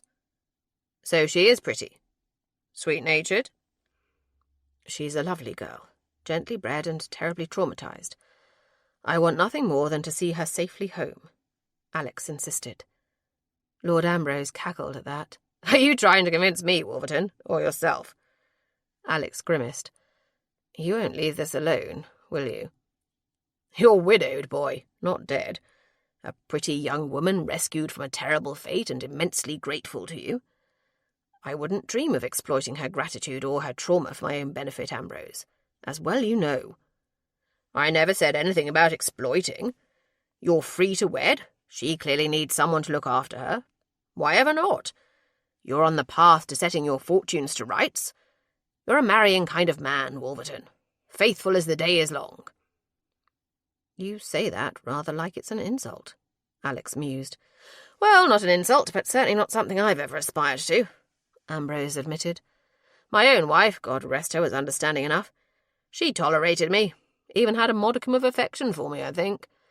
But she never loved me, and I never loved her. But you are a romantic at heart. It's that more than Helena's faithlessness that wounded you, my boy. You could forgive her for anything except disabusing you of your romantic notions. Perhaps this pretty young thing could help you rediscover them." "And in the meantime, shall we live in the 4 rooms of my house that are habitable, and subsist on whatever the tenant farmers can spare, and whatever I can eke out of the kitchen garden?" Alex demanded. "I'm not in a position to take a wife, and even if I were, she's not high-born enough for you." "I don't give a whit about that," Alex retorted sharply. "If I married, if we had children, can you imagine what they would face given the scandal that is attached to my name? She'd never be accepted in society, polite or otherwise. I'd be damning her to a lonely existence, all but a prisoner in Wolfhaven Hall. Even if they do clear me of any wrongdoing and reverse the judgments against me, money alone will not halt the gossip and rumours, Ambrose. You know that." "I do know that. Why do you think my son is such a prig? He's doing his damnedest to be anything but like me in the hopes of halting such gossip. But to hell with the lot of them, Alex. If you want to be with the girl, be with the girl. If you care for her as much as I suspect you do, then you wouldn't want to be anywhere but with each other anyway." "It's impossible." "Nothing is impossible," Ambrose insisted. "Think on it, won't you?" As if Alex had been able to think of much else since Mary Mason had come crashing through the woods that fateful night. He rose to his feet, nodded his head. "Thank you again, my friend." With that parting comment, Alex left via the side door and made for the stables, where his mount waited. He could have had a servant arrange for the carriage and his mount, but since his fall from grace he'd grown rather used to seeing to his own needs. It scandalized Ambrose's servants, naturally, but Alex paid it no mind. He spoke to the coachman and made the necessary arrangements for him to arrive at Wolfhaven just past daybreak and see them to Bath. It would be a long journey, and he needed to see to provisions for them. He was not flush by any means, but had enough coin to cover changing horses at the halfway mark and to provide a light luncheon for them. With his business attended to, Alex headed home, heavy with the knowledge that this would be the last night he would have Mary Mason under his roof. Chapter 11. Davies had gotten back to the city late in the night, but he was up bright and early watching number 27 Royal Crescent. He couldn't be entirely certain that Hamilton was in there, but even if he wasn't, he'd show up sooner or later. The mistress he kept there was a recluse, apparently, some sort of eccentric who never left the house, and if she did, she wore heavy veils that hid her face entirely. It was peculiar to the point that Davies had wondered if she had some reason to hide her face, a birthmark or some hideous scar, perhaps. Whatever it was, he figured she'd have to be something special in other ways for Hamilton to tolerate it. The man was always coming and going from there. For such a posh address, there were dashedly few servants, and not a single one of them could be plied with coin to gossip. He'd certainly tried. Never met a more tight-lipped, pinch-faced housemaid in my life, Davies thought. No more had the thought crossed his mind than the door opened. Hamilton appeared, still wearing his evening clothes from the night before and looking fairly rumpled but quite pleased with himself. Davies allowed him to get several paces ahead of him before he emerged from his hiding place near the coal scuttle of a not quite as grand house on Church Street. Falling into step behind him, near enough to keep him in sight but not so near as to make the other man wary, Davies followed. Dressed in rough clothing, his face and hands smeared with dirt, he gave every impression of a workman heading for home or to the job, if he was on the slovenly side. Perhaps it was his certainty of his anonymity, his belief that a man as puffed up with his own importance as Hamilton would never stoop to notice the likes of him, that made Davies careless. The coat he wore was the same one he'd worn when he followed the man 2 days earlier. The tune he whistled was familiar to Hamilton's ear as well. Those things, more than anything else, pricked the unease of his quarry. There was no other explanation for why Hamilton rounded a corner and cut through a small alley between 2 terraces. By the time Davies followed suit, the other man had simply vanished. Cursing under his breath, Davies scanned the street ahead but could not make out anyone amongst the few people strolling about that might be the gentleman in question. Turning, he headed back in the direction he'd first come to once more take up his watch at number 27. If he followed the mistress, he'd eventually find his way back to Hamilton. He'd no sooner rounded the corner than an angry shove forced him back against the stone wall of a back garden. The street was still dark, the long shadows of the tall townhouses making it dim and quiet. There was no one about to hear the whoosh of his breath leaving him as Hamilton punched him in the gut. Unable to talk or breathe, he doubled over, clutching at his middle and trying not to cast up his accounts. "Who are you, and why are you following me?" Davies couldn't answer. The only sound that escaped him was a low, pained groan. Hamilton then hauled him up, lifting him off the ground by his throat. "Did Harrelson hire you? Well, you'll get no more money out of him. That bastard is dead." "I'm just off from work. Heading home is all," Davies managed to protest. "And where is home, then?" Hamilton challenged. Davies had an answer for that. "I share a room with my cousin down on Manvers Street," he lied. "He works days on the docks during the day while I sleep." "And what do you do at night, then? What sort of work keeps you out till morning?" the gentleman demanded, his gaze cold and full of fury. "I light the lamps in the evening, then I have to go and douse them right at dawn. Now don't I?" Davies shot back. Hamilton's eyes narrowed. "You're lying. Because when I heard you whistle that same tune 2 days past, it was barely 1 in the afternoon," he said. Davies struggled to free himself from the angry man's grasp, but Hamilton had withdrawn a small blade concealed in the shaft of his walking stick. The blade pressed against his throat. "I got a right to be out in the day like anyone else," Davies protested. "I'll ask again. Who are you working for?" Hamilton demanded. "Which of my enemies has set you on me?" Recognizing the maddened glint in the other man's eyes, Davies knew that there was no answer to appease him. Truth or lies would get him killed. His only option was escape. "I'll tell you what you want to know, but not with the blade poking into my ribs." Hamilton lowered the weapon. "Go on." With the weapon at the other man's side, Davies did the only thing that might give him a chance at survival. He dove to his right, as far from the menacing blade as possible. Running, he'd nearly reached the mouth of the alley when a rough hand hauled him back. But it didn't tug him to the ground.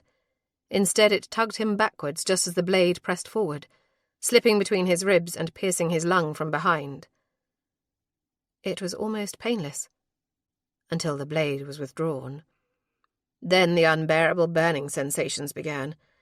He tried to breathe, to scream, but the blood was surging from the wound, filling his lungs, so that only a gurgling sound emerged from his lips. Hamilton stepped back. "It doesn't matter who you worked for," he said. "You won't be reporting to them again. And should they send someone else to replace you, they will surely meet the same fate." Davies sank slowly to his knees, and then slumped to his side, his head resting on the hard stone. The last things he saw, before his eyes became fixed and sightless, were the heels of Hamilton's polished evening slippers as he strode away. The carriage rumbled along the highway toward the city of Bath. It was a very different journey than her departure from there had been, Mary reflected. Tossed into the back of a wagon like a sack of flour, with a hood tied over her head, hands and feet bound, and an uncertain fate awaiting her. She hadn't even considered the discomfort of that journey at the time. All of her attention, little of it as there had been given whatever drug they'd forced upon her, had been on what might be awaiting her when that rickety cart came to a stop. Oddly enough, Mary found herself reluctant on her current journey as well, though for very different reasons. Despite everything, and despite her desire to see her brother and to let him know that she was well and had survived her ordeal, she had no real wish to be parted from Lord Wolverton. Over the course of their days together, she had grown accustomed to his presence. It was impossible to say she had grown comfortable with his presence, though, for nothing could have been further from the truth. He made her heart race, sent butterflies swirling and soaring in her stomach. She was acutely aware of him on a primal level, and could think of nothing save for the kisses they had shared, one chaste and one decidedly carnal. Ultimately, she wasn't certain whether she feared more of those encounters or craved them. Regardless, her will to resist diminished by the minute, and if things went further than they had already, there was no hope of keeping either her heart or her virtue intact. If things were different, if he wasn't haunted by the scandal and ruin of his wife's murder, if she weren't lacking in wealth or connections, there were dozens of questions and what-ifs, and ultimately only one answer. It was impossible for them to have anything more than the brief interlude they had already shared, Mary thought sadly, accepting her fate. He would return her to Benedict, and she would likely never see him again, much less have an opportunity to explore the surprisingly wanton element of her nature that he had called forth. Turning to look out the window, lest she get caught staring at him again, Mary must have let a sigh escape. "Are you well, Miss Mason? It is a bit early in the journey yet, but if you require a reprieve, you have only to say so," he offered, with all the solicitous concern of a true gentleman. Mary shook her head. "I'm quite all right, Lord Wolverton. I was only thinking of what welcome might await us in Bath," she lied. "I can't help but wonder how my brother is settling in with his new family, and whether or not they will be as kind and gracious to me as you have been." "I'm sure you have nothing to worry about. I do not know Lady Vale, as she has been much out of society since the abduction of her son so many years ago. I am familiar with Mr. Branson Middlethorpe, however. He would be your brother's uncle. He's a fair man, though he can be somewhat intimidating. You mustn't let them worry you so. No doubt your brother's happiness at seeing you safe will ease your way with his family," he offered. "I certainly hope you are correct," she agreed. "I would hate to think that my presence would be unwelcome in his new life or create problems for him. And perhaps I shouldn't speak of it, but there may be some way in which my brother, given his new position, might be able to repay your kindness to me." "I am not such a pauper, Miss Mason, that I would allow your brother to offer monetary compensation for assisting you." Mary flushed. "That wasn't at all what I meant. It's just that I know you are working so hard to prove you are innocent of your late wife's murder. If Benedict is truly accepted as Viscount Vale, and if this Mr. Middlethorpe is as well respected as you say, then surely they could be valuable allies for you in your quest." He relaxed visibly, his face losing the angry tension that had tightened his jaw and narrowed his eyes. "If I am ever in need of their assistance, I will make the request at that time. It would be premature to ask them to do anything at this juncture." She had wounded his pride, albeit unintentionally. Mary was all too aware that pride was one of the few things he had left. The poor state of his home, as well as the haphazard and scantily stocked larder, was all the indication required.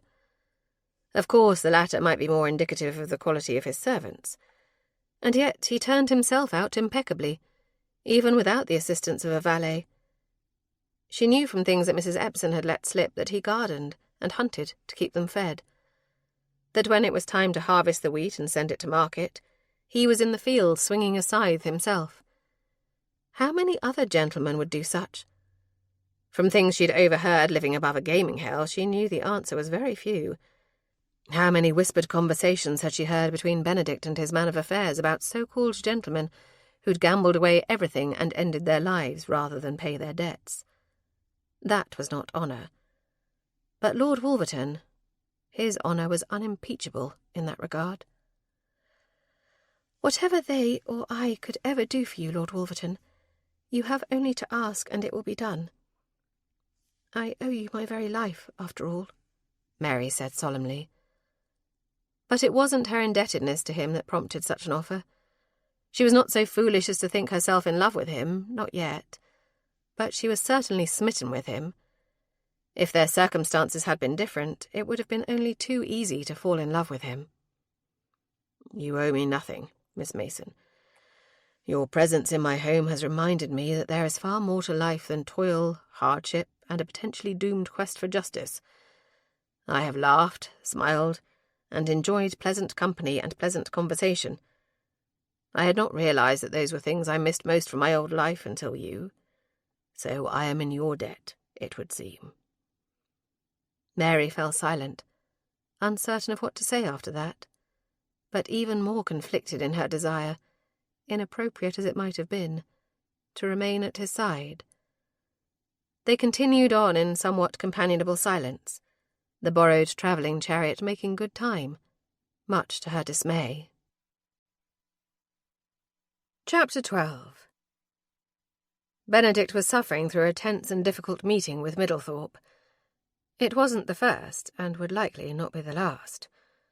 He needed brandy, but as it wasn't quite 3 p.m, he felt it might be frowned upon. "I will not do this, Middlethorpe. I have a business of my own to manage, and the family's estates appear to have flourished quite well with you at the helm. I see no need to change any of that simply because I am now a lord instead of a mister," Benedict protested. "And when I am gone? What then? Who will ensure that the estates continue to prosper for your children?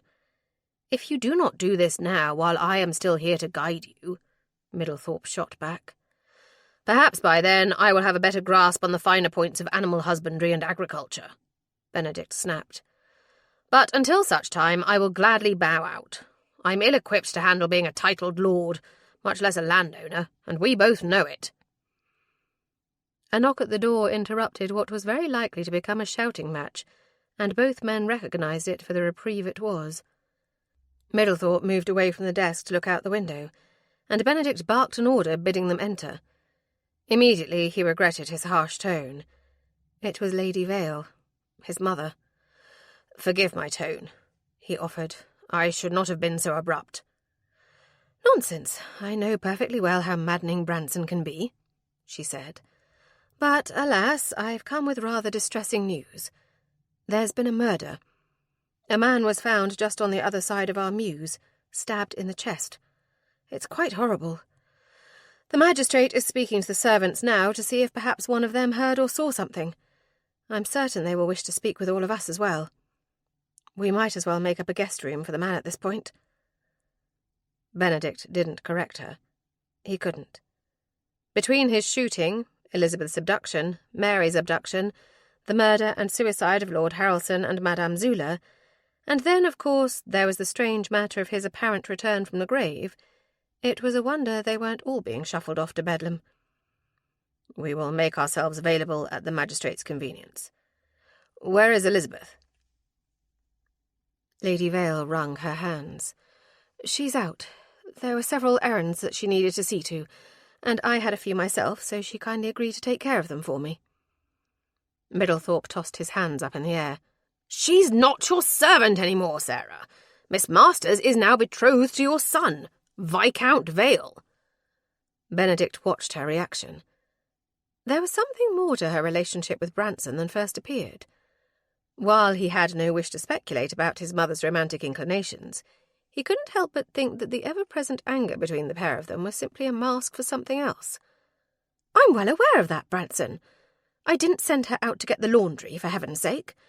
She was going to the milliner, and I needed a bonnet repaired. Elizabeth offered to take it for me, so I wouldn't have to go.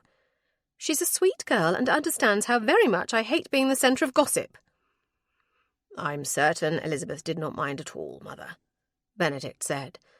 "And Middlethorpe, while I thank you for being so willing to rush to my bride-to-be's defence, if she requires defending, I assure you that I will see to it." Branson snorted. "Well, there's one responsibility you won't shirk." "Enough," Lady Vale said firmly. "It won't do for us all to be at one another's throats when the magistrate walks in." "No, indeed," Benedict said, his eyes glued to the hallway behind his mother, and the small, not-so-smartly dressed figure of the magistrate just beyond her. He might believe we were all criminals and capable of murder." Apparently his tone was revealing enough, for Lady Vale looked heavenward and sighed wearily before turning to greet the man. "Do come in, Mr. Hilliard. Might I offer you tea?" "No, thank you, my lady. I just need to ascertain the whereabouts of everyone this morning, between the hours of 7 and 8. The lad who douses the lamps had gone through here by 7, and the body was not present at such time. But it did appear before the hour of 8 when the Marquis of Reddington's man of affairs arrived. It's just a routine question, my lady. No need to be up in arms about it. We are asking at every household on the street." "I was still abed, Mr. Hilliard. It is my habit to sleep until at least 9 and then have chocolate brought up. I will have breakfast afterward, around 10 or so, and then begin my day," Lady Vale replied. "I see. And you, Mr. Middlethorpe?" "I had gone riding with a friend, Mr. Summersby," Middlethorpe supplied readily. Benedict knew it for a lie immediately, but why the man would have anything to hide was a mystery to him, unless he'd been doing something he did not feel he could speak of in front of Lady Vale. Did Middlethorpe have a mistress in the city? "And you, Mr. Mason? Excuse me, Lord Vale?" Hilliard asked. It was clear that the slip had been quite intentional. Benedict's expression remained bland. He'd been slipping from Elizabeth's chamber to his own, dodging chambermaids and footmen as he tried to keep from being discovered. It was hardly the sort of thing he would share, and most certainly not in front of his mother. "I must have been in my room. If not, I had made my way down here to the library to review some correspondence. We are still looking for my sister, after all. Sometimes I find it difficult to sleep." "I see," Hilliard said, nodding sagely. "I'm sure the servants will be able to corroborate everyone's stories. I'll just check with them again before I go." The carriage slowed, and then halted before the exquisite townhome that was in the centre of one of the 3 terraces that comprised the circus. Grand and impressive, the rooms were 2 across, with one on either side of the central hall. Mary had seen it when she'd first come to Bath. She had made it a point to find out which of those homes belonged to Lady Vale, and had spent a great deal of time observing it. In spite of her belief that Benedict was truly the lost heir to the Vale Viscountcy, the resemblance between her brother and Lady Vale had been that strong. It was a very strange thing to think he now resided within those walls. Lord Wolverton alighted from the carriage first before turning back to assist her as the coachman retrieved the small bag of hastily altered garments from the small boot. It had rained through the afternoon, and the pavement was dotted with puddles. "Those bandages cannot get wet. I will carry you to the door," he said, and then made to do just that, sweeping her into his arms. Mary's breath caught as she realized it would likely be the last time she would ever be so close to him. She ducked her head, attempting to hide her reaction. "Oh, dear heavens! Are you quite all right?" The voice belonged to a young woman, and Mary glanced in her direction. She recognized her immediately as Lady Vale's companion, but she was dressed very differently than she had been when Mary had last seen her. Wearing a fine walking dress of pale blue striped muslin with a matching spencer, she looked every inch a fashionable young woman. But then the woman looked at her, and her eyes widened. "You're Mary! You are Benedict's sister!" Mary nodded. "Yes, I am Mary Mason. Please forgive me for arriving so.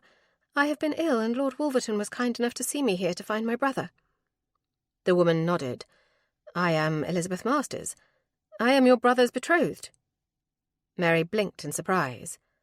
That was news she hadn't quite expected. "I see. I wasn't aware that Benedict had formed any attachments." Miss Masters smiled, but her gaze travelled from Lord Wolverton's face to Mary's own in a very knowing way.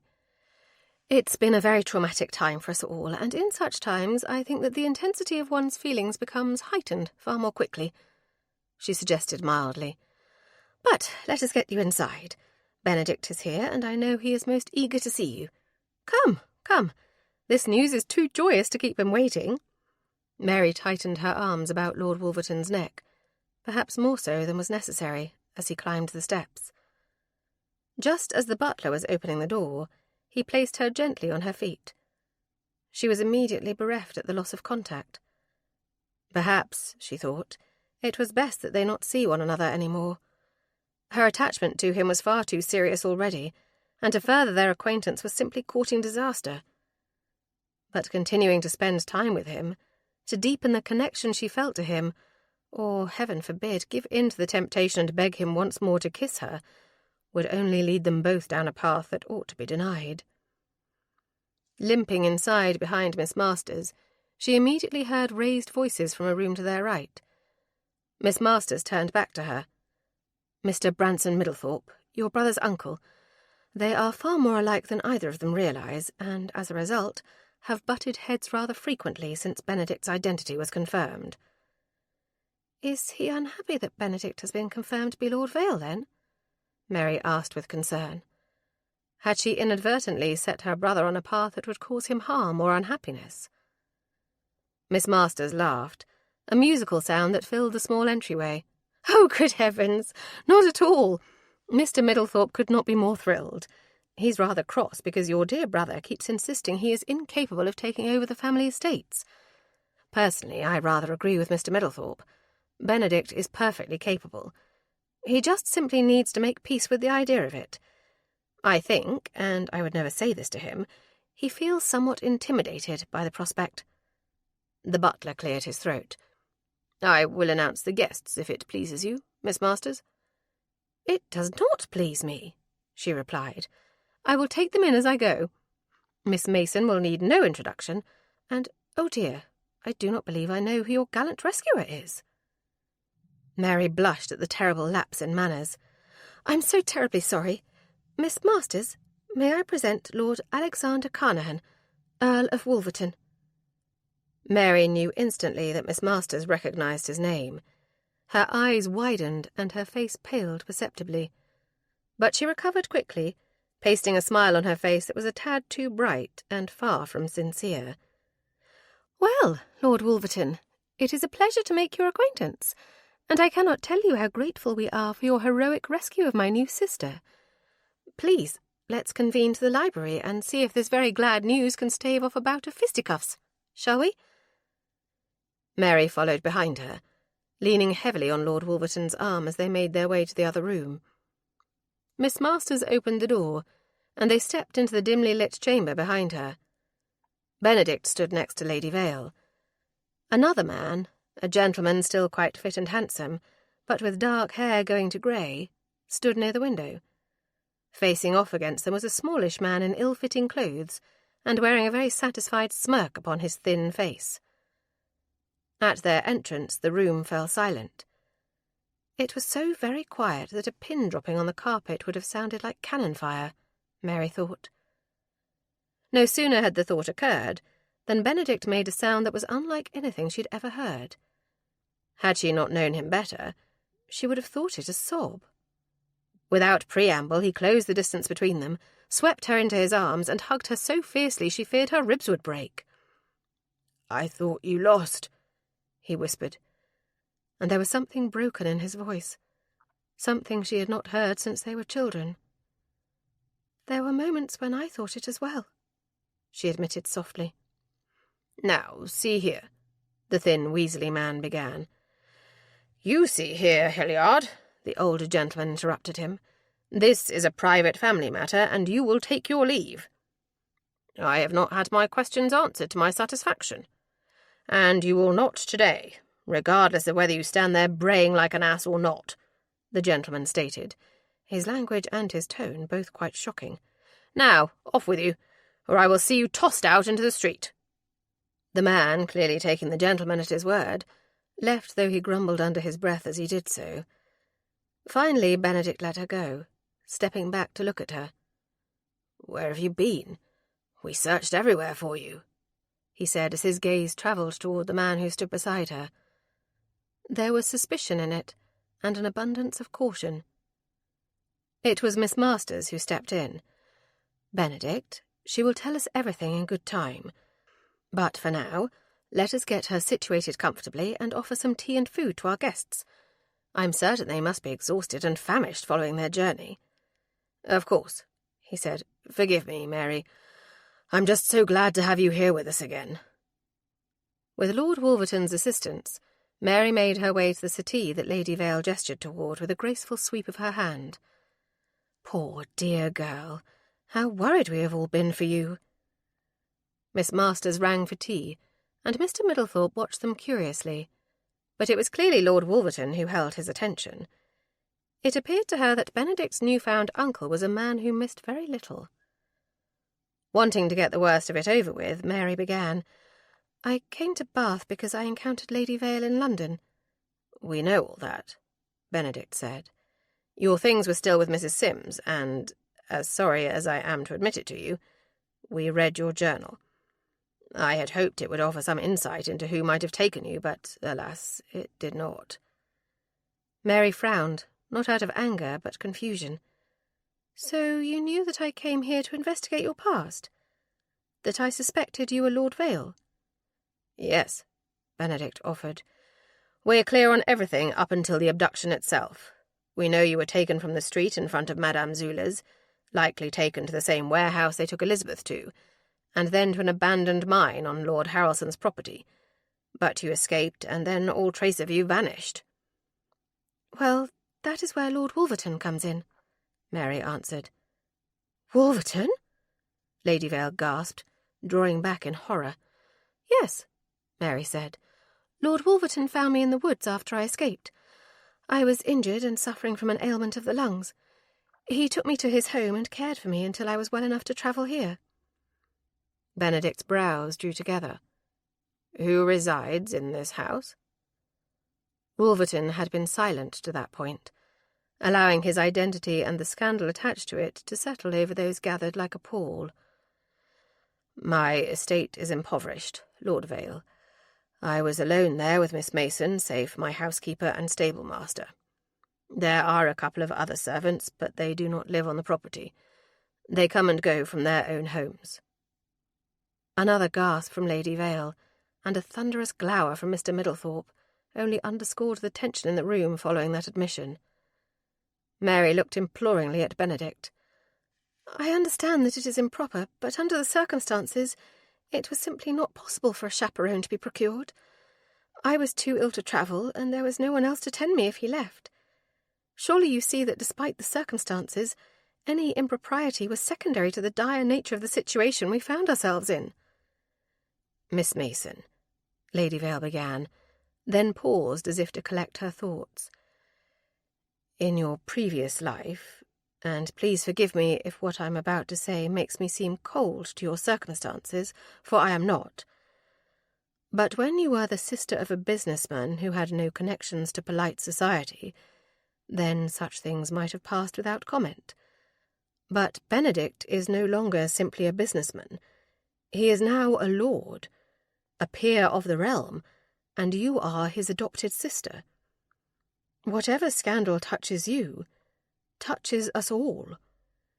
"Then should I have lain there on the ground, bleeding and burning with fever, refusing any offer of salvation until a chaperone could be obtained?" Mary snapped. "My dear, I meant no offence, and I am not suggesting that anything you have done was without cause or in any way imprudent.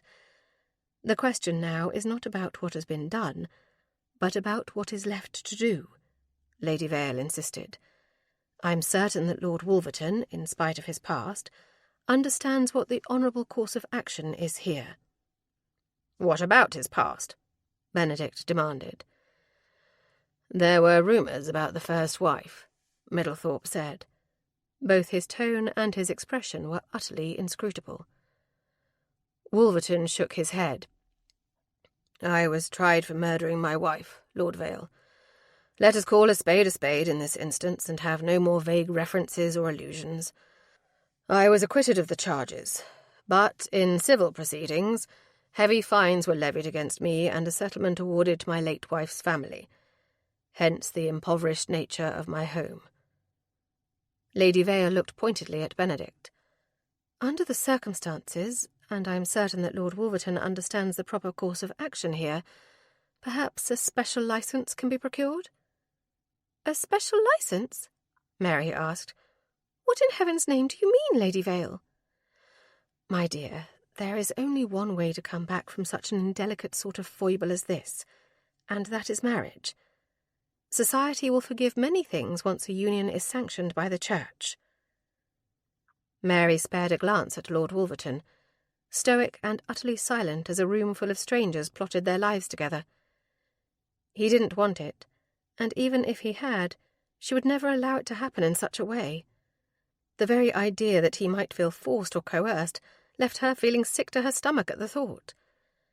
"You are all making a great number of assumptions." "Miss Mason," Lord Wolverton said, "this is not unexpected. I realise it is not what you might wish for, but if your brother is insistent, and should gossip spread that would necessitate our marrying, I will certainly agree.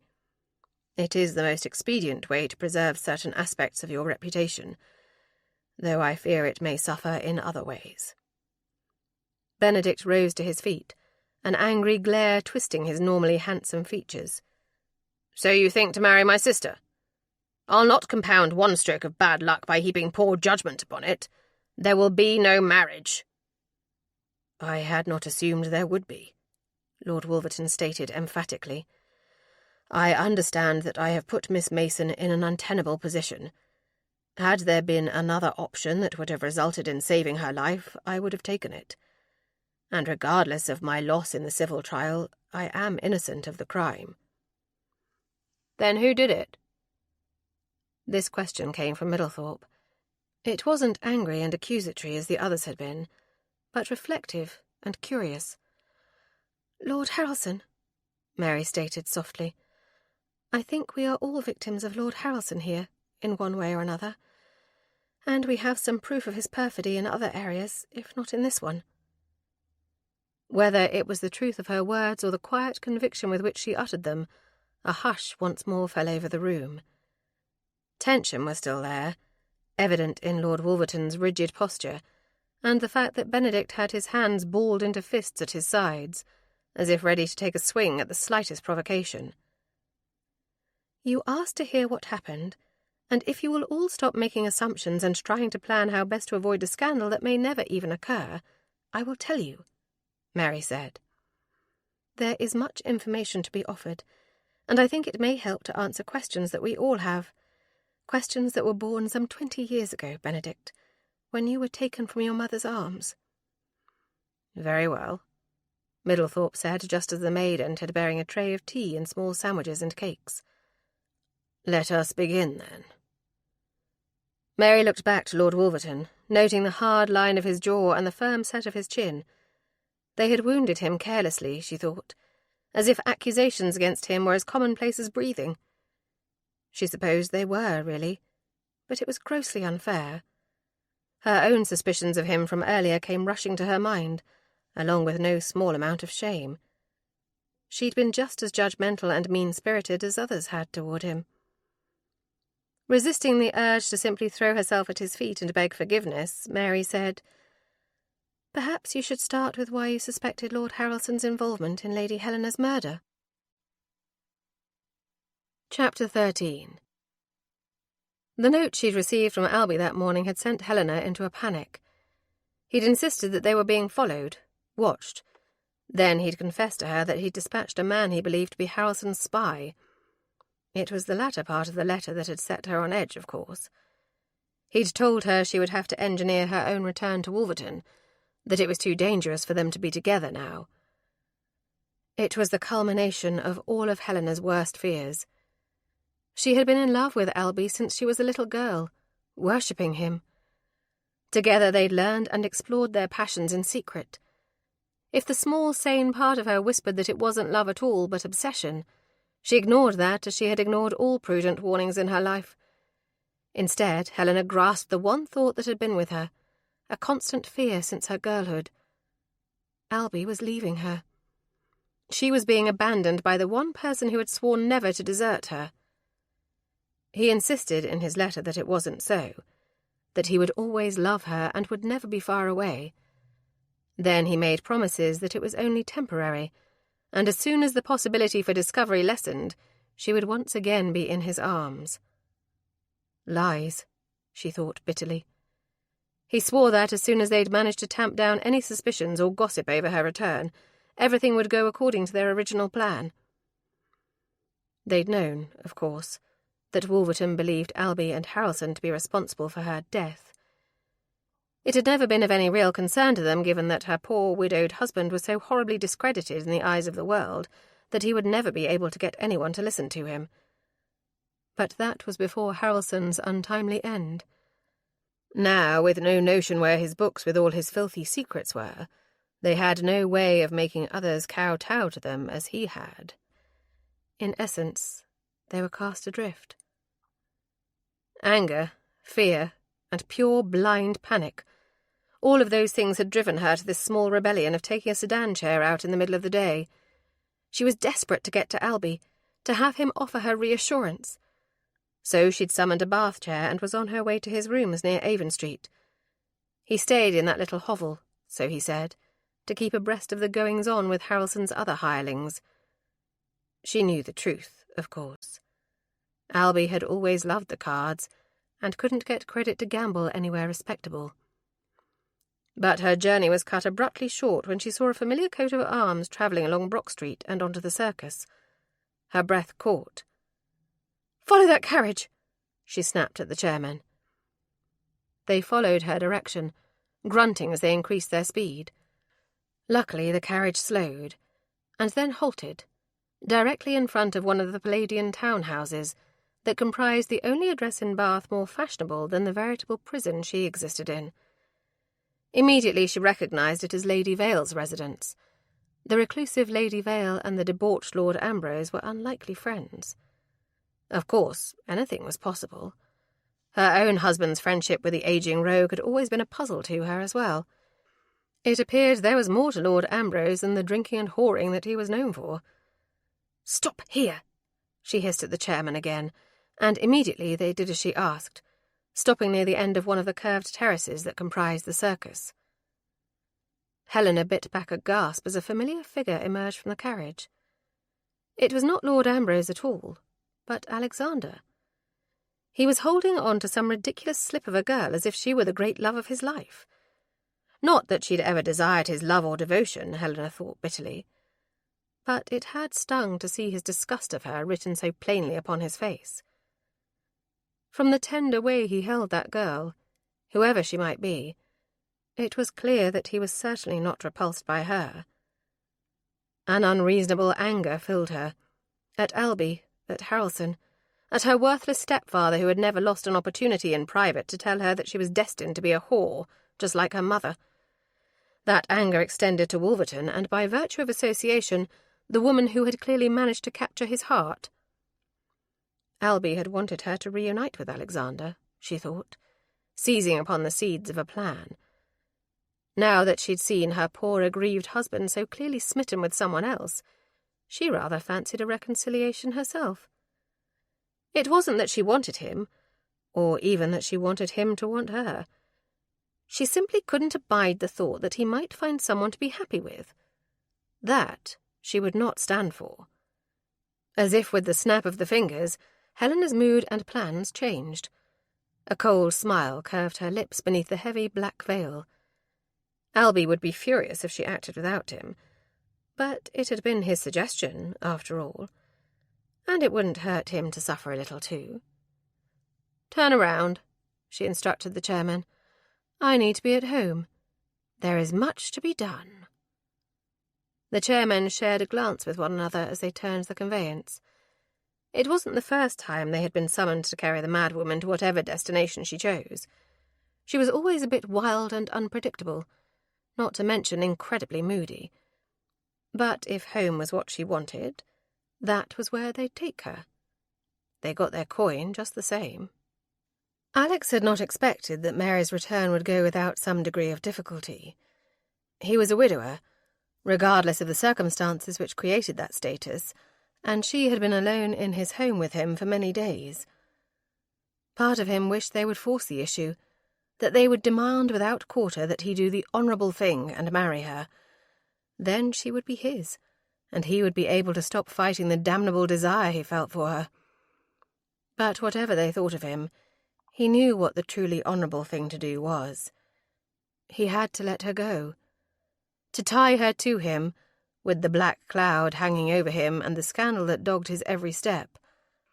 How long would it take for her to grow to hate him, when she lived a life of penury in a crumbling estate?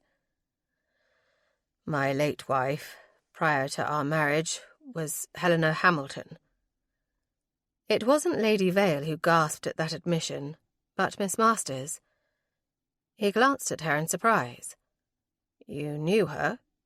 Alex asked. We moved in the same circles when I was younger, before my turn of fortune, she answered.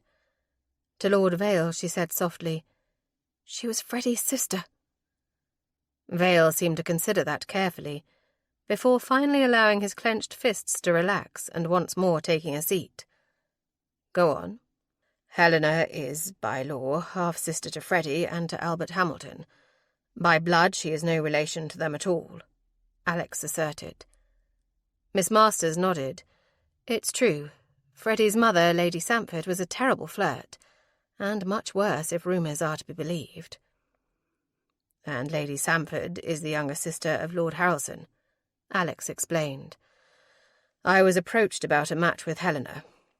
I had not been much to town with my father's illness. The estates needed tending, and frankly, navigating society to find a bride seemed a poor use of my time. I was reluctant, at first. There were rumours about her, that she was a bit wild and fast. But it was a good match, with a favourable contract, and the promise of land adjoining my estate. And Helena Hamilton was a remarkably beautiful woman, one who might make any man take a foolish course of action, Middlethorpe said. True enough, though my marriage to Helena was never imagined to be anything other than a business arrangement, Alex replied. I had reason to believe, prior to the marriage, and as it continued, that Helena was actually involved in a romantic way with her stepbrother, Albert. We had argued about it. Not about her faithlessness so much as her recklessness. My only concern at that point was that she should be discreet.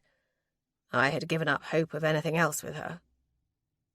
And yet you claim that it was Harrelson who killed her, Benedict demanded. You have just announced your rather convincing motive. I don't know that it was Harrelson. I think the more probable scenario is that Albert Hamilton killed her, and then Harrelson helped him to direct suspicion at me. And as to what will likely be your next question, I believe that Hamilton was assisting him in a rather unscrupulous enterprise of blackmail and slavery. Middlethorpe nodded. I don't discount what you say. Harrelson is certainly capable of it, and we have reason to believe that Frederick Hamilton is also involved in the mess, though perhaps not in the same manner that his brother is, or was. But how does that account for your conviction in civil trial? It was a question that he'd known they would ask. That is where the blackmail enters the equation.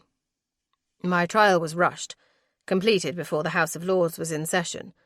There were the very minimum number of lords present to serve as a jury, and the vast majority of them were being blackmailed into submission by Harrelson. I've amassed proof in many of those cases, but not all. Certainly enough that I can take that information, along with what I have recently learned, and begin the process of appeal. Lord Wolverton has obtained some journals, ledgers really, as well as some letters from Lord Harrelson's study that corroborate most of what he'd suspected all along, Mary said. Those ledgers detail all of the women and children that he had abducted throughout the years, including me. It appears he was not keeping such adequate records when you were taken, Benedict. Lord Vale rose and crossed to the desk where he retrieved a book. We have something similar from Madame Zula. Perhaps if we compare them, we shall have enough information to locate some of these people and possibly improve their situations. As for my abduction, it appears that mine was the starting point for Harrelson in this particular enterprise. It was through the unfortunate events of that night that he realized people would pay for children, for any number of reasons.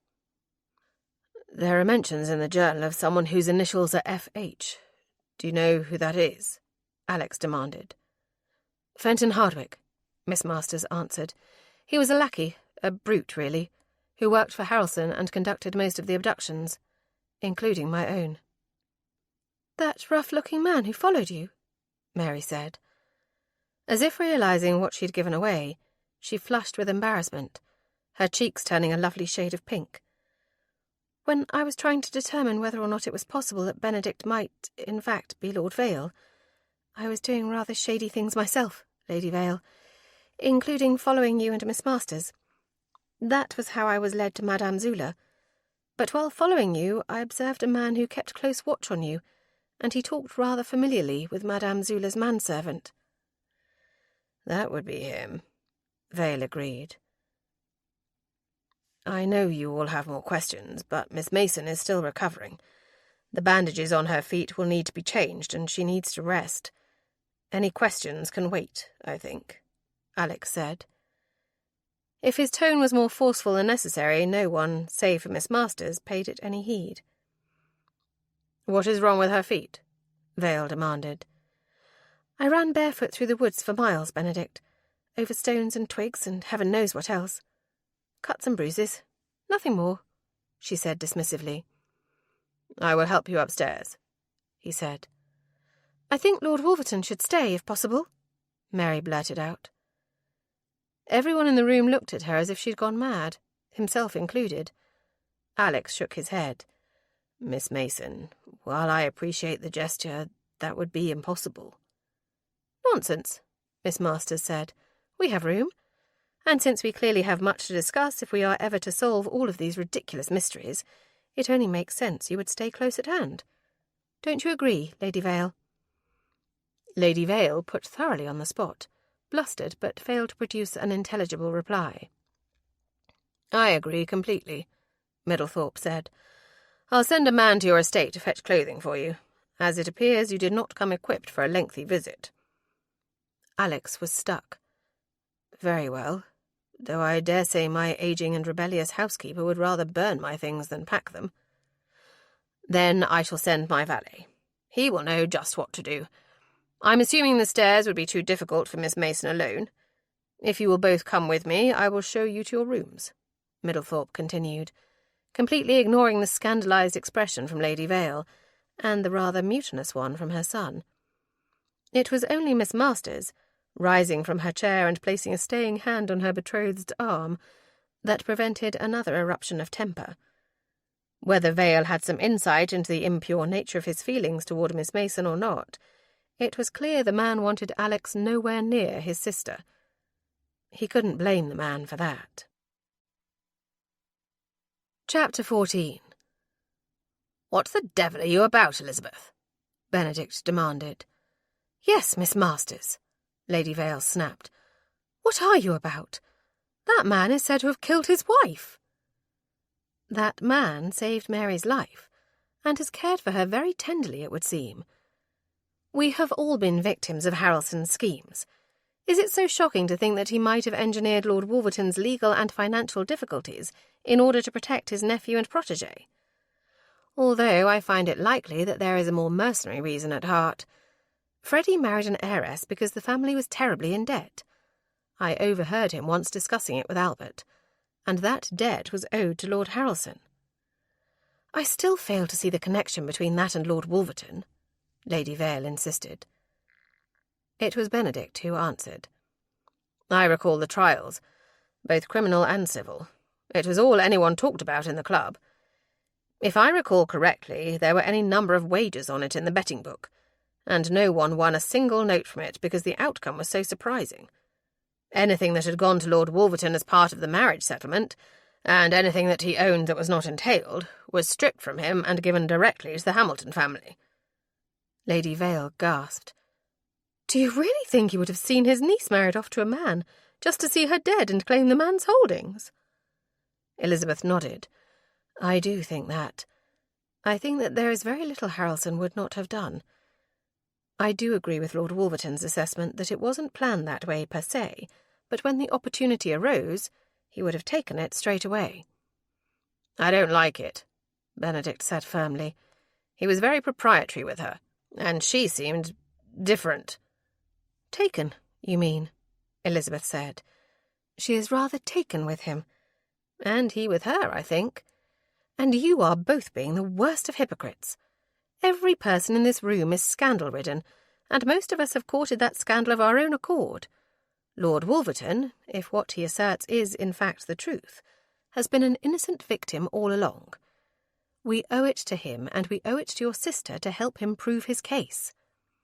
"I still don't like it," Benedict repeated. "I'm not disagreeing with you, but I don't like it." "She's your sister. Of course you don't.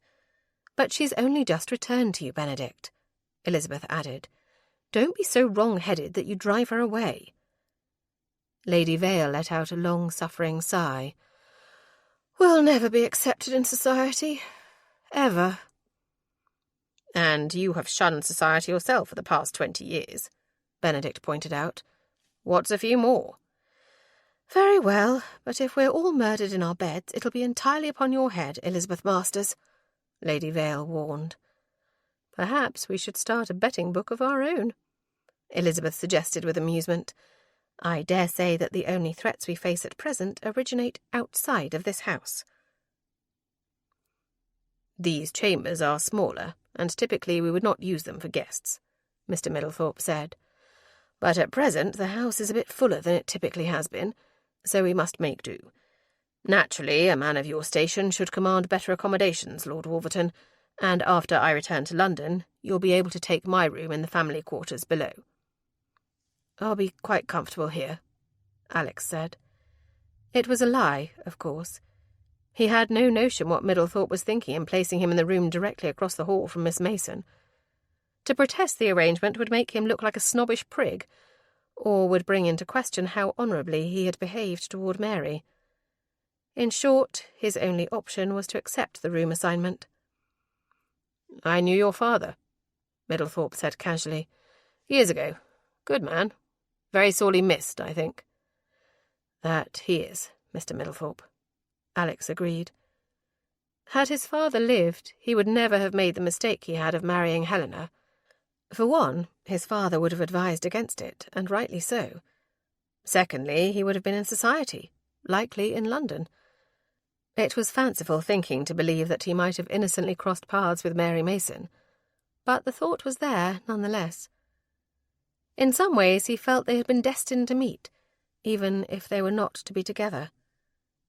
The man nodded again. "It appears that you and Miss Mason have developed quite the rapport during your time together. She's a lovely girl." "She is, and she has been through a terrible ordeal. It would take the worst sort of blackguard to take advantage of a woman in her situation," Alex said, his words and tone heavily laced with warning. "So it would. But I'm a military man, Wolverton, or I was, and I learned that sometimes the strongest of bonds are formed under the worst of circumstances. I shall see you at dinner." Alex watched Middlethorpe walk away. It didn't matter that the man had just given his not-so-subtle blessing to Alex's pursuit of Mary Mason. It wasn't his place to do so, after all. But it worried him that he'd been so obvious in his feelings for her. If he did not curb his response to her and the transparency of his affections, he could very well ruin her. Cursing under his breath, he turned and entered the room he'd been given for the duration of his stay. It was small, the bed narrow, and the furniture simple. But it was bright and clean, and there wasn't a speck of dust to be found, unless it was one he'd brought with him. How his definition of luxury had transformed, he thought bitterly. A moment later, a footman knocked softly at the door and entered with fresh water. "Mr. Middlethorpe thought you might wish to refresh yourself after your journey, my lord." "Put it there," Alex said, pointing to the simple wash-basin. "Thank you." The footman nodded and left as quickly as he'd entered. Immediately, Alex removed his cravat and coat, his waistcoat, and then stripped his shirt off over his head. He washed away the dust and grime from his face first, and was midway through washing his chest when another knock sounded. Expecting another servant, he called out and bade them enter. At the soft gasp, he looked up and found Mary Mason standing in the doorway, blushing furiously. But she didn't look away. Instead, it appeared her gaze was locked firmly upon his naked flesh. It was the very antithesis of what he should do, and yet Alex turned to face her fully, allowing her to look her fill. "Did you need something from me?" he asked. There was a wealth of meaning in that phrase, and while he understood it perfectly, he could see that she did not. Abruptly she cut her gaze to the floor. "I wanted to bring the ledgers back to you. I had packed them in my bag this morning, since you did not bring one." Alex strode forward, taking the books from her. "You should not be in here. You should not trust me." "Why ever not? You have been all that is honourable," she protested. "Indeed, yes, but not in my thoughts, Mary Mason. In my thoughts I have been more wicked than you can possibly imagine. Return to your room, and do not seek me out unless we are in the company of others. You have more trust in me than I have in myself at this time," he said roughly. "Go!" She did. He watched her turn and flee across the hall, her door closing softly behind her. Alex cursed again and wished for the 1,000th time that his life was different, that he was free to pursue her in the way that he ought to, the way he wanted. "If she is still free when my properties are returned and my name is cleared," he vowed to himself, "I will come for her, and hell itself will not stop me." Mary retreated hastily to her own room. Closing the door behind her, she leaned against it and drew in a deep, shuddering breath. There was a very imprudent and perhaps slightly wanton part of her that had longed to challenge him, to demand that he show her just how wicked his thoughts had been. The very idea of it left her trembling and breathless. He'd lifted and carried her so frequently over the last few days, and with such ease, she'd been left with little doubt of his considerable strength. That was a very different thing when confronted with his bare chest. The breadth of his shoulders, the firm contours of well-defined muscles, and the light dusting of crisp brown hair that bisected his ridged abdomen had been a shock to the senses. It also added an entirely new dimension to her rather abbreviated fantasies of him. While she understood the essential elements of carnal activity, having grown up largely in the countryside and then indulging in many whispered conversations with the girls at school, there was a great deal of it that was a mystery to her. She'd wondered how it would feel to be crushed against a man as he kissed her, how different a man's body might feel from her own. And while some of those questions had been answered by the brief kisses and sensual interludes they'd shared, only more questions had arisen. Her curiosity had been piqued by him, as had her desire, but ultimately she was a coward. Rather than facing him with certainty when he told her the truth of his own desires, she'd fled like a scared rabbit. Frustrated by the situation, by her own desires, her fear of consequences, his need to adhere to the mandates of propriety, Mary moved to the bed and slumped down upon it, dejectedly. "It would be so much easier if he would just seduce me," she whispered to the empty room, "because I simply lack the knowledge to manage any sort of seduction of him." Mary laid back on the pillows and stared up at the ceiling, wishing desperately that she could be more bold with him. She'd had the audacity to come to Bath alone, to lie to her brother in order to investigate his origins without his knowledge. Of course, that had not gone as intended, but still, she had done it. Why did she lack any sort of courage when it came to advancing her relationship with Lord Wolverton? Because he might reject her. That was ultimately it, Mary realized. And whether he did it out of his impeccable sense of honour, or whether he did it because he simply could not align himself in any meaningful way with someone as potentially low-born as she was, made little difference. It would be humiliating regardless, and after all that had occurred, she had little enough dignity left to spare. A soft knock at the door had her heart pounding. Mary sat up, called out for the person to enter, and knew a moment of bitter disappointment when it was only Miss Masters and not Lord Wolverton. Apparently she did not hide her response very well, because Miss Masters laughed. "Is my presence truly so unwelcome, then?" the other woman asked. "Not at all," Mary insisted, feeling even more embarrassed and terribly out of her depth. I wasn't expecting you, Miss Masters, but you are more than welcome." Miss Masters entered the room fully, several gowns draped over her arms. "I see. But I am not as welcome as Lord Wolverton might have been," Isn't that who you expected? Not expected, Mary answered. Hoped, then, Miss Masters continued. I must admit that I was rather taken aback when I heard his name, and I'm certain I did not conceal it well. For that I am terribly sorry, because, whatever may have been said about him in the past, no man who cared for you and tended to you as carefully and tenderly as he has could be guilty of such crimes. He is not guilty, Mary said adamantly. I'm certain of it. Even before we studied the ledgers and found the true depths of evil to which Harrelson had sunk, I knew that he was incapable of what he'd been accused of. But I think Benedict is not so certain, and I worry that he will make trouble for Lord Wolverton, Miss Masters. We are to be sisters. You will call me Elizabeth, and I will call you Mary. I already have been, at any rate. A habit I picked up from Benedict, I suppose, the other woman said. These gowns are Lady Vale's from some time ago, but they are not so terribly out of fashion, I think, and should suffice until we can get some things made up for you. She is somewhat taller than you, however. Mary laughed at that, as is everyone. I thank her ladyship for the gowns. Elizabeth nodded. I will tell her you said so. Now, I recommend this lovely periwinkle one for dinner. I'll send a maid to help you take it up. As for your brother and Lord Wolverton, you leave Benedict to me. And now I must give you my thanks, Mary replied. Elizabeth waved away the gratitude as she made for the door.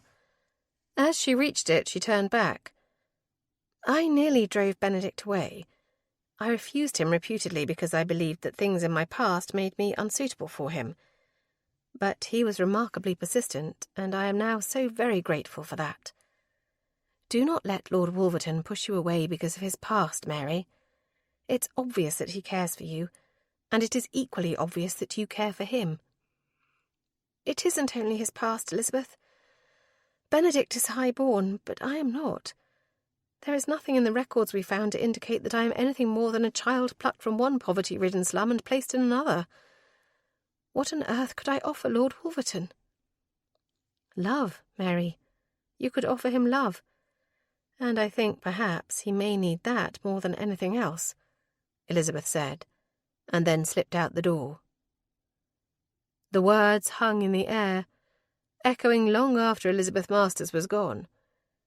Even when the maid arrived to assist Mary with taking up the dinner gown she'd been provided with, she could not put that soft rebuke from her mind. Chapter 15. Dinner was a strained affair. Benedict sat at the head of the table with Miss Masters to his right and Lord Wolverton to his left. Lady Vale sat next to him, while Mary sat next to Miss Masters and Mr. Middlethorpe sat at the opposite end. As the table was not overly large, despite the grandeur of the room, it did not feel as if they were having to shout the length of it to engage in conversation. The first course was completed with only the most stilted and painful conversation. By the second course, enough wine had been imbibed that those present had begun to relax to some small degree. "Tell me, Wolverton, about the trial," Mr. Middlethorpe suggested as he carved a bit of the glazed ham that graced the table. He offered a selection of it to Mary, and she declined. She was overfull already from the small amount she had eaten in the first course. "What is it you would wish to know, Mr. Middlethorpe?" "Call me Branson," he insisted. "We have very little use for formality in this household. We are much too involved in one another's business to stand on such ceremony. Wouldn't you agree?"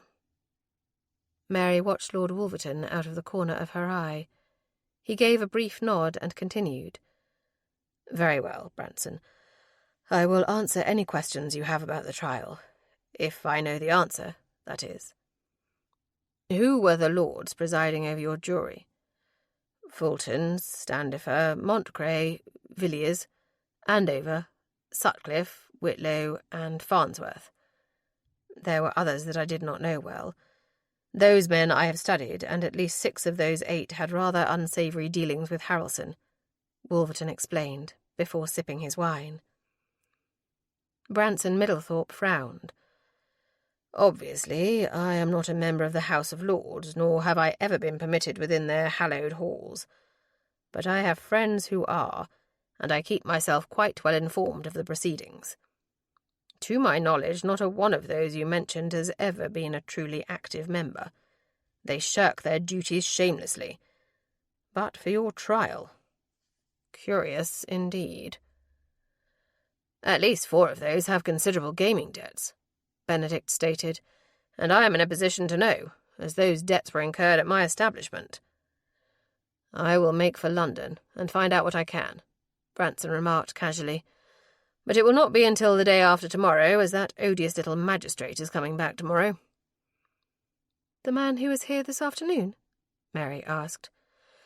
Yes, Mr. Hilliard, Lady Vale replied easily. There was a murder only a few streets away. A workman by the name of Davies, I think it was. I can't imagine why he thinks we might know something about it. Wolverton went completely still, the tension from him a palpable thing. Did you say Davies, Lady Vale? I did. Surely you are not acquainted with him, Lord Wolverton, she replied. Mary noted the frown that furrowed his brow. He was obviously distressed, and she wanted nothing more than to try and soothe his worries. But that would only cause further tensions between him and everyone else in the house. He worked for me, Wolverton finally said. I very much fear that I sent that poor man to his death.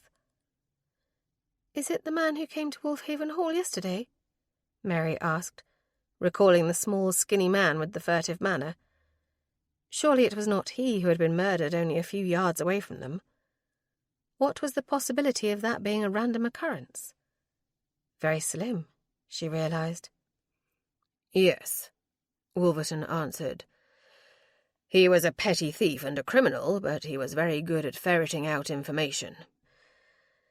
I had sent him to Bath to discover if your brother was still in the city, so that I might inform him of your rescue.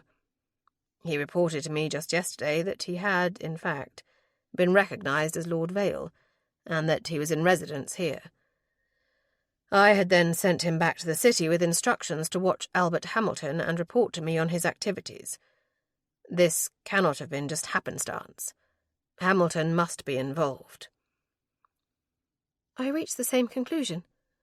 Well, that it wasn't a random event, and that somehow whatever violence had befallen the poor man was related to the shady business we have found ourselves mired in, Mary said.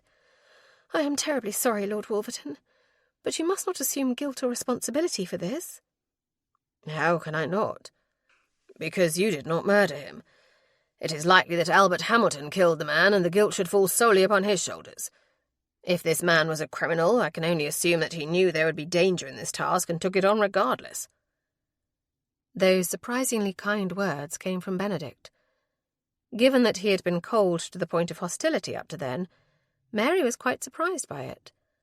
But she seconded her brother's point. I find it is always best to lay blame where it is actually due, Wolverton. Had you any inkling that he would be in that much danger, you would likely have found a different course. We cannot be accountable for that which we do not know. You are kind to say so, Wolverton replied, addressing the comment to them both. After that, the meal continued in a very subdued manner, but it was at least companionable. They had just completed the dessert course when the men rose to take brandy and cigars in the library, and the ladies were to retreat to the drawing-room for sherry and polite conversation. It was an odd thing for Mary, for those social conventions to be upheld when, for what seemed like an eternity, her life had been darkness and fear. Would she ever feel normal again? Did she even want to? She had never been especially naive, but she had always depended far too much on Benedict to protect her. It had been an eye-opening discovery in many ways to realize that she could actually protect herself. Regardless of the trauma, that was not something she would give up or allow herself to forget. As they neared the drawing-room, which was located at the front of the house, facing the street, there was a great commotion outside. The sound of a woman's screams ripped through the darkness, loud and terrified. Even in the library, the gentleman heard it, and emerged again immediately. "What in heaven's name is going on out there?" Lady Vale asked. "I mean to find out," Mr. Middlethorpe said firmly, and headed for the door. Benedict and Lord Wolverton fell in step behind him, while Mary huddled in the entryway with Lady Vale and Elizabeth, awaiting word on what might be happening. "I must be entirely honest," Mary admitted rather ruefully. "I had not thought Bath such a fertile ground for criminal activity."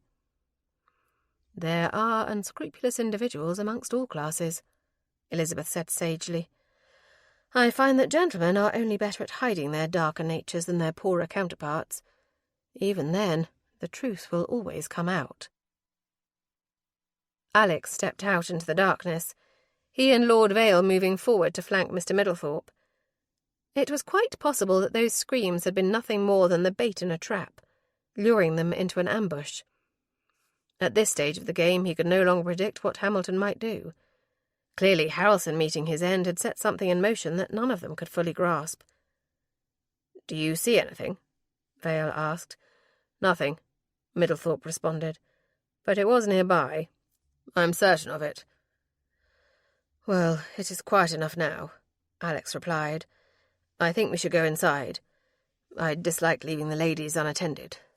I cannot help but feel that this was nothing more than an attempt at distraction."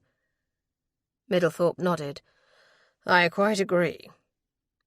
As they turned back toward the house, the screams sounded again. In unison they turned toward the other end of the terrace, where it opened up onto Bennett Street and the assembly rooms beyond. There was a woman, running toward them, wearing a pale gown that billowed behind her as she ran. She was wild-eyed, her dark hair flying behind her. There was something strangely familiar about her, something that teased his mind. It was that, more than anything, that held Alex rooted to the spot, watching her approach as she screamed in apparent terror. The nearer she drew to them, the more Alex's heart pounded in his chest. It wasn't possible. It simply could not be. And yet, he knew it was. Recognition hit him with the force of a hammer, knocking him backwards as he recoiled from the truth of it. The woman rushing toward them was none other than his dead wife. Helena had returned to torment him once more, it seemed. She careened wildly down the street, to and fro, occasionally looking behind her as if she were being pursued. And yet, the only person disturbing the peacefulness of the night was her. Alex recognized it instantly for what it was. A ruse.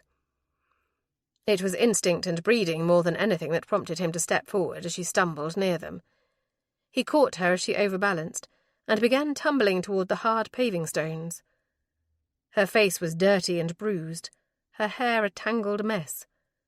She collapsed against him in a manner that was befitting any of the finest stages in London. But then, Helena had always had a penchant for dramatics. "Alexander!" she cried. "Can it be you? Truly?" "I have hardly altered my appearance," he replied coolly. "My dearest husband, I saw the coach pass by my window earlier. I had thought it was Ambrose. I knew that if I could get to him, he would return me to you," she said breathlessly, continuing on as if his previous reply had not been laced with both sarcasm and disbelief. "But to find you here instead, God be praised!" He was fairly certain Helena had never praised God in her life. "Where have you been all this time, Helena? It's been more than a year." "I was Harrelson's prisoner," she whispered on a broken sob. "I found out about the women he had abducted and he locked me away. He said that he couldn't bring himself to kill me. I was always his favourite, you know." "Another lie. Harrelson has been dead for days," Alex pointed out. "Why has it taken you this long to come forward?" "I was locked in an attic room in a townhouse near here. I saw the coach from the window.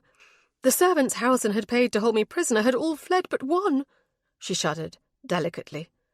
"He intended to use the time alone with me to satisfy his dark desires for me." That statement was accompanied with a sidelong glance at the other gentlemen present. Even in her current state, Helena found it impossible to be anything other than a coquette. Middlethorpe cleared his throat. "Let us take her inside and then sort the fact from the fiction, Wolverton." "Carry me, my darling," Helena said. "I fear I haven't the strength to walk." Alex looked down at her, at the slyness of her gaze even as she schooled her face into a mask of fear and desperation. How he hated her in that moment. For the first time he wished her truly dead, and it shamed him more than a little. "I'll fetch a footman to do so," Vale offered. "Yes, please do," Alex replied. Helena's face fell. For anyone who did not know her, she would give every appearance of a woman broken-hearted. "Why do you revile me so, husband? I did not abandon you by choice. I was locked away from you." Nothing further was said as a footman came forward and lifted Helena into his arms, carrying her inside the house. Middlethorpe and Vale both looked at Alex, but it was Vale who spoke first. "That is not something I would have bet on. Ever. If your wife is not dead, Wolverton, whose body did you find in the woods?" "I can only assume one of Harrelson's many abductees," he answered. It was the most logical solution. "This cannot be happening." "It is happening. And for my sister's sake, I hope you held fast to the honour she attributes to you. For if you've made her an adulteress, it will not be my wrath you should fear," Vale warned softly. Mary watched the footman carrying in the unknown woman. She was instantly overwhelmed with empathy, noting the woman's bruises and her torn, dirty gown. Had it been just a week since Lord Wolverton had found her in a similar fashion? A week that had altered her forever. A man who had altered her forever, a traitorous voice whispered in her mind. While she hated to acknowledge it, the fact remained that whatever happened between her and Lord Wolverton at the end, her feelings for him would be part of her forever. Her feelings and the tantalizing fantasies of what might have been. Beside her, Elizabeth Masters gasped in shock. Mary glanced at her and saw that she was looking at the woman not with horror but with recognition. "You know her?" Elizabeth turned to face Mary, and her expression shifted to one of what could only be described as pity. Unshed tears shimmered in her eyes as she uttered brokenly, "I do know her. Miss Mason. Mary. That woman is Lady Helena Carnahan, the Countess of Wolverton." Mary glanced once more at the bedraggled but undeniably beautiful woman who was being tended to by a maid and a footman. Her gaze drifted toward the men who had entered and stood stock-still in the entryway. Benedict looked angry. Middlethorpe was inscrutable as always, but it was Wolverton who held her attention. He looked directly at her, and what she saw in him nearly broke her heart. There was bitterness and resentment, but, above all, there was resignation. For better or worse, Helena was his wife, and whether he despised her or cherished her, his honour would not allow him to cast her aside, no matter what she might have done. It was all too much. Everything seemed to crash in upon her at once. It felt as though the room was spinning, as if the floor itself was rushing up to greet her. The world went black, and Mary sank gratefully into the respite that darkness provided. Chapter 16. Helena had watched the other woman faint, the petite blonde that Alexander had carried so tenderly earlier that day. She covered her face with her hands and let out a soft sob to cover the smirk that twisted her lips upward. From the moment she had returned home that afternoon, she'd been in whirlwind of activity. She'd had her maid take one of her older dresses out to the garden and literally roll it in the dirt. After all, she could not return from an abduction dressed in her finest, could she? The footman placed her on a lovely upholstered settee, and a glass of fortifying brandy was placed in her hands. Normally it was not a lady's drink, but under the circumstances, it was clear that something as delicate as sherry just would not do. Cautiously, Helena took a sip of the liquid, and the burn took her by surprise. She no longer had to feign tears. Her eyes burned with them until her vision blurred. It was still clear enough to see the other younger gentleman gently pick up the delicately pretty blonde and carry her up the stairs. Who was she? Helena mused on that question as a vicious need to see the woman suffer filled her. For herself, she had never been liked. Helena was not the kind of woman people liked. She was the kind of woman they desired or envied. Those sweet-natured creatures that others felt compelled to cosset had always been held in contempt by her. This one was no different. Everyone seemed so concerned for the other woman, and yet, given the circumstances, Helena knew that it was she who should have captured their attention. She had made certain of it. While she had numerous bruises on her body from Alby's latest attentions, visible bruises on her face, those that would garner sympathy and lend credence to her tale, had been harder to come by. She demanded that one of the footmen strike her, and he'd simply walked out. The man had literally left the house without a backward glance. Ultimately, she'd managed it herself by repeatedly hitting her cheek against the bedposts. They weren't overly serious, but they only had to be convincing, after all. My dear Lady Vale, please forgive me for the upheaval I have caused in your home. I was desperate for help, and after seeing Lord Ambrose's carriage travel this way— Helena broke off abruptly, descending once more into broken sobs. She had considered what she would say very carefully, laying all the blame on Harrelson and none on Alby, at least for now. It would all be worth it. Watching the little blonde's heart break right before her very eyes because dear, honourable Alexander was no longer a free man had already made it more than worth her efforts. Taking her hands from her face, she drew a deep, fortifying breath and made a great show of gathering her composure. I apologise for being so emotional.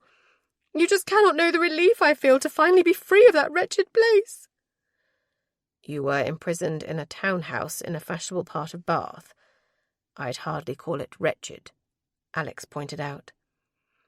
Helena's eyes cut to him sharply. You are so cold, husband. Have you not searched for me? Have you given no thought to where I have been or what I may have suffered while away from your protection? She knew that feigning ignorance of the ruse of her death was her only way forward. Immediately Alexander felt a stony silence, that same muscle working in his jaw as he bit his tongue and attempted to be all that was right and proper. How she despised him for that. You are unaware that the world believes you dead? That a woman beaten beyond recognition, but wearing your gown and your wedding ring, was discovered on Lord Wolverton's property? The question had been posed by the older gentleman. Naturally, Helena had taken an instant dislike to him. He was too shrewd, his expressions too unreadable. She'd never been one to tolerate a man she could not easily manipulate. How would I know such things, sir? Lord Harrelson, more wicked than I could ever have imagined, locked me away, and I have not exchanged a word with anyone in my family, nor seen a news sheet in all that time. The servants barely spoke to me, and then it was only to issue orders. Oh, Alexander, how you must have mourned thinking me dead. I was preoccupied with proving my innocence of your murder, Alex replied, his tone clipped, and the chill of it all but tangible. Sadly, I failed in that task. While not convicted of the crime, in civil court all of my assets were stripped from me, and then summarily handed over to your uncle by marriage. Helena smiled then, using the beauty of it to her advantage.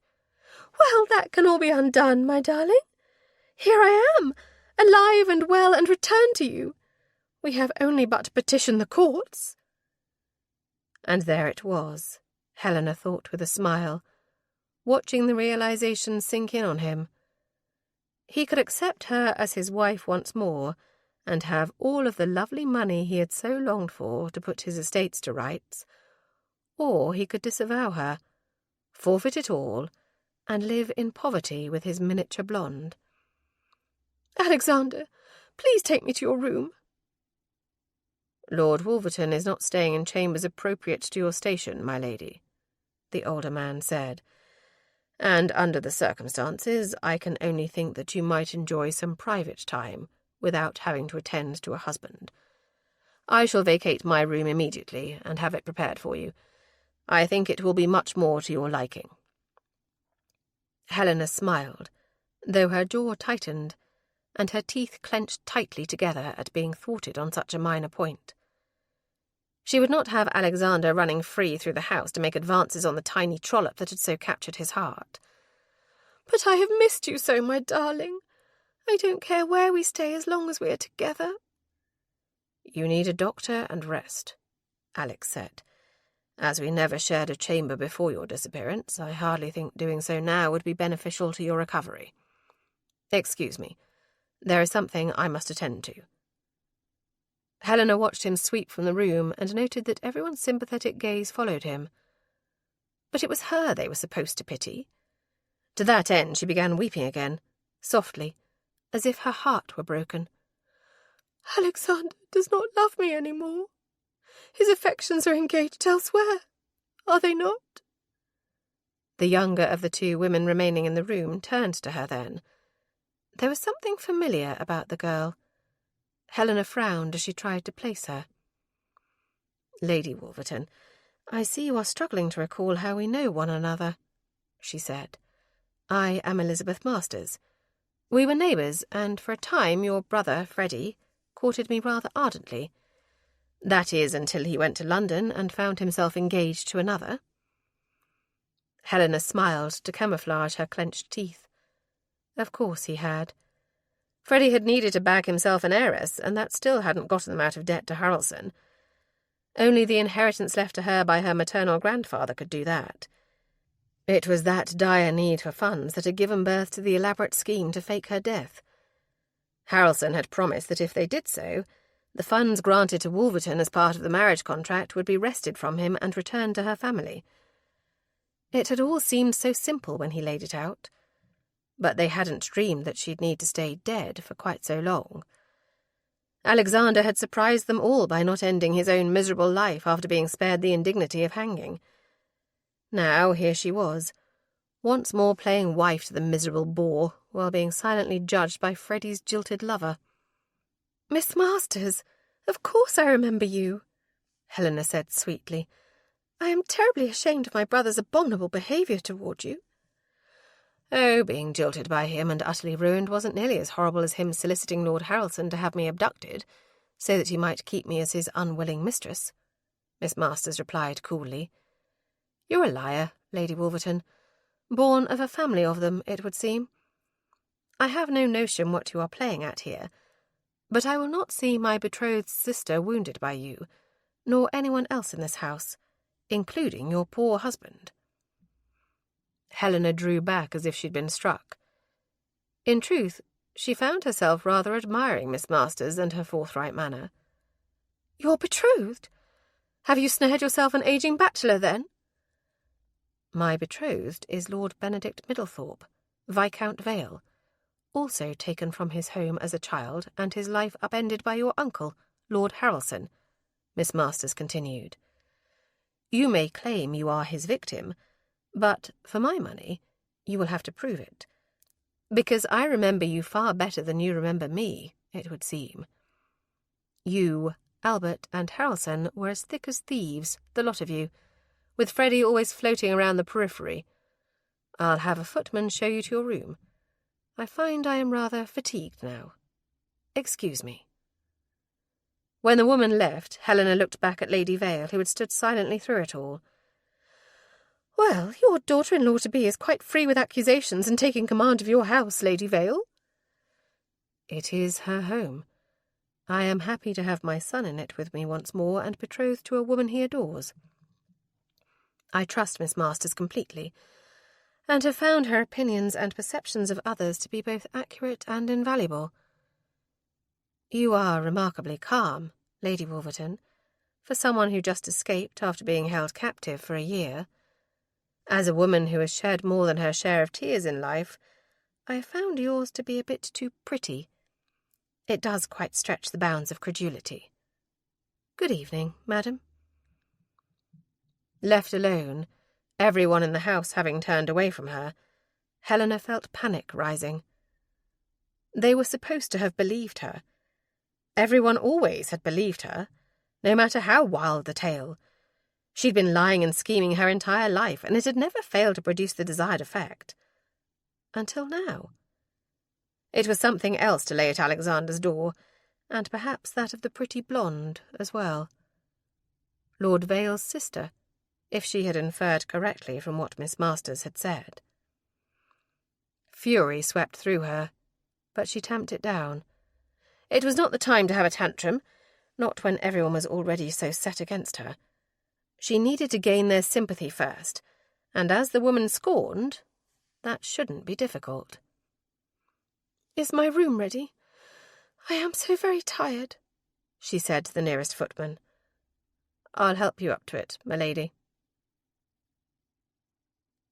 He'd fled the drawing-room and Helena's presence because his temper would not allow him to remain. She had utterly ruined his life with her deception, and he had little doubt that she had been party to whatever schemes Harrelson and Hamilton had concocted. Now she had managed to ruin him once more by returning. Fury was too mild a term to describe what he felt, but it was all that he could lay claim to in that moment. It appeared she had robbed him of sense as well. If there were any possibility that Helena was being truthful... But, of course, that was impossible.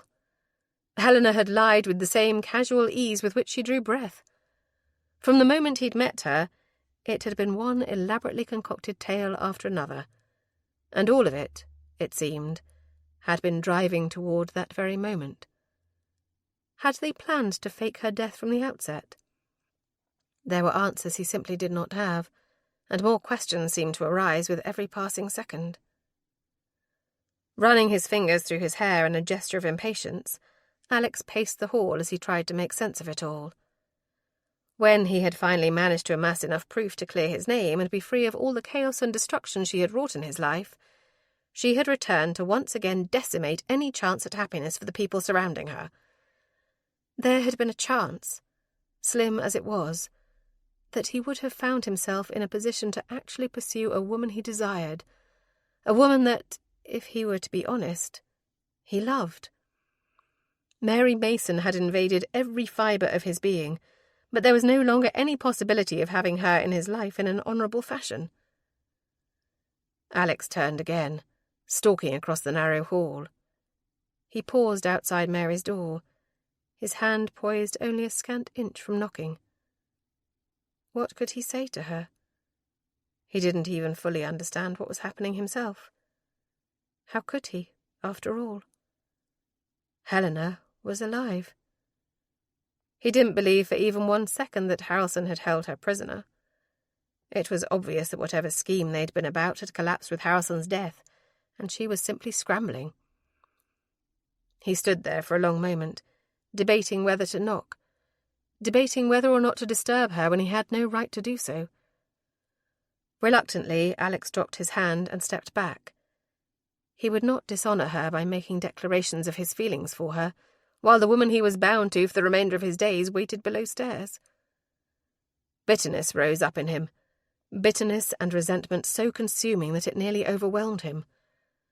Along with it came the shocking realisation that he'd have rather lived out his days as a reputed murderer, shunned by society, than to spend another day as Helena's husband.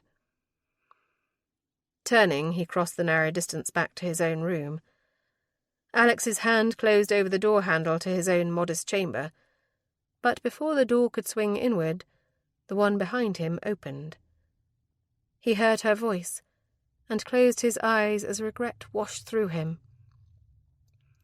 "Lord Wolverton?" He closed his eyes and prayed for strength. It was a test of his will not to simply turn and take her in his arms, knowing that it would be the very last time. "Forgive me, Miss Mason. I did not mean to disturb you." She let out a laugh, but it was not a happy noise, nor was there any sort of amusement in the sound. It was hard, brittle, and full of the very same feelings that now consumed him. After she had composed herself to some degree, she admitted with a rueful note to her voice, "I am afraid I cannot help but be disturbed." "Your wife?" "I beg you, do not call her that," he implored. It only underscored the hopelessness of his current situation and the unhappiness of his future. "I cannot abide the sound of it." "Helena, then," she conceded. "No doubt referring to her by your title would be just as distressing. I must confess that I am deeply shocked by her presence here. I understand that yours was not a happy union." Her voice was soft, tinged with regret, with empathy and with a tenderness for him that made him ache. "But I've given it a considerable amount of thought in the last quarter hour. Heaven knows it feels as if it's been so much longer than that. And I'm glad of her return. I'm glad that you will be able to finally restore your reputation, and that your honour will no longer be called into question by every person you meet. It isn't happening in the way you envisioned, but it is what you wanted, after all." What he wanted? Alex shook his head. "If there is one thing that her return has brought me, Miss Mason, it is clarity.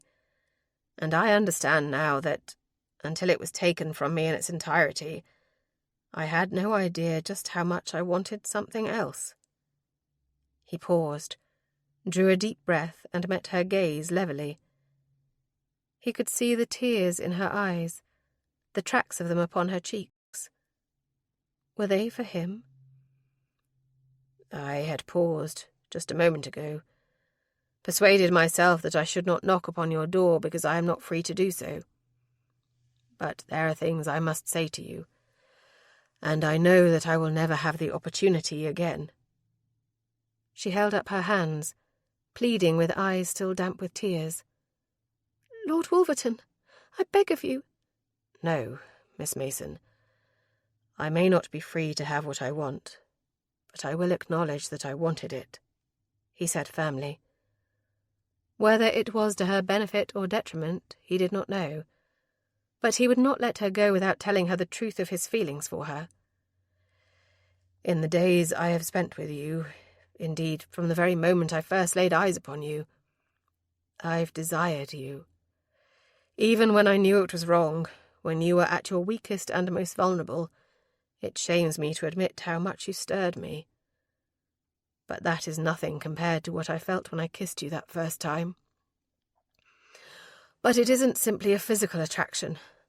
I feel it to the very depths of my soul, and there is nothing I will regret more in this life than that we will never have the option to explore that, to build something from it." She shook her head.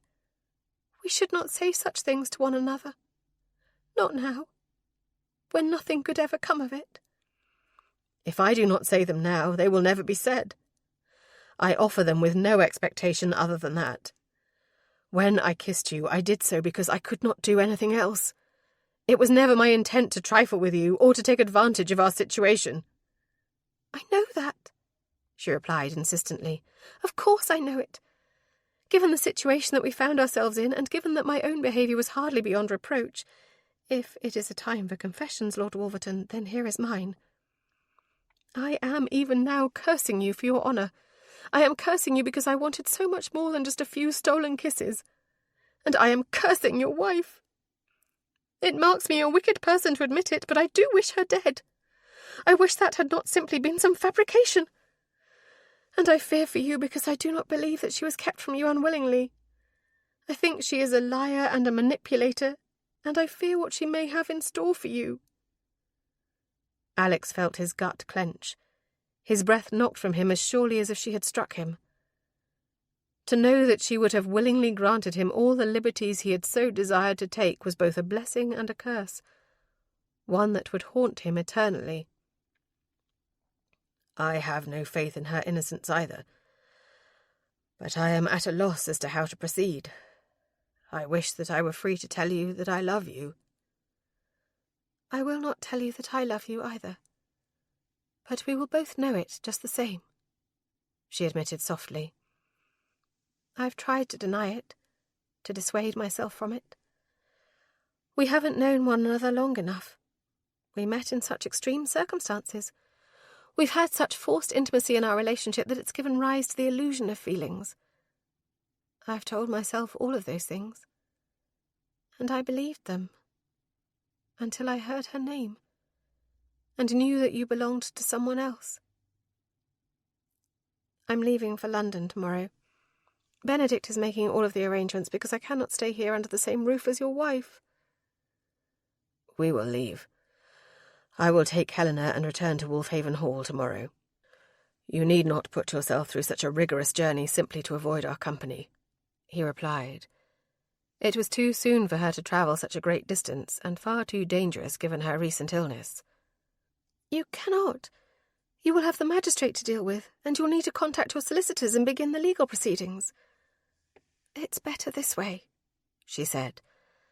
"I wish you well, Lord Wolverton, as much as I wish your wife to the devil, as apparently I have a sinner's heart." She moved to retreat to her room, but he could not allow it. He wasn't ready to watch her walk away from him for the last time. Reaching out, Alex grasped her wrist and pulled her back to him, until her body was pressed to his, and all he had to do was dip his head slightly to be able to capture her lips. "Do not," she said breathlessly. "It was one thing to allow your kisses while we were still at Wolfhaven Hall. But now, here, with her downstairs, I cannot. Regardless of the circumstances of your marriage, you are still married. And it would be disastrous for either of us to forget that fact even for a moment." Unable to refute her words, Alex let her go, stepping back and allowing her to enter her room. When the door closed softly, the click of it rang as resolutely as any pistol shot. But he wasn't giving up. There had to be some way, whether by divorce or annulment, that he could be free of her. If it was divorce, all of the monies that came with the marriage settlement would remain with her family, but the estates that had been stripped from him would be returned. It would not be a luxurious lifestyle by the standards of most, but it would be enough. Cursing Helena again, he wondered what it was that had prompted her return. Entering his chamber, one word suddenly rang in his mind, eclipsing everything else. Davies. He'd set Davies to watch Hamilton, and it was likely Hamilton had killed him. Albert had abandoned her to save his own skin, rather than be taken for murder. That was why Helena had fabricated her elaborate resurrection. Of course it didn't matter. Legally, regardless of how immoral, perfidious, and unconscionable that she was still his wife. To that end, he was tied to her forever. If he could prove that Hamilton was guilty of Davies's murder, assuming he could find him, he did not question that the man would turn on Helena without a qualm if it meant a lesser punishment for himself. He needed to speak to Branson Middlethorpe. Mary closed the door behind her and leaned back against it. It might have been better if she thought her feelings for him were entirely one-sided.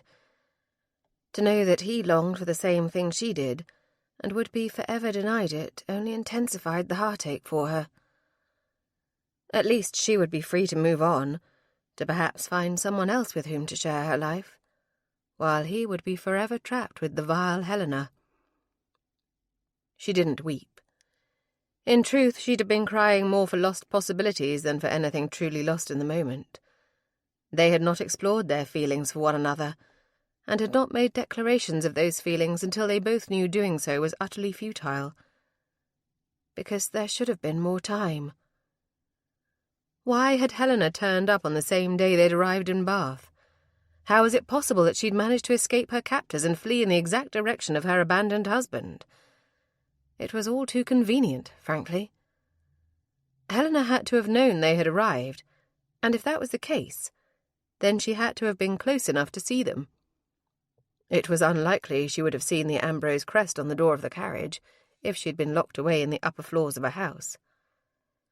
She'd have to have been outside near the street, or, at the very least, peering through a window no higher than the first floor.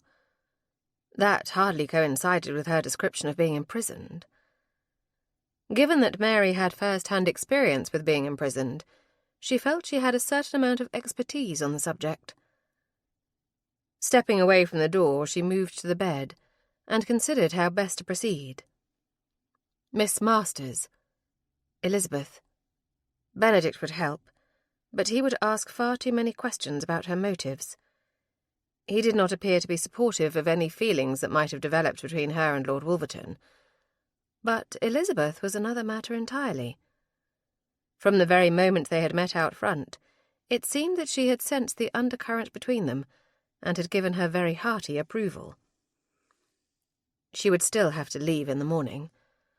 Withstanding the temptation of being in such close proximity to him, coupled with the desperation brought on by their current situation, was simply too much for her.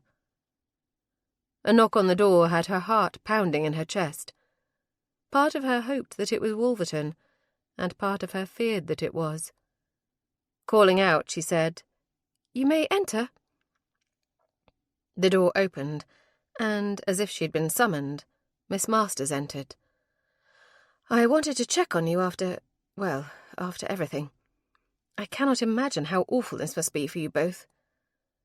Elizabeth stepped deeper into the room and closed the door behind her, closing the distance until she could sit on the edge of Mary's bed. It was rather like the late-night chat she'd had with the other girls at school, Mary thought. Mary sighed. "Were we really so terribly obvious?" Elizabeth smiled.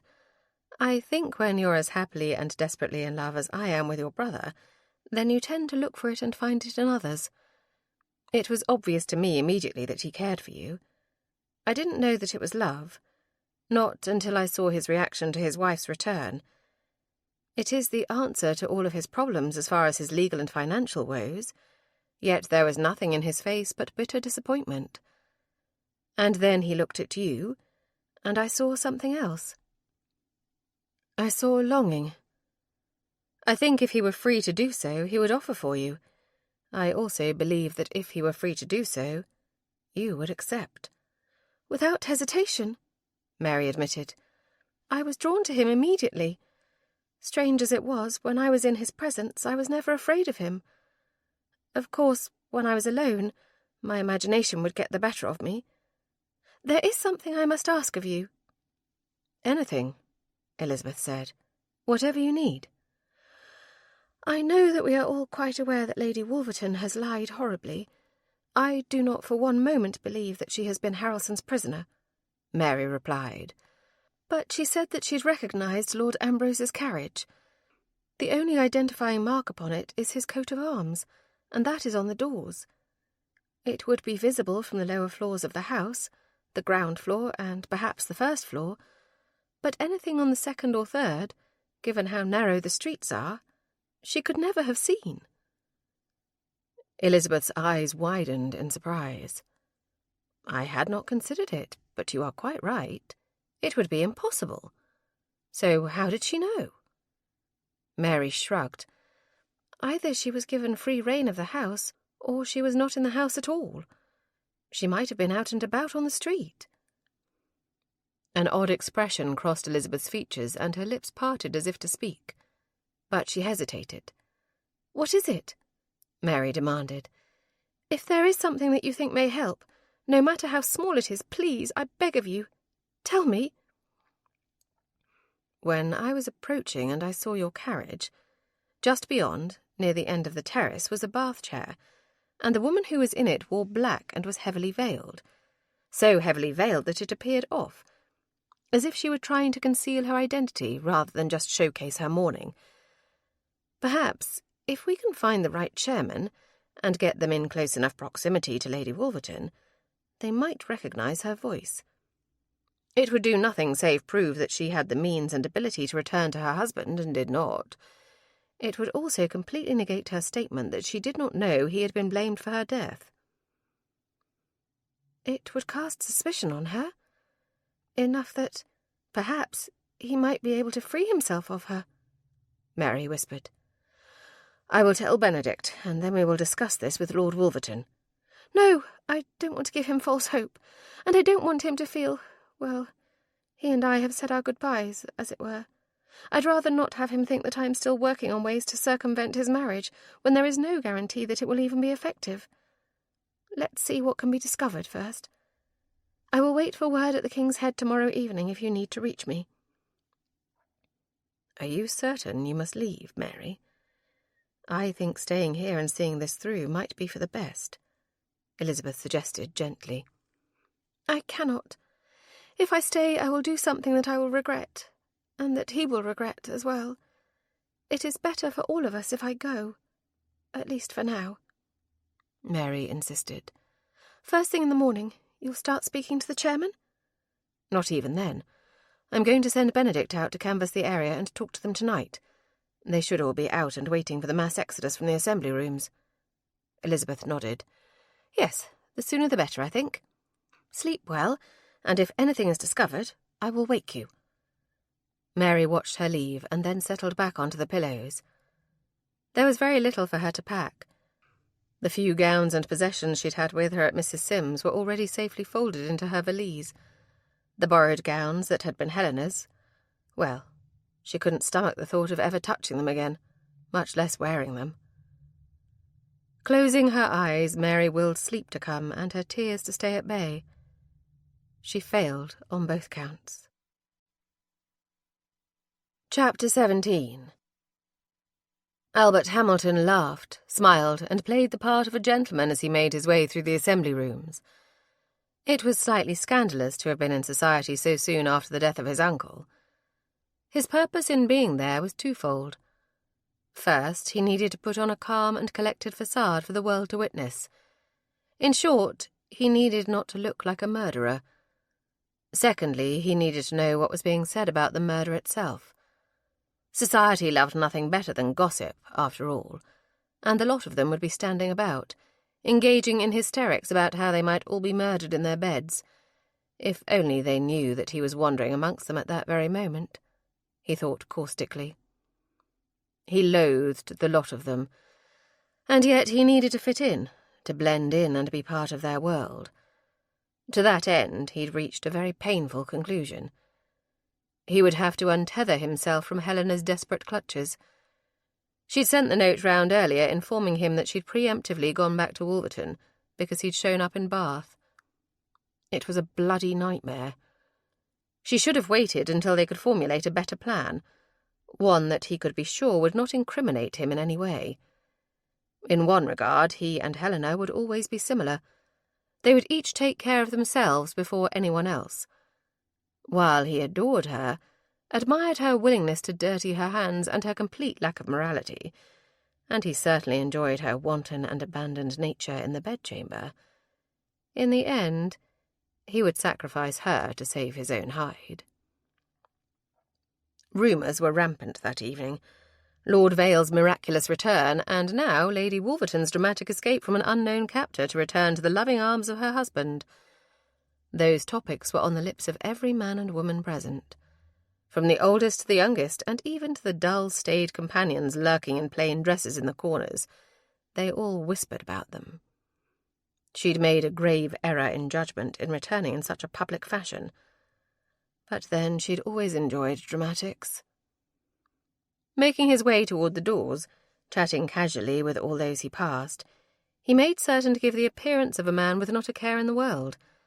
Once he'd made it outside, he didn't bother with a sedan chair. He intended to walk the short distance to the house in Royal Crescent. He would go through it room by room to be certain there was nothing there that could tie him to the place. A few well-placed coins and the servants would disappear, leaving the house dark and deserted, and no one the wiser. At least the house was in Harrison's name. It would become Freddie's misery. Making his way along the street, he passed a blonde-haired man, a gentleman, obviously, speaking to a sedan chair driver.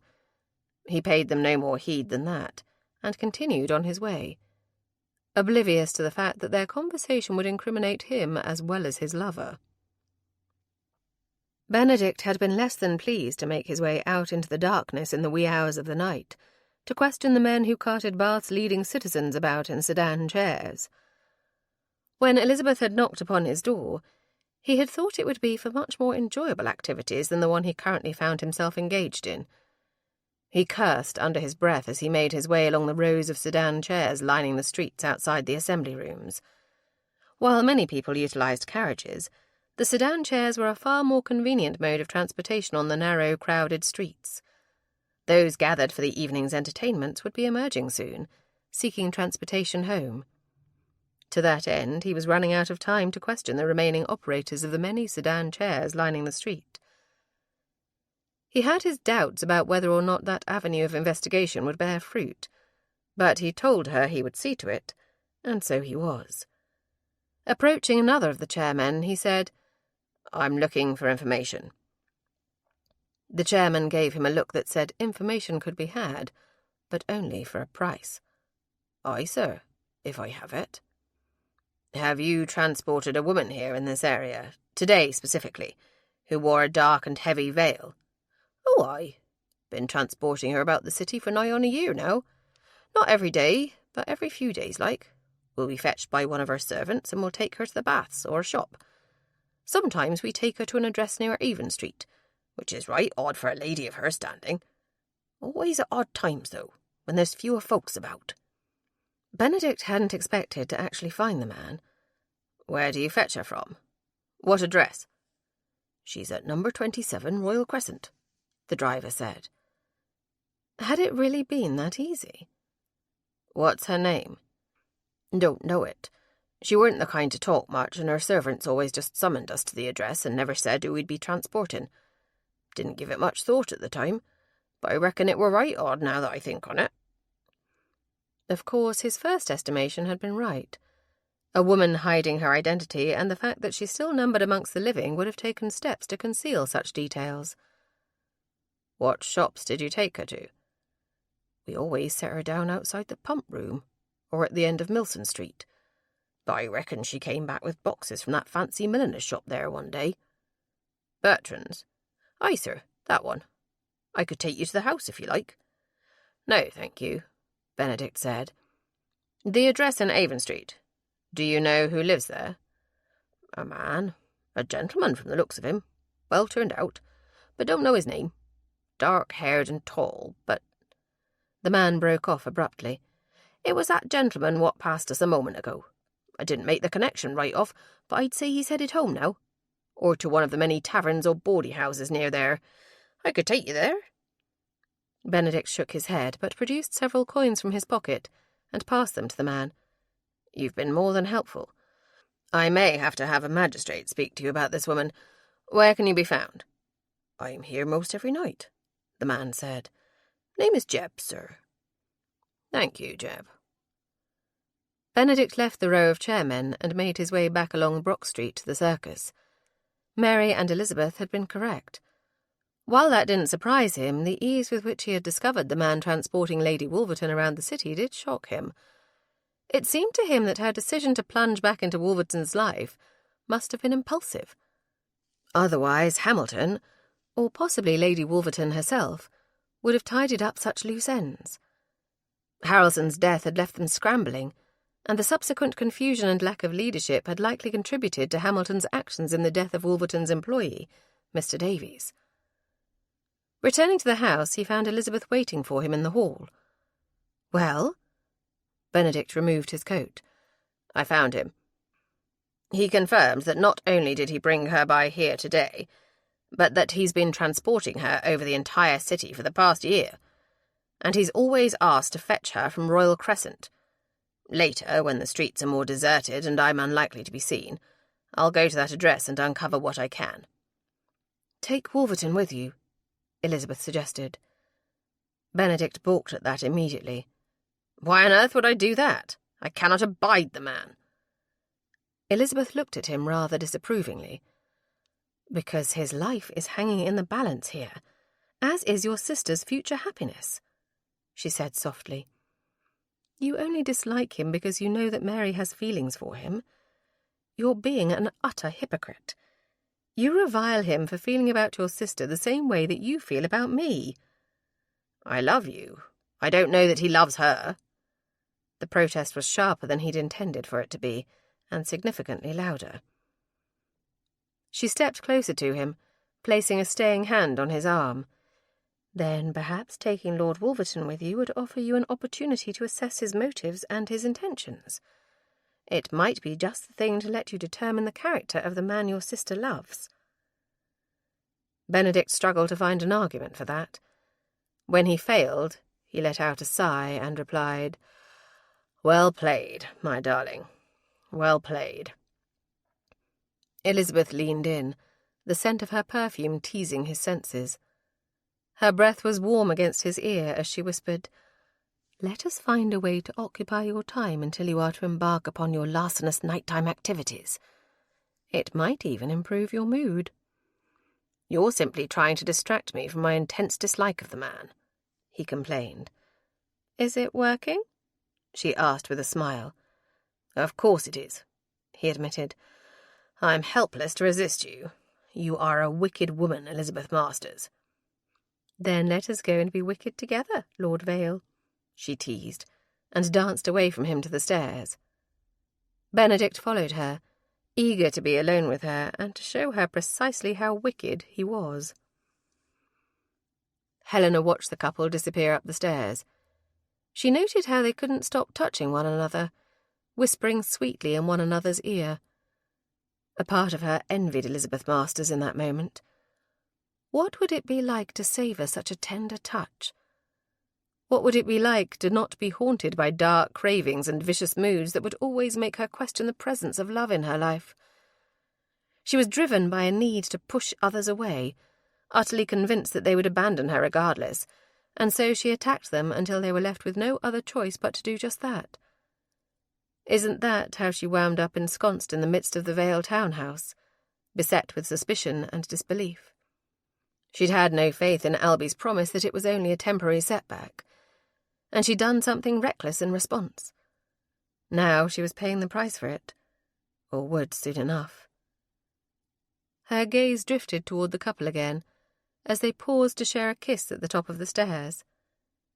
She both envied it and was revolted by it.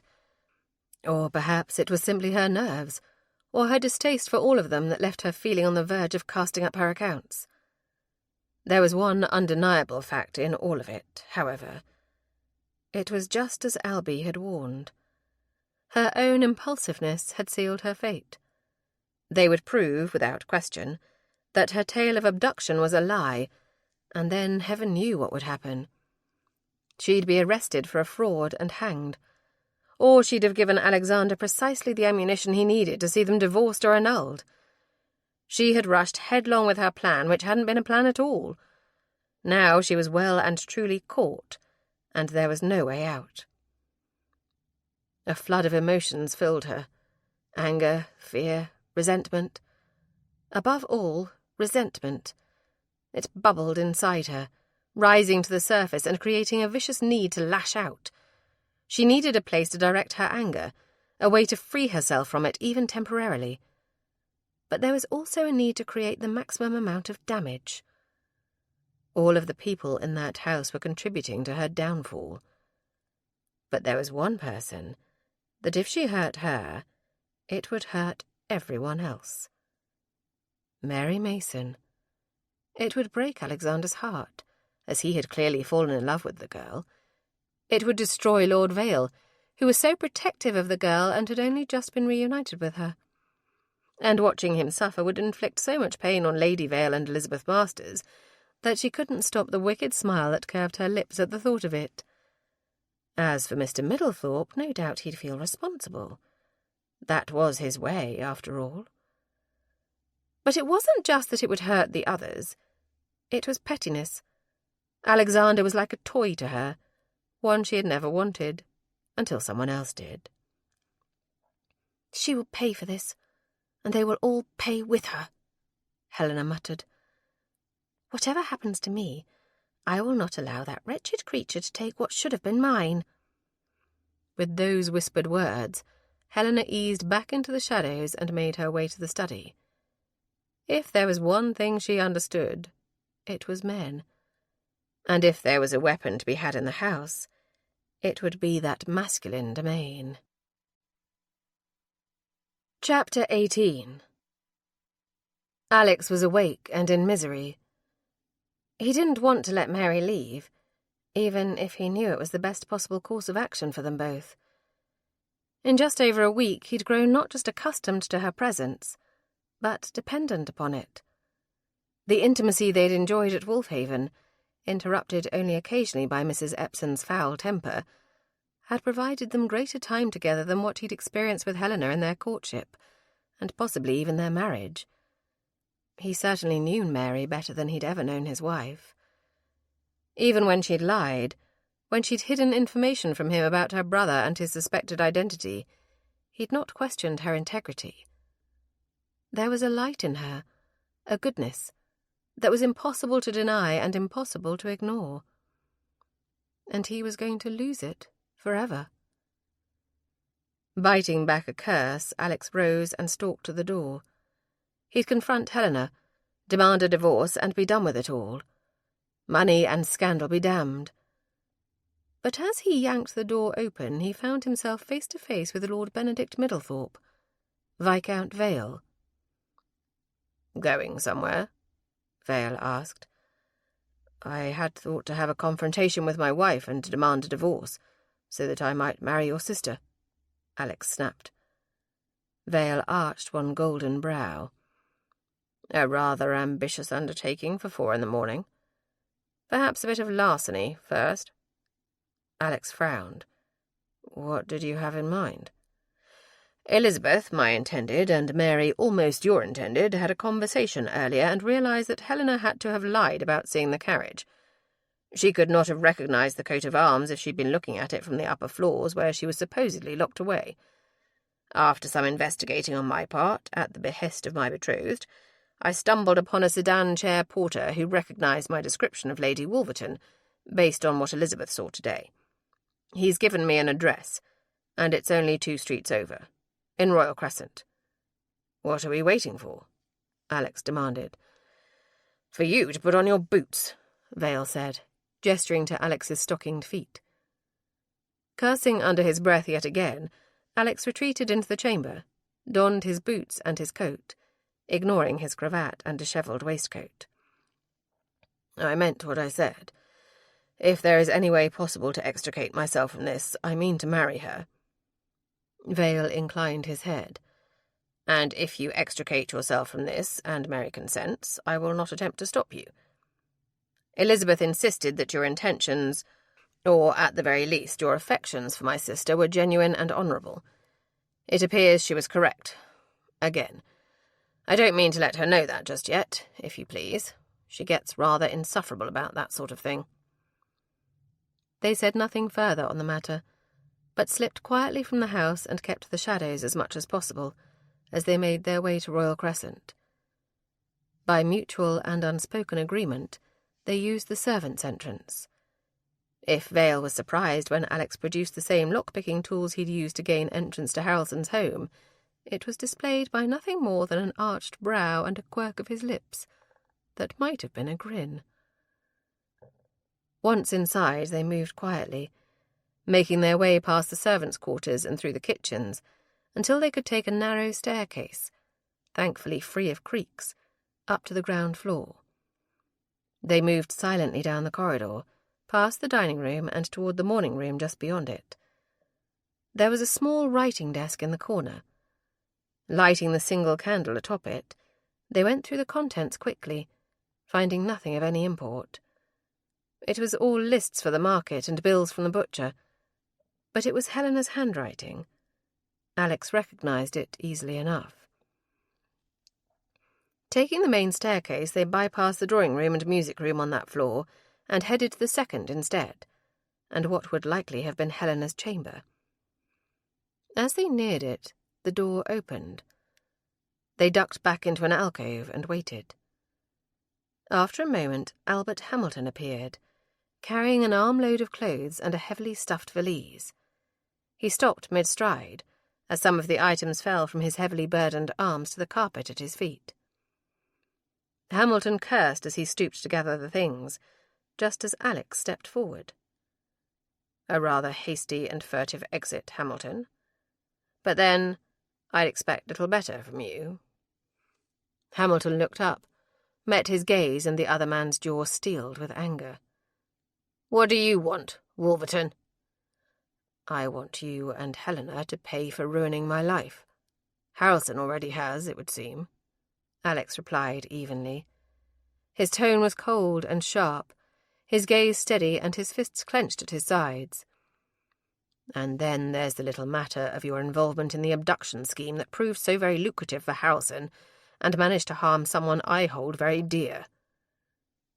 "I don't know what you're talking about," he denied. What about Davies? Do you recall him?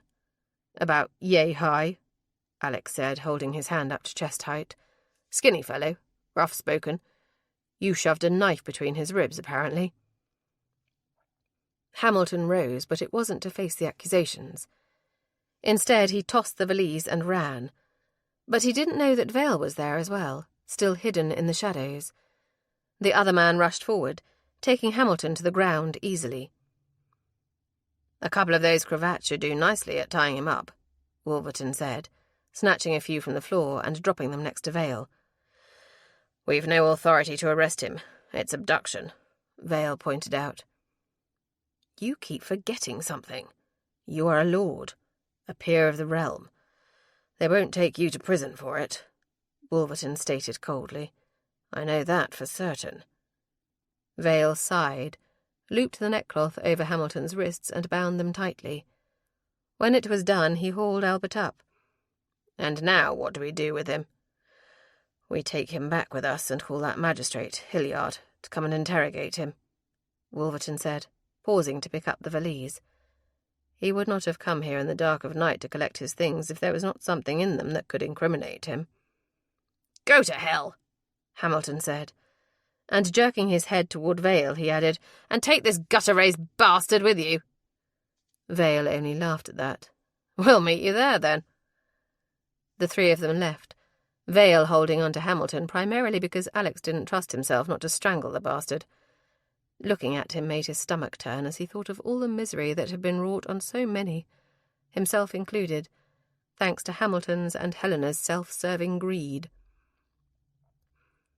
It was nearing dawn as they reached the Vale townhouse once more. The servants were beginning to stir, heating water for washing, and beginning the preparations for breakfast. Once inside the house, they passed maids and footmen going about their morning routines. All of them appeared utterly confounded to have the rest of the household up and about at such an ungodly hour. Of course, it likely didn't help that they were bringing a prisoner with them. To one of the footmen, Vale directed, Go and fetch Magistrate Hilliard. We have need of him. Yes, my lord, the servant replied, and dashed off immediately. Ushering Hamilton, who was sullen and recalcitrant, toward the library, they found Middlethorpe awaiting them there. I see the two of you have put aside your differences, for the moment at least. I take it this is the erstwhile Albert Hamilton? It is, Alex confirmed. We went to investigate the house that the sedan chair porter had identified as Helena's, and found him attempting to flee into the night with his things. Middlethorpe nodded. I see. Hamilton, this is your only chance to tell us everything. If you do not, and the magistrate takes you, I will do everything in my considerable power to see you punished to the full extent of the law. In case you are confused, that does mean seeing you hanged. And Lady Wolverton as well. If you have any honour at all, you will speak now. You think I'll take the blame and let her walk away from all this? Hamilton laughed. She's not a hapless victim. Who do you think bludgeoned that poor maid that was discovered next to Wolverton's falling down chapel? It wasn't me, and Harrelson would never have killed a woman that he could sell for a profit. Middlethorpe frowned. Have a pair of footmen fetch her down, willingly or otherwise. I'd rather not have to relay the accusations they will make against one another. It's better to confront them together. Dropping Hamilton unceremoniously onto his rump in one of the chairs, Benedict rang the bell-pull, and when the butler arrived, issued the appropriate instructions. Watching it all, Alex considered the possibilities. Would they grant him a divorce? Adultery was clearly grounds, but framing him for a murder that didn't happen would surely sway both the church and the court to his cause, would it not? Mary handed her small bag to the coachman. She was making free of Lord Ambrose's carriage to get her as far as the King's Head, and would then take the mail coach the rest of the way to London. The maid had retreated to the kitchen to fetch some food and provisions for the journey, as the cook had insisted they not eat any of the filth served at coaching inns. As she stepped into the darkened interior of the carriage, helped up by a footman, A sensation of foreboding filled her. The shades of the carriage were drawn so that no light penetrated it, but she did not need it to know instantly that she was not alone. "Do not make a sound, or I will shoot you right where you stand." The voice belonged to Helena, yet it was devoid of the dramatics and hysterics of the prior evening. Instead, it was cold and calculating. There was no feeling in her voice at all, and that was all the assurance Mary needed that the woman meant precisely that. She considered briefly simply falling backwards out the door and hoping for the best, but the paving stones, carriage wheels, and horses' hooves were just as deadly, if not more so, than the pistol that Helena had trained on her. It glinted in the dim light, the barrel aimed directly at her. Uncertain if her actions were born of cowardice or wisdom, Mary eased deeper into the carriage and settled onto the seat. Mary was careful to arrange her skirts so she wouldn't trip on them if she had a chance to overpower the other woman or make her escape. Though, given that Helena was considerably taller and likely outweighed her by a stone at least, the possibility seemed rather remote. "What is it that you want of me?" Mary asked softly, after the door had shut behind her. "My name is Lady Wolverton. I realize my husband now fancies himself in love with you, but he is still my husband, and you will show me the respect due my position." Mary gritted her teeth. "Very well. What is it that you want of me, Lady Wolverton?" After a moment of tense silence, she gestured with the pistol. "Knock on the ceiling and urge the driver on. We haven't all day to sit here." Reluctantly, Mary did as she'd been told, and the carriage lurched forward, the wheels rumbling over the cobbled street. Across the expanse of the carriage, the other woman smiled, her teeth gleaming in the dimness like those of a predator. "That's better. It's always good to know one's place, I think. And you, outside your rather weak connection to Lord Vale, are nothing more than a gutter-born trollop." Mary refused to be baited by her. "I asked what you wanted of me. I did not ask for your opinion of me. I am to assume that there is some reason you have concealed yourself within this carriage as I use it to leave the city? Is that it? Safe passage out of Bath?" "Oh, no, my dear. If that was all I wanted, it would have been easy enough to arrange," Helena replied drolly. "No, I want something much more unique to our particular situation. You see, I hate my husband. Loathe him, really. And despite his unimpeachable honour, he is rather hopelessly and obviously besotted with you. And I am leaving, so I fail to see what that has to do with anything," Mary snapped. Helena laughed. "Well, let me put it in terms you might understand. I want to cause him pain. To see him suffer unimaginably, I must take everything from him. And I tried that. We managed to take his wealth, his land, his reputation. And then he found you.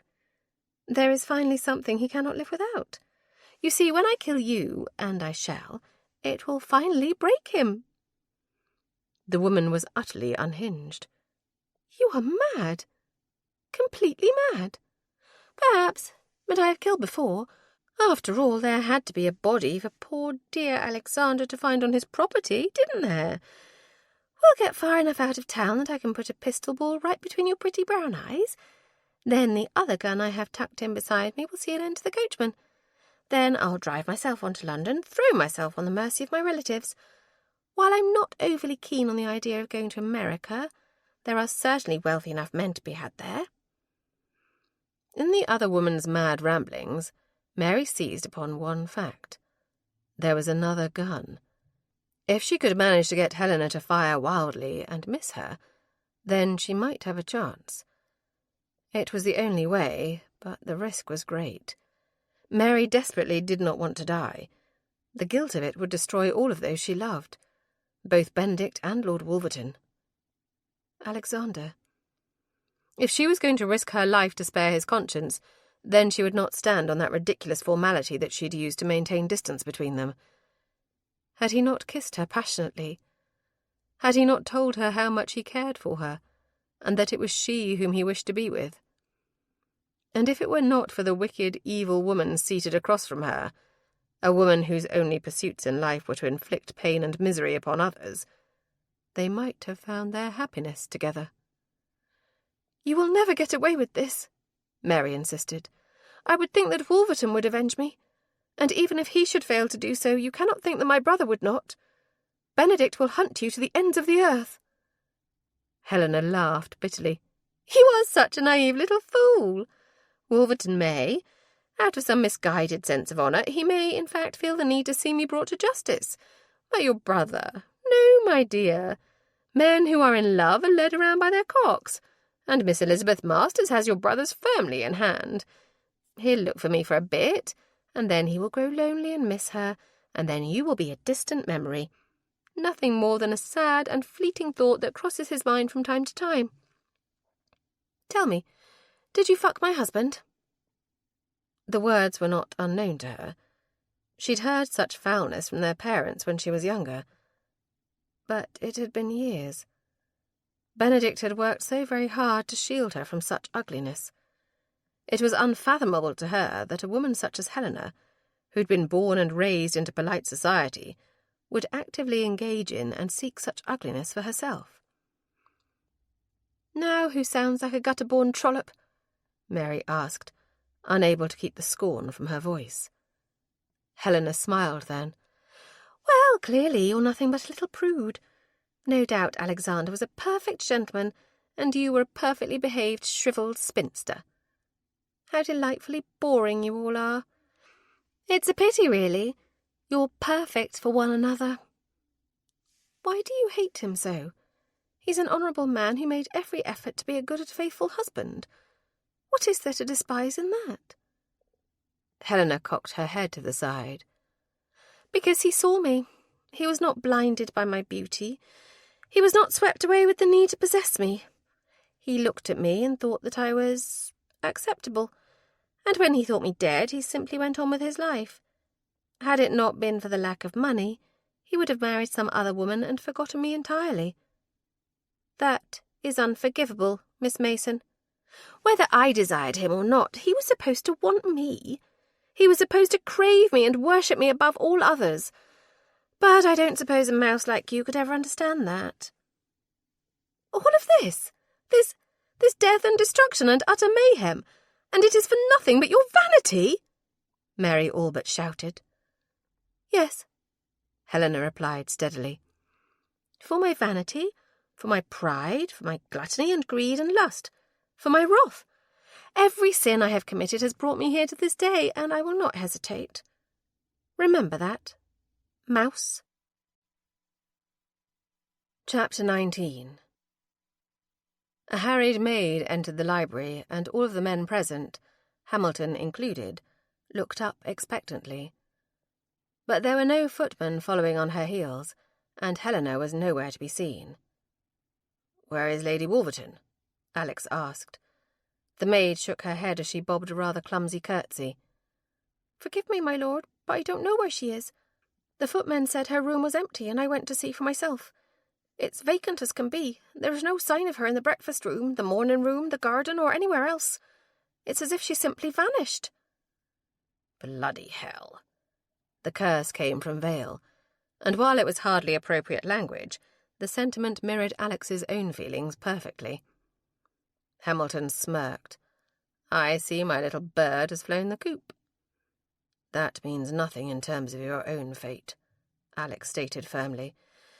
"You see, I have Harrelson's journals, and in them I have records of payments to you. So with or without her to corroborate the claims, you're done for." "And how will you prove you're not a murderer, then? If she's gone, you'll be as guilty as ever in the eyes of the law." "Not exactly," Vale said. "You see, my betrothed is an old acquaintance of yours and of Lady Wolverton's. She can attest without question to the fact that Lady Wolverton is alive and well and has been residing in Bath for the past year. I'm afraid you're quite done for." Hamilton's face paled. "You're betrothed?" "Yes," Vale answered firmly. "I believe that you are assisting Harrelson in abducting her for your brother's enjoyment. Miss Elizabeth Masters?" Hamilton began to struggle against his bonds. "I had nothing to do with it." "Harrelson's ledgers would prove otherwise," Alex said.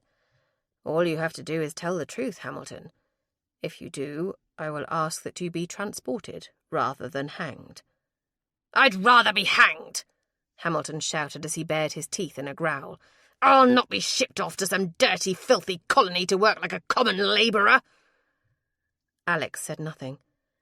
He had worked like a common labourer and hadn't left the country to do so.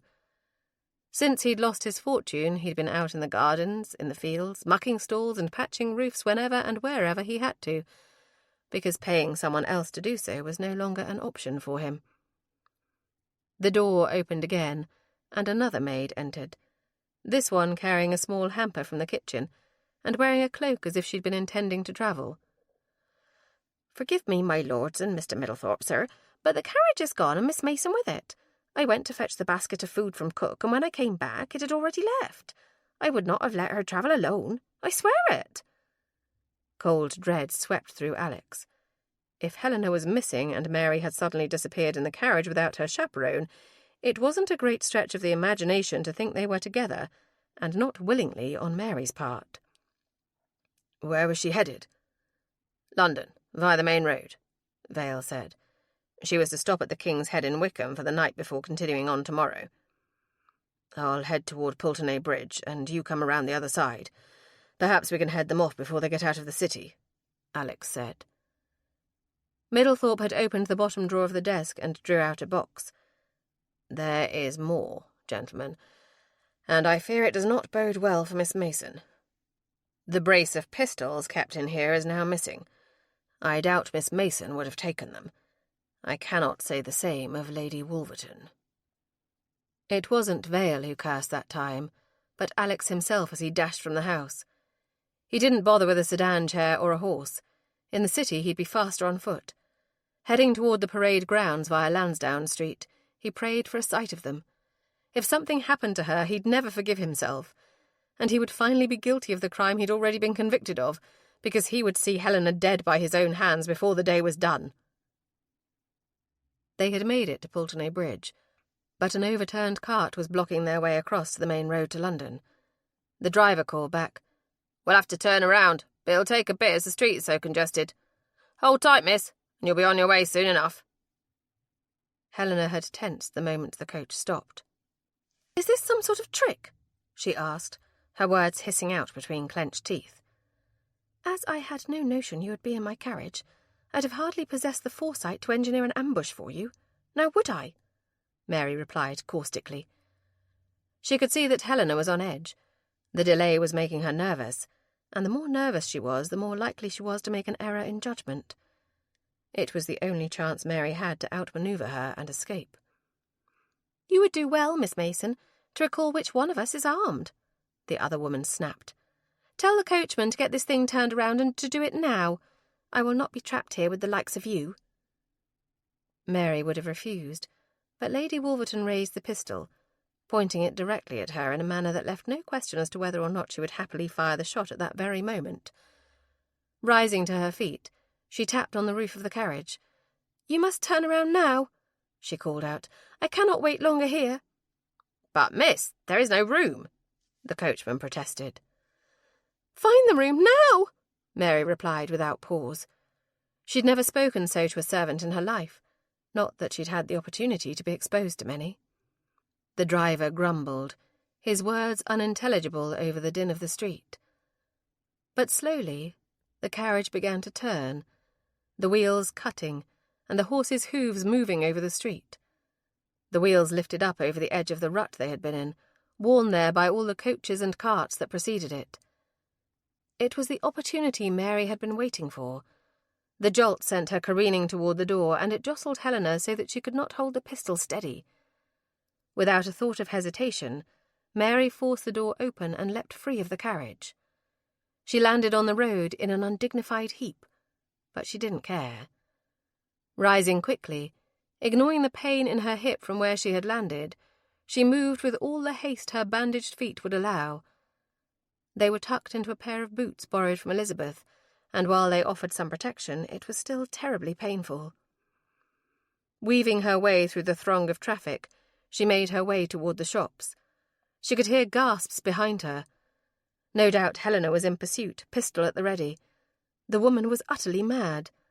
That much had become glaringly apparent during their brief exchange. Rounding the corner of the bridge, away from the shops, Mary made her way toward the Abbey and the pump rooms, hoping to get lost in the throng of other well-dressed ladies. She had only just cleared the bridge and was looking down at the river below when a pistol shot rang out. There were screams, and one woman fainted dead away as everyone scrambled for cover. Mary stood stock still, waiting to feel the burn of the pistol ball tearing through her skin. She didn't doubt that Helena had the other gun and that it was trained on her at that very moment. She could all but feel the weight of it. "Turn around. I want to see your face when I end your miserable life," the other woman commanded. Reluctantly, Mary did as she was bid, but turned toward the river, bringing her one step closer to the balustrade that separated her from the drop. If the opportunity presented itself, she would jump. She was a strong swimmer, and it was her only chance at survival. With her battered feet, there would be no hope of outrunning Helena. The water would even the playing field, so to speak. Alex's heart thundered in his chest, less from running through the streets than from the sound of a single gunshot echoing through the narrowed streets. Emerging from the alley shortcut he'd taken, he came out directly across from the Guildhall. Looking to his left, he could see Helena holding a pistol. 2 steps forward, and he'd cleared the building, giving him a full view of the street. Only a short distance before Helena was Mary, facing off against her with no weapon. The pistol trained on her glinted in Helena's hand, and fear stuttered his heart. She would not hesitate to shoot Mary. Of that much he was certain. There was too much open space between him and Helena to hope of being able to catch her unawares. His only hope would be to draw her ire, to pray that she would turn the pistol on him and allow Mary a chance to escape. Taking another step forward, Alex called out, "Helena, there is no need for this." Her head snapped toward him. "There is every need for this. I will not be replaced by her, of all people, some low-born wretch who hasn't the breeding to even speak my name, much less take my husband." "A husband you never wanted," he pointed out. "You have hated me from the start. I think because I was not Albie." "I didn't hate you for not being Albert," she said dismissively. "I hate you because you are not like us. I hate you for having such a wretchedly firm sense of honour that you would never be swayed to our way of thinking, of living, no matter what I offered you. You did not grovel at my feet because I was beautiful and you desired me above all others." "Then I will grovel now," he offered. She screeched in reply. It was the only apt description he could muster for the sound that she emitted. "I don't want it. I don't want it and I don't want you. But you want her, and that's why I will see an end to her right now." "If you're going to kill me, then get on with it. I'd rather that than listen to any further insane ravings of a madwoman," Mary snapped. If he hadn't been completely terrified at that moment, Mary's cavalier behaviour would have driven him to that point. No one knew better than he how quickly Helena's moods could turn, or just how vicious she could be. "Helena, please. Miss Mason has nothing to do with this. It's between you and me. Let her go. We will climb into Lord Ambrose's carriage together and make for Wolfhaven. I will be your captive audience for any grievances you feel compelled to air," he offered. Helena moved closer to Mary, until they were only an arm's length from one another. "I don't think so, Alexander. I think Miss Mason has everything to do with it. I saw how you looked at her, and even now you've run through the streets like a lunatic in the hopes of saving her. You would never have done those things for me." "I would have. I did, Helena. I have worked tirelessly from the moment I thought you would perish to find the people responsible and bring them to justice," Alex protested. As he did, he inched closer, closing the distance between him and his wife. If he could just put himself between her and Mary, he no longer cared what might happen to him. But he would not allow Mary to be harmed, not when he had the power to prevent it. Helena surged forward, gripping Mary's hand and tugging the woman back against her. The pistol was now pressed firmly to Mary's head, and in Helena's eyes he saw nothing but madness. She was entirely beyond reason. "Stop it!" Helena shouted. "Just stop! You never loved me. You never wanted me." "We never loved one another," he answered evenly, hoping that agreeing with her would diffuse the situation to some degree. "It's true. We married because it was an advantageous match, and our feelings, for one another or for anyone else we might have formed attachments to, never entered into it. But, Helena, if you do this, you will go to prison. If not prison, it's quite possible that you will be committed to an asylum.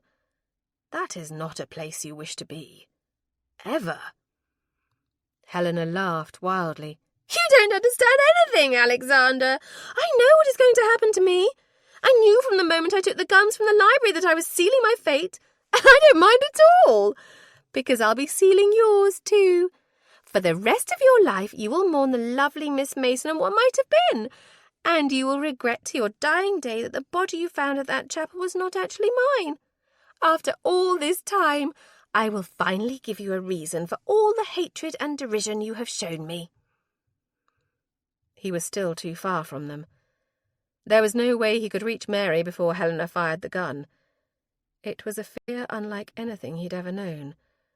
To stand there and know beyond the shadow of a doubt that Helena had already set her course. She'd left the Vale House bent on destruction, and there was no power on earth that would dissuade her. His only hope, and it was a fervent prayer from his heart, was that the gun might misfire. Chapter 20. Mary saw the intent in his gaze. It was immediately and terrifyingly clear to her that he intended to do something impossibly reckless and heroic, something that would have disastrous consequences. She could not and would not allow him to sacrifice his life for her, not when there was another way. Her plan, impetuous and likely fatally flawed, at least offered a slim chance that one of them might survive. Mary looked at Alexander Carnahan, Lord Wolverton, and committed everything about him to memory, knowing it might be the last time she looked upon him before death claimed her. She hoped that he might see in her gaze just how much she felt for him. Regret swamped her. If she had to do it over again, Mary knew that she would have done things very differently. She would not have hesitated. She would not have run from him. She would not have insisted that he return her to Bath and her brother. Instead, she would have stayed with him at Wolfhaven, and either willingly been seduced or mustered the courage to do a bit of seducing of her own. But there was no more time to think of such things. Her moment was at hand, and action was required. Taking a deep breath, as much for courage as for what was to come, Mary hurled herself backward with as much force as possible. The momentum carried both her and Helena to the balustrade that kept careless passers-by from tumbling into the Avon below. With their combined weight and the awkward lack of balance due to Helena having one arm wrapped about her neck and the pistol pointed at her head, there was simply no way to recover. She felt the other woman teetering, grasping at her as if Mary could somehow keep them on firm ground. Helena screamed, flailing for purchase as they fell. The gun discharged, firing harmlessly toward the sky as they plunged backward toward the rushing river. The impact as they struck the water was staggering. It was rather like hitting a brick wall. Disoriented at first, Mary finally managed to find the light. She swam for it with all she was worth, finally breaking the surface and drawing in air until her lungs were full to bursting. Then the water dragged her down, sweeping her downriver. The current tugged mercilessly at her skirts, trapping her legs. But Mary recalled the lessons of her youth, first from Benedict, and later from Miss Darrow, who had insisted that all of her girls know how to swim. She didn't fight the water, knowing that to struggle against it would only leave her weak and exhausted. If she could keep her nerves in check and her wits about her, the river would eventually wash her to the shores, and she would be safe. Instead of trying to direct her body in the heavy current, she focused on breathing. Every time she bobbed to the surface, she drew another deep breath, and simply allowed the water to carry her. There would be bumps and bruises aplenty, especially as they tumbled over the weir and beyond. Out of the corner of her eye, Mary saw Helena. The other woman's struggles had ceased as well, but not because she'd managed to achieve any sort of calmness in the water. Helena floated face down in the water, her gown billowing around her, and her dark hair fanning out. The current swept Mary toward her. Panic did set in then. Even in death she thought Helena might find some way to take her down with her, but the water carried Mary past her, sweeping her over the terraces of the weir. Mary used the ledges to push herself out of the centre of it, and toward the side where a group of people had gathered. Men were reaching out for her, trying to grasp her and pull her from the water. Desperately she reached out, trying to snag one of their outstretched arms. When it happened, when she felt a firm hand grasp her wrist and haul her toward the bank, she let out a startled sob. Lying on the grass of the parade ground, wet and shivering, her hair and her gown plastered to her skin, Mary looked up at the sky above and then let her eyes drift closed. In the distance she could hear someone calling her name. She recognized it as Alexander, but as she gasped for air and tried to fight the bitter cold from the water, darkness crept in. Exhaustion claimed her, and Mary's eyes fluttered closed on one thought. They were safe. For the moment, at least, they were both safe. His heart was in his throat when he reached her. Mary lay upon the grass, her wet gown clinging to her and her face as pale as death. Stripping off his coat, he placed it over her. Alex placed his fingers at her neck, just below the jaw, and felt the steady thrum of her pulse. It was faster than it should have been, but strong and steady. Without a second thought, he lifted her into his arms and made the arduous trek back up to the street. Climbing the narrow, moss and algae-covered stairs that led up from the river to the bridge above, he found Lord Ambrose's carriage still there, and the coachman looking on in horror. "Take us back to the circus," he shouted, and placed Mary inside the carriage, levering himself inside afterward. He'd no more than gotten her back into his arms, pressing her against him and willing the warmth of his body into hers, when the carriage lurched forward. "You will not die. Not after all that we have been through," he whispered, his voice sharp and angry. "I simply will not allow it." Her eyes fluttered open then. Alex found himself gazing into their dark depths, rendered nearly black in the confines of the carriage. "I certainly will not," she agreed, her voice raspy from the river water she'd likely swallowed. "Not for a considerable length of time, at any rate." "Just so long as you let me go first," Alex replied. "I think I've seen you at death's door once too often already." "Why must I always be damp and cold? Just once I'd like to almost die from being too warm and too cosy. Is that possible?" He smiled. "I think, perhaps, you've struck your head again." She frowned. "Helena is dead. I saw her body in water. Do you think... will they be able to retrieve it?" "Are you concerned for her proper burial?" he asked incredulously. Mary shook her head. "No, I'm only concerned that you have the proof you require to finally clear your name. If her body is lost to the river, then it is only the word of others that she still lived. I want you to finally be free of it all." Alex couldn't resist it. He kissed her then. It wasn't a gesture of passion, but one of tenderness, one that he hoped might show her how much he cherished her. "I am free. I will never be as free as I am with you in my arms. Now that there are no remaining reasons to deny it, I will say without hesitation, I love you. As soon as it is humanly possible, I mean to make you my wife." Her eyes drifted closed again, but her lips curved in a slight smile. Within minutes they had reached the Vale home. Alex handed her down to the waiting coachman, and then disembarked himself. Once his feet were firmly planted on the pavement, he reached for her again, With her tucked safely in his arms, he strode up the steps to the door that was currently being held open by the butler. In the hall he heard Miss Masters and Lady Vale gasp in horror. "Whatever happened?" "She and Helena struggled and fell into the river," he said, offering the short version of the tale. "We have to get her warm as soon as possible. She's been in these wet things too long already." "Get her upstairs, to the guest room," Lady Vale said, rushing ahead of him. Alex followed hot on her heels. Once inside, he placed Mary on the bed and began removing her cloak and the sodden garments beneath. Immediately he felt feminine hands tugging him away. "You are not in the country in your abandoned mausoleum, Lord Wolverton," Lady Vale snapped. "In this house we will do things the proper way. Miss Masters and I will see to her." Before he could utter a protest, he was shoved out the door, and it was closed firmly in his face. In the corridor, put rather firmly in his place, Alex was at a loss what to do. Of course, he reasoned, someone should send for her brother. But as he descended the stairs, he could hear Mr. Middlethorpe issuing orders to the footman to do just that. He was, in that moment, completely extraneous. Middlethorpe turned to go back to the library and caught sight of him. "Banished you, did they?"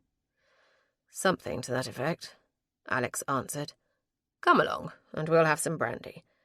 It's a bit early in the day, but I dare say the day has already warranted it. Of course, you haven't been to bed yet, so one could argue that it's actually late for you." He hadn't felt the exhaustion until that moment. When it was presented to him in that way, when he had a moment to entertain just how long it had been since he had slept, Alex wondered how he was even upright, much less putting one foot in front of the other. Yet he knew that even if he were to close his eyes, sleep would not come. Not yet. Not when he was still uncertain of Mary's well-being. Once he knew she was well, then perhaps. Gratefully, he accepted the cut crystal glass and sipped the warming liquid. It was damned fine brandy, certainly better than he'd been able to afford for some time. He savoured the spreading warmth and the sweet, complex flavour as it settled on his tongue. "There is no substitute for a fine brandy, unless it's a woman," Middlethorpe said. "And I'm assuming that there is no woman more vital to your happiness and satisfaction at this time than Miss Mason is." "I have done a disservice to her in being so obvious with my affections," Alex replied. Middlethorpe chuckled softly, but it was not a humorous sound. There was a wealth of pain in it. Enough so that Alex glanced up at him and caught the flicker of intense sadness in the other man's gaze before it shuttered entirely. "It is not as if you have made a cake of yourself in society for her. She will not be ruined by what has occurred in this house. And given the amount of gossip already swirling about her, with the kidnapping, the identity of her adopted brother, and whatever occurred today..." Middlethorpe lifted his hands in exasperation. "Your degree of indiscretion in exhibiting your attachment to her is hardly the worst thing people will discuss." "No, I suppose it is not. Helena is dead, by the way." "I assumed so," Middlethorpe replied. "The magistrate is currently questioning Albert Hamilton. The man is singing like a bird at present. He has incriminated Harrelson, Helena, his brother, Frederick, and everyone but himself.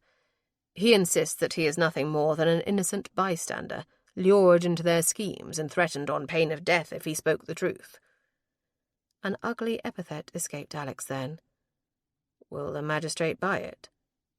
"Unlikely," Middlethorpe said. "But the magistrate isn't the issue. Albert's not a peer, but he is the younger brother of one.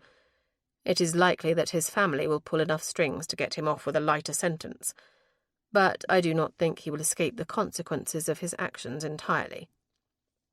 Tell me what occurred today." "Helena secreted herself in the carriage and held Mary at gunpoint. There was an overturned cart on Pulteney Bridge that stifled traffic, giving Mary an opportunity to jump from the carriage. Helena pursued her, intending to shoot her before my very eyes, and at the last possible second, Mary managed to tip them both over the balustrade and into the river below. Helena drowned in the Avon." "Her body has been recovered?" Alex frowned. Yes, others were removing her from the water. I did not stay to see it taken care of. I wanted to get Mary here and get her warm. I suppose I ought to go back. I'll send someone to take care of it, Middlethorpe offered. I asked after her body because it will be key in proving that you are not the murderer they claimed you to be. If you have any hope of having the decisions of the courts reversed, your property returned to you, and to finally put all the gossip to rest, then there will need to be witnesses who can identify Helena. How many witnesses would be required? Middlethorpe shrugged. I can only assume that any number of the genteel set leaving the baths would have recognized your wife. She was marked as a great beauty by society, and she did not make herself unobtrusive in the least. At that moment Lord Vale entered. What happened? Mary fell into the river with Lady Wolverton, Middlethorpe offered succinctly. Mary has survived, but Lady Wolverton has succumbed. She is upstairs, being tended to by your mother and your betrothed. No doubt they will have her warm, stuffed with hot tea and biscuits. She will be fine. Vale sank into the other chair that faced the desk and reached for the bottle of brandy. He didn't even bother with a glass, but drank straight from the decanter. Under the circumstances, the breach in etiquette was hardly worth commenting on. So, you're finally the widower, after all, Vale said after a moment. It would seem so, Alex agreed. This changes nothing as far as I'm concerned. Mary is in too fragile a state to make such monumental decisions right now, given all that she's been through, Vale continued. I think it best if you return to Wolfhaven Hall while we sort all of this out. Alex's brows shot up at essentially being dismissed. Excuse me? You should go, Vale said, before Mary wakes. It will only create problems for her if you remain. It took a moment for Alex to understand precisely what had been said. If you have concerns that my intentions are dishonourable, you may rest assured that I mean to propose to her. But you will not do it today, Vale insisted. You will not do it until the entire debacle with your late wife and her grasping relatives is resolved. I am not forbidding you to marry her, but I am quite firm that you will not do so until your affairs are in order and until she has had sufficient time to recover. Hot fury washed through him. And were your affairs perfectly in order when you proposed to Elizabeth Masters, Lord Vale? Though we both know I only use that title as a courtesy, as you are just as much at the mercy of the House of Lords as I am. Vale had the decency to flush guiltily. Whether or not I had a title, I still had the means to support Elizabeth. She would not have gone from living in relative comfort to eking out a meagre existence in a falling-down hovel. Can you honestly say that you can see to Mary's comfort there? She is fragile. She is stronger than you give her credit for, Alex said, rising to his feet. She is stronger than you and I put together. The very fact that she has survived all that she has been forced to endure, and that her own resourcefulness is largely to thank for it, should be proof enough of it. And is that what you will offer her when your honeymoon is done? A home devoid of servants because you lack the ability to pay them? My sister, who weighs less than 5 stones soaking wet, will have to use her resourcefulness to scrub your floors and wash your clothes. I will not have it, Wolverton, and if you love her, you will not either. Wait until you have the answers you seek from the powers that be. My sister has suffered enough poverty, pain, and uncertainty in her life without foolishly marrying into more of it. Alex wanted to protest. He wanted to state that he had waited long enough for his chance at happiness. But there was a part of him that recognized the wisdom of Vale's words. But God above, he resented them. And when she asks where I've gone, what will you tell her? That I've abandoned her? I will tell her that you are working to secure your fortune and your property, and urge her to be patient, Vale replied. This is not villainy on my part, Wolverton. I am looking after her because it is my duty to do so. Is that all it is? Really? She spoke of you, of your devotion to one another. Is it really that, Vale? Or is it that you're so dependent upon your sister worshipping you that you'd stand in the way of her happiness? Alex demanded. Vale rose from his chair, fists at the ready. If you're suggesting that my relationship with Mary is in any way improper, I'm not suggesting any such thing. In spite of what my late wife and her stepbrother have done, I know that it isn't commonplace, and it is beneath the both of you." Alex had risen from his own chair, ready to exchange blows if needed. "What I'm suggesting is that you've been her hero and her saviour for so long that you find yourself reluctant to grant that role to anyone else. It's your ego that's in the way." Vale eased back at that. "Maybe I am. But is that what you want? For her to marry you because you saved her? Do you want her head clouded with such things? Or do you want to be certain that it's really you she cares for, and not just the impossible events that have surrounded the two of you and muddled her thinking? Now is not the time, Wolverton, and if you'll take a moment and consider it, you'll see that I'm right." It wouldn't have been so painful if it hadn't mirrored thoughts of his own. From abduction, rescue, illness, another kidnapping and hostage situation with Helena, Mary's life had been nothing but upheaval. He had been the first bastion of safety she'd known after weeks of uncertainty. What if it was that which was the basis of her feelings for him? One loveless marriage had been enough for him. How long? Vale relaxed visibly. "Get your affairs settled, and then court her as she deserves." Alex nodded. "Then I'll be off. You can send my things to Wolfhaven. I'll be making for London to get things sorted out." Walking out the door, knowing that Mary was above stairs and would soon realise he'd left without even saying goodbye, it was the hardest thing he'd ever done. But perhaps Vale was correct. If he looked at her again, if he had to look into her eyes as they said goodbye yet again, he would not have the strength. Alex prayed that fortune would smile upon him, that the wheels of justice would move with the same urgency in returning his property as they had when they had seized it all from him. Chapter 21. "What do you mean he's gone?" Mary demanded. Her heart had dropped, sinking into her stomach when her brother told her that Alex had left. He had told her he loved her. He had sworn that they would be together. Perhaps not in those exact words, and perhaps her memory of it was a bit fuzzy as she'd only just escaped drowning, but he had. She was certain of it. A muscle ticked in Benedict's jaw as he looked away. "It's for the best, at least for now. It will take months, if not years, before he has his finances sorted." "I don't care about his finances. He would not simply have left me, Benedict.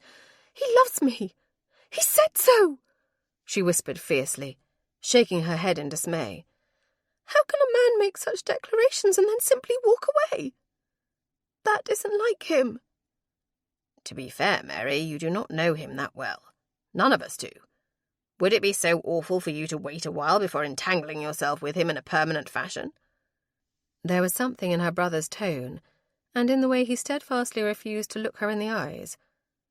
Suspicion was an ugly thing, but it reared inside her. "What did you do?" "Mary." "Tell me, Benedict, what did you do?" she demanded again, all but shouting. In all of her life she had never raised her voice to him, never been anything but grateful and obedient as he'd sacrificed so much for her. But that only made the betrayal cut even deeper. Had he really sabotaged her chance at happiness? "Fine," Benedict said on a heavy sigh. "I insisted that he wait until his finances and legal woes were taken care of, and he could make a respectable offer for you." It cut her to the quick. "You had no right." "I have every right. You are my responsibility." "I am a grown woman. I am 25 years old and perfectly capable of making my own choices." "You don't know him." "And do you know Elizabeth, then? You've only just met her within the last 2 weeks, after all, and yet you are betrothed. And I dare say you behaved far less honourably toward her than Alexander Carnahan behaved toward me." He drew back as if she'd struck him. "Mary, you are overwrought." "No, I'm not overwrought. I'm not hysterical. I'm not going to have the vapours or fall into a faint. While I may be physically at a disadvantage in many ways, Benedict, when it comes to my understanding of the world, we came from the same hovel, from the same drunken, rage-filled, filthy hovel. This was not about what was best for me. If it was, you would have asked for my opinion first, she snapped. He had the decency, at least, to look moderately shamed by that. But Mary was far from done. Do you really think that my feelings for him and his for me are less valid and less urgent than what you feel for Elizabeth? If I told you, or did as you have done and went behind your back, if I told her that she should not marry you until she has her reputation perfectly restored, or until you have the title entirely secured, what would you say to that, Benedict? The situation is entirely different, Benedict protested. No, our anatomy is different. Because you are male and I am female, you assume that the rule should be applied differently. I'm not having it. Mary rose from the bed and pulled her travelling gown from the wardrobe. What the devil are you doing? She arched one pale brow at him. What does it look like I'm doing? I mean to go after him. He's off to London. You'd never be able to track him down. Mary laughed bitterly. You stand here, in the home of the woman who gave birth to you because of my ability to track people down? Or have you forgotten that you'd have never discovered who you truly are if I hadn't come to Bath to investigate? And got yourself abducted and very narrowly avoided a fate that could potentially have been worse than death. He snapped back at her. Mary, be reasonable. You have been ill. Only hours ago you very nearly died. Fine. I'll be perfectly reasonable. I will not travel to London alone. You may escort me, or I shall ask Mr. Middlethorpe to do so. It was a rare thing for her to dig her heels in quite so viciously, but it was also a rare circumstance. I will take you to London, Benedict shouted. I will take you, and I will find bloody Wolverton for you. When did you become this obstinate? I've always been this obstinate, Benedict, she insisted. We just rarely ever wanted different things for me. He loves me, and there is nothing that he would not do to see me safe and happy. Can you not see that? You'll be poor, he replied. As I have been before. If marrying Elizabeth meant giving up all of your wealth, would you? His gaze settled on hers, and she saw a flash of understanding finally break through his stubborn male pride. I would do whatever was necessary to be with her. As would I to be with him. And I know you said you'd take me, but it would be very difficult to convince him to elope to Gretna Green with me if you are staring daggers at his back. If it's just the same, I'd rather go alone. If I leave now, I might be able to make the posting in at Wickham. Perhaps he will have stopped there himself. Can he afford a bloody inn? Probably not. You should have thought of that before you asked him to leave, she said. Benedict rolled his eyes. You'll need funds for your journey, and your elopement, he added somewhat bitterly. I'll have it waiting for you in the study. Mary smiled. I love you, Benedict. I really, really do. But I'm not a little girl any more, even though half the time I despair of looking like one. If he ever gives you cause to regret this... He will not, Mary said, and she had complete faith in that. She believed it entirely. I'm certain we will disagree. I'm even more certain that he will, at times, be as high-handed and managing as you are, and I will have to put him in his place, just as I did you. And I relish the very thought of it. No one, Benedict, knows better than the two of us how precious it is to find love. Not when the first half of our lives was so lacking in it. Now get out of here so that I can change and go chase down the man I love like the scandalous creature I've become. Benedict shuddered at the thought, but said nothing further as he left the room.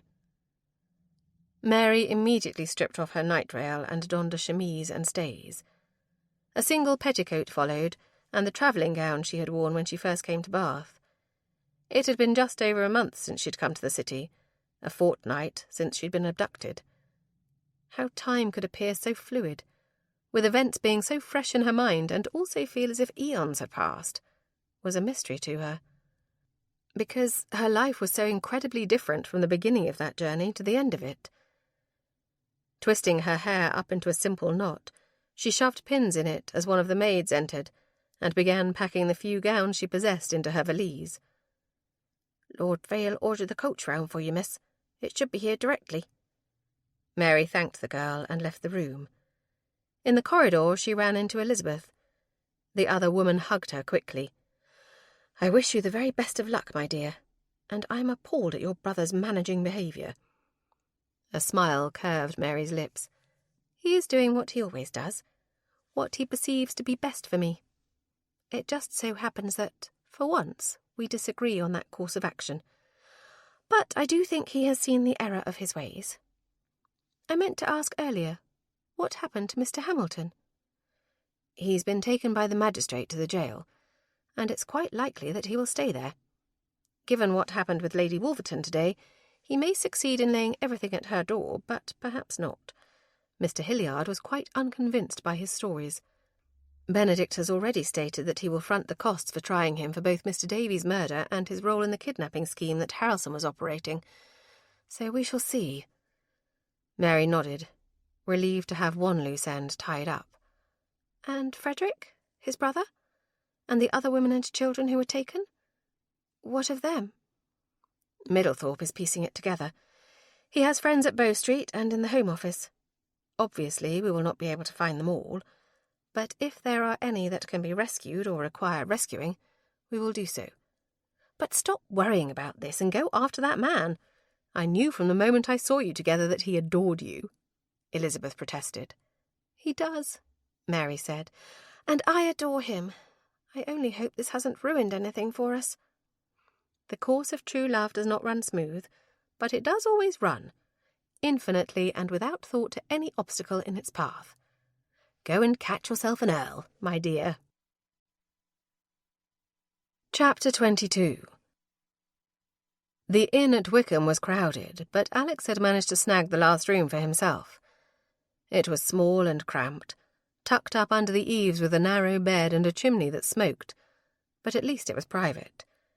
He was in no mood for company, and the boisterous tap-room had grated on his nerves the moment he walked in. He missed her already.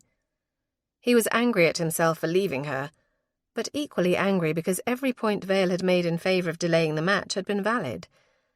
It was an assault on his pride and his dignity that he couldn't provide for her in the way that she deserved. And while the promise of an end to his financial hardships was nigh, he had no guarantee of when it would occur, or if everything that had been taken would be returned, or only a portion of it. It was very possible that even after the House of Lords had made their decisions, he might still be poor by the standards of the nobility. She would be denied the society that her brother would now be welcomed into, because he couldn't afford it. Cursing, Alex stripped off his dusty coat and waistcoat. The cravat came next, and the lot of it was tossed upon the single chair in the room. He didn't care that he had nothing else to wear, and that the clothes would be horribly rumpled the following morning. Those were the very least of his concerns.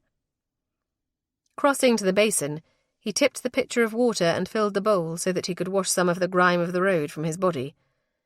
If he had any sense about him, he would have gotten a bottle from the tap-room before coming up. There weren't enough spirits in the entire establishment to tempt him once more into the company of others. There was a knock on the door, and Alex cursed. It was likely the maid bringing up dinner. Grabbing his shirt, he tugged it on and then opened the door. Immediately he stopped, struck completely speechless by the sight that greeted him. Mary, with her blonde hair tucked under her bonnet and wearing a simple travelling costume of green wool, stood before him, her small hand poised as if she'd meant to knock again. "I was hoping I'd catch you here," she said softly. "It wasn't quite noon when I left Bath, and thought you might stop for the night here." "It's a good stopping point. Half the journey behind and half ahead." Realising just how inane the conversation had become, he got to the point straight away. His confusion evident in his tone, he asked, "Why are you here?" "Because you said you wanted to marry me," she replied, "and I really want to be married to you. And my brother is an idiot." "His reasons are valid." "His reasons are his reasons, Alexander Carnahan, but I have reasons of my own. Will you invite me in to hear them, or must I shout them in the corridor?" she asked with a sweet smile and cold steel in her gaze. Alex stepped back and held the door wide for her to enter. "Come in. I don't suppose I need to tell you that this is incredibly improper." "As was the fact that you tended me while I was ill. I've been abducted and held captive, for the likely purpose of being auctioned off to a brothel, and my adopted brother is the long-lost son of a misanthropic viscount who has been reunited with his family after 2 decades. Not to mention that the wife of the man I love tried to murder me in full view of the pump room and the Abbey in the centre of Bath today. I think we have scandal covered, Lord Wolverton." He had to bite his lip to keep from grinning at her caustic and clearly irritated tone. "When you put it in those terms, well, that doesn't change the fact that your brother was quite adamant about our waiting to be married." "And I was quite adamant when I told him I would not wait," she replied softly. But then her confidence faltered, and uncertainty blazed in her eyes for just a moment. "Unless... do you want to be married to me now? Under the circumstances, having finally just become a widower, in fact, perhaps marriage is not something you wish to enter into again so soon.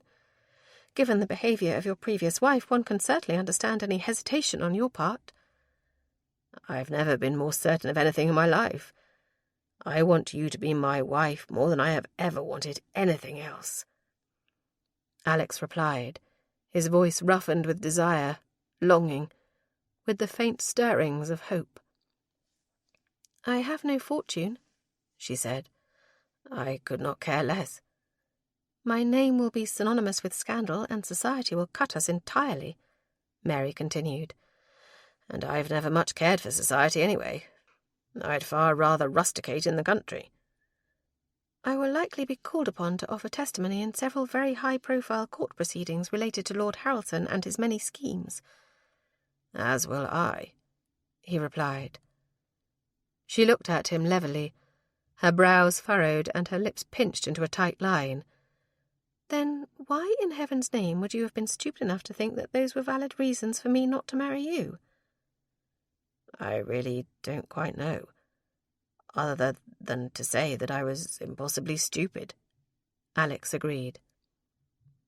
"I've made a decision, by the way." As she uttered this proclamation, she removed her bonnet and placed it on the chair. Then her hands came up to tackle the buttons of her spencer. When that garment joined the bonnet and his discarded items, she reached behind her and untied the laces of her gown until it gaped at her breasts and slipped low over one shoulder. "To avoid any further questions about whether or not marrying me now is an honourable thing to do, I'm going to seduce you." Utterly entranced, Alex stared at that softly rounded shoulder bared to him save for the thin strap of her chemise. "And are you well acquainted with seduction, then?" "I might require some advice on the matter," she said as she slid the puffed sleeves of the gown over her arms. The fabric fell to her hips, catching there for just the briefest second, before she shimmied slightly and it dropped to the floor to pool at her feet. "I'm assuming that the removal of one's clothing is usually a step in the right direction." His mouth had gone as dry as parchment as he looked at her standing before him in her very sensible undergarments. Clearing his throat, he managed a reply that would allow their banter to continue for a bit longer. "I would say that is a rather universal truth. Nudity and seduction certainly go hand in hand." Alex's gaze locked on her small and delicate fingers as she tugged at the laces of her stays, loosening them until the garment simply fell away. The shift she wore beneath revealed far more than it hid.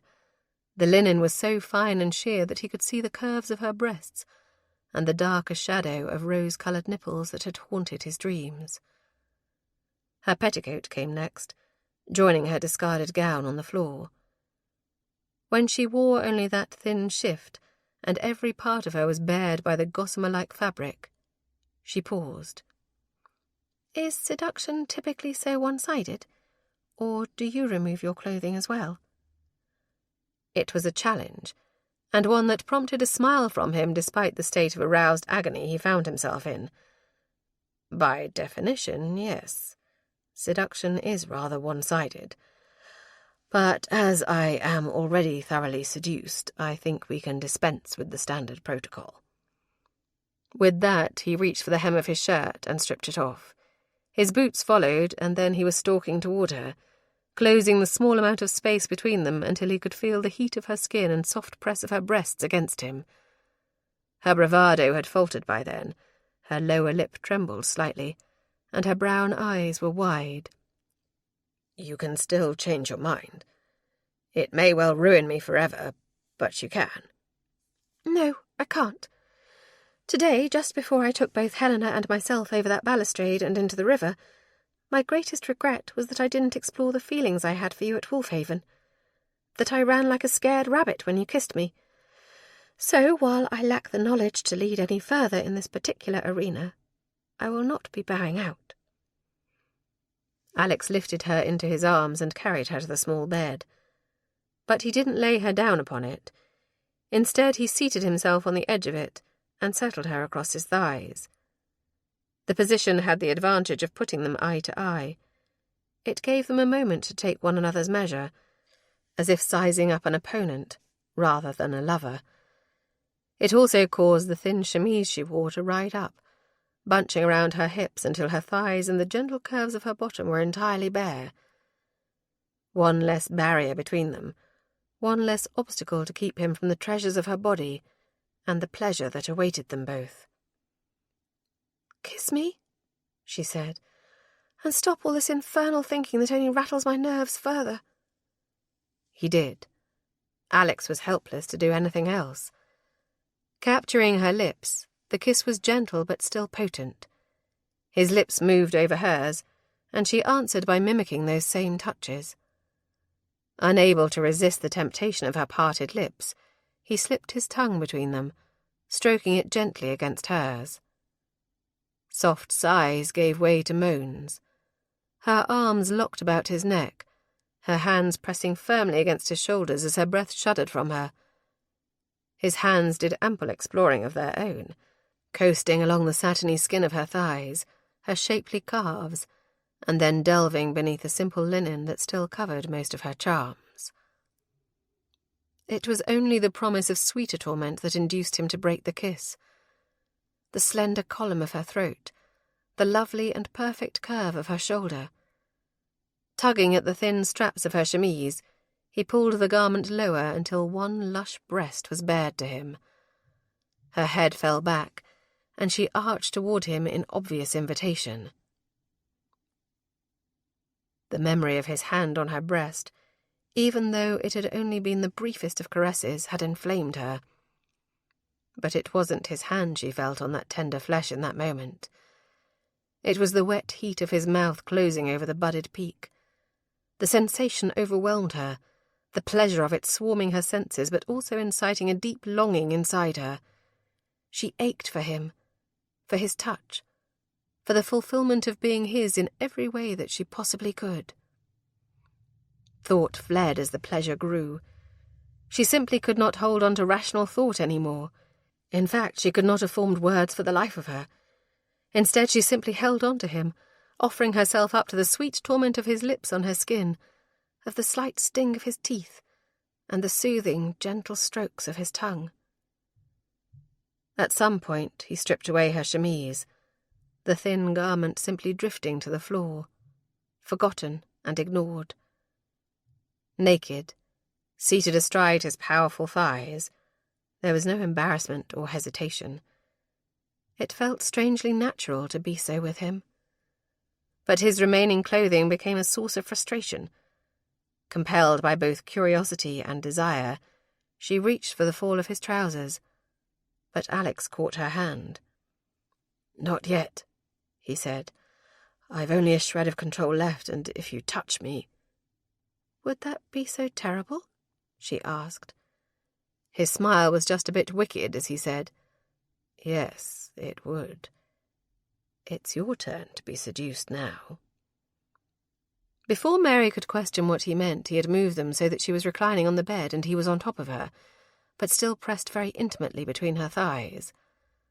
But then he was kissing her breasts again, teasing each furled nipple with his questing mouth until she couldn't think. She could only feel. Then his hands were on her thighs, stroking them slowly and sensually until he reached the apex and touched the curls that shielded her sex. A gasp escaped her, but not of fear. It was anticipation and eagerness to finally know his touch. Mary parted her thighs further, an act of complete trust and surrender, an invitation for him to complete their joining. She could feel the heat building inside her, unfurling, and then he touched her intimately. He parted her flesh and stroked one fingertip over a sensitive bud of flesh that made her cry out. He touched her again and again, coaxing a chorus of moans and cries from her. Her body had bowed beneath his, arching into his touch, seeking something that she could not quite fathom. And then it happened. The unbearable tension that had drawn her muscles taut and left her shuddering beneath him simply snapped. Her body pulsed with it, sending waves of intense pleasure rushing through her until she collapsed on the bed once more, panting and breathless. "I think you are much better at seduction than I am," she finally managed, and startled a laugh from him. "I don't know. You availed yourself quite well, I think," he teased. "Don't make me wait any longer. I want you to make love to me. I want to be yours," she urged him. It was a desperate plea, and some of her fear crept in. It wasn't fear of what they were about to do, or of the unknown given her lack of experience. It was the fear that something else would happen to keep them apart. Mary felt as if the fates had pushed them together just long enough for her heart to be engaged, and had then done everything possible to tear them apart. Alex rose just long enough to shed the last remnants of his clothing. Naked, he joined her once more, their bodies moulded together in an intimate embrace. "You will always be mine," he vowed. The release he'd given her had eased her desire, offering some respite from the relentless yearning, but it was still there, simmering just below the surface. As he entered her, it was neither pleasant nor unpleasant. Foreign, yes, entirely. Then there was the briefest moment of discomfort. And yet, when their bodies were fully joined, when she was connected to him in a way she never had been with any other and would never be, she met his gaze. And as their eyes locked, he moved within her, surging forward and then withdrawing. That slight movement was a revelation. The tension that had filled her before appeared again, more intense and more insistent than before. Every surge, every stroke of his flesh within her ratcheted that tension higher. But now she understood what awaited her beyond it. And when it peaked, Mary welcomed it eagerly, calling out his name with abandon. Only seconds later he followed her over that precipice. In the aftermath of it, still trembling and breathless, Mary clung to him and vowed that nothing would ever come between them again. Epilogue. Mary picked up the small posy of flowers from the table beside the bed and sniffed them with a smile. They would wilt soon, but for now they were lovely. "Perhaps I can dry them, or take some of them and press them into a book to keep them forever." Alex rolled onto his side and looked at her steadily. "You may do whichever pleases you most, Lady Wolverton." They had married that morning, 3 days after she'd seduced him at the inn.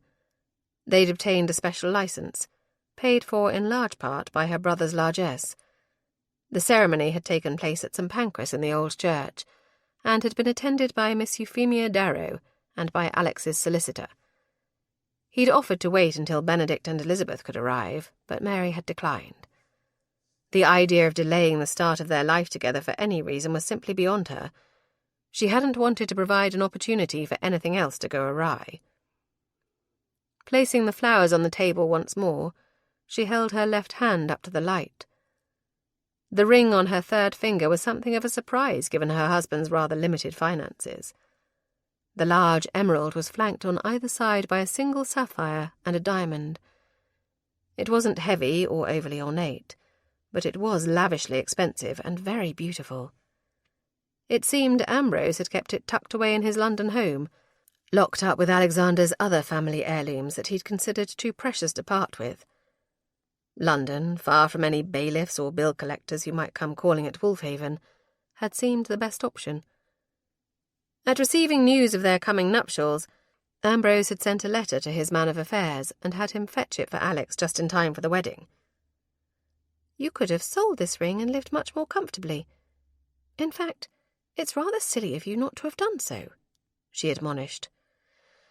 "My finances will work themselves out soon enough," he said, and absently stroked the curve of her hip with the tips of his fingers.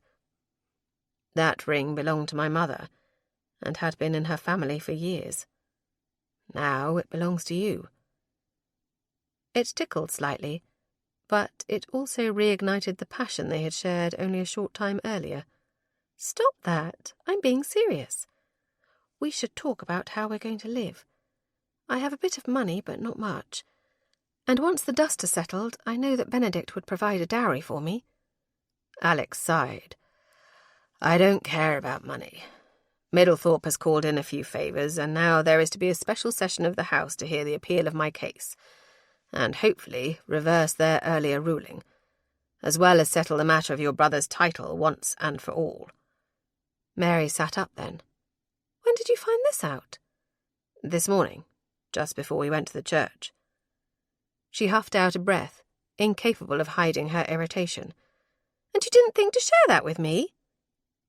He wrapped his arms around her and pulled her back down until her cheek was pressed against his shoulder. Mary tried to hold on to her ire, but it faded quickly. "I wanted to tell you. I meant to, in fact. But we had the church and the wedding, and then we had the consummation. So many tasks, my dearest." She lifted her head, gaping at him slightly in horrified amusement. "A task, is it?" He grinned. "It does require a good bit of exertion." Mary laughed and then tucked herself once more in at his side. "Do you really think they will return everything to you?" "Not everything. A good deal, yes. I imagine things will still be a bit lean for us for a while, but several of the estates are quite profitable. Those profits can be invested in the others to improve their productivity," he offered. "Will you mind very much that I'll simply be less poor instead of terribly wealthy?" She sighed dramatically. "I suppose I shall just have to content myself with being married to a man I love, who seduces me quite regularly, much to my delight, and who tells me on a daily basis that he adores the ground I walk upon. We must all make sacrifices." He was laughing as he flipped them entirely and had her pinned beneath him. "Minx?" "Scoundrel," she countered. He kissed her neck, his teeth scraping gently along that one spot that made her shiver with pleasure. Mary's eyes closed, and she bit her lip at the rush of sensation. "You are a wicked, wicked man." "Should I stop, then?" "No, that would be even more wicked," she confessed. "I could not bear the disappointment." "Have I told you how much I love you?" Her lips curved into a soft, contented smile at that. "You have. But as I will never tire of hearing it, you may certainly feel free to tell me again." "Then I love you. More than life, more than my next breath, and I cannot wait to be done with London and return to Wolfhaven with you at my side." Mary's smile turned into a frown. "I know you said we would be poor, but will we be so poor that we have to keep Mrs. Epson on?" Alex laughed. "I've already sent a letter to her instructing her that she is to retire to a small cottage on the estate and will receive a small pension. I would not put either one of us through that torment. We have both suffered quite enough without having to continue eating the vile concoctions she calls food." "Speaking of food, I'm famished. You were quite persuasive when it came to skipping breakfast," she said. "I need food, Alexander." He rose then, tugging her up with him. Mary watched as he donned his dressing gown.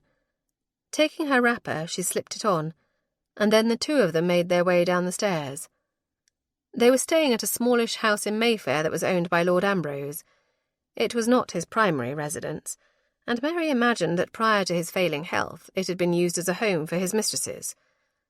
The servants had been given the day off as they'd wanted privacy instead.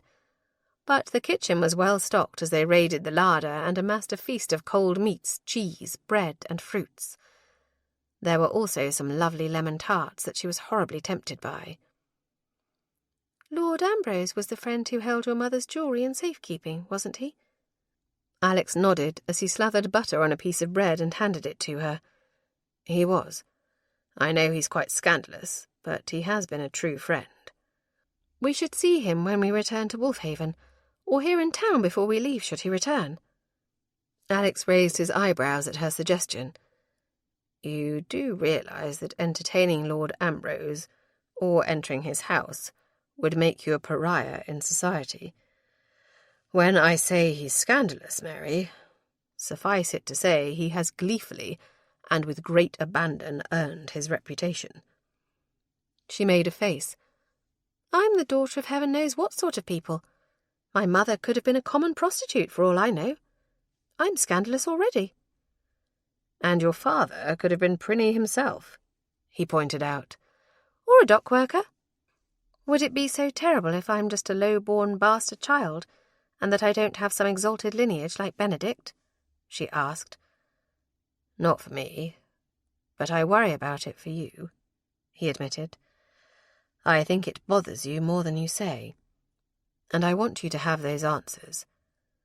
I think there is more to be learned from Harrelson's journals, and those retrieved from Madame Zula. Middlethorpe has set the hounds on her manservant, hoping to find him and any information he might possess. Mary nodded. And you are writing letters to Ambrose, finding out what he might know or who he might be able to coerce into helping you dig further? Alex shrugged. He's a good friend, even if the world thinks him a bounder. It doesn't matter. You trust him, and I trust you. And he is your friend. Society can rot for all I care. He pulled her close and kissed her again. In that case, perhaps we could be scandalous too. What did you have in mind? She asked. He lifted her onto the countertop, her knees bracketing his hard thighs. He had that look in his eyes, feral, predatory even, and so very appealing. The bread she'd been nibbling on turned to sawdust in her mouth. The rumbling of her stomach was forgotten entirely as another need pushed to the forefront and demanded fulfillment. Have you ever made love in a kitchen, Lady Wolverton? I have not, as you well know, she countered. Is it very bad of me to say that I'm intrigued by the notion? His hands shifted on the backs of her thighs, just behind her knees, and tugged her forward. Mary's arms closed about him, and she felt the hard ridge of his arousal press against her belly. Yes, she thought, their impromptu luncheon could certainly wait. I would be more affronted, he whispered, his breath hot against her neck, had you said you were not. I admit to being somewhat puzzled by how such a thing would occur, she teased. Perhaps a demonstration is in order? And he did demonstrate it. Thoroughly. This concludes The Mystery of Miss Mason by Chastity Bolin, narrated by Esther Wayne. Copyright 2018 by Chastity Bolin. This unabridged audiobook is published by arrangement with Dragon Blade Publishing and was produced in the year 2019 by Tantor Media Incorporated, a division of Recorded Books, which holds the copyright thereto. Please visit tantor.com for more information on our growing library of unabridged audiobooks.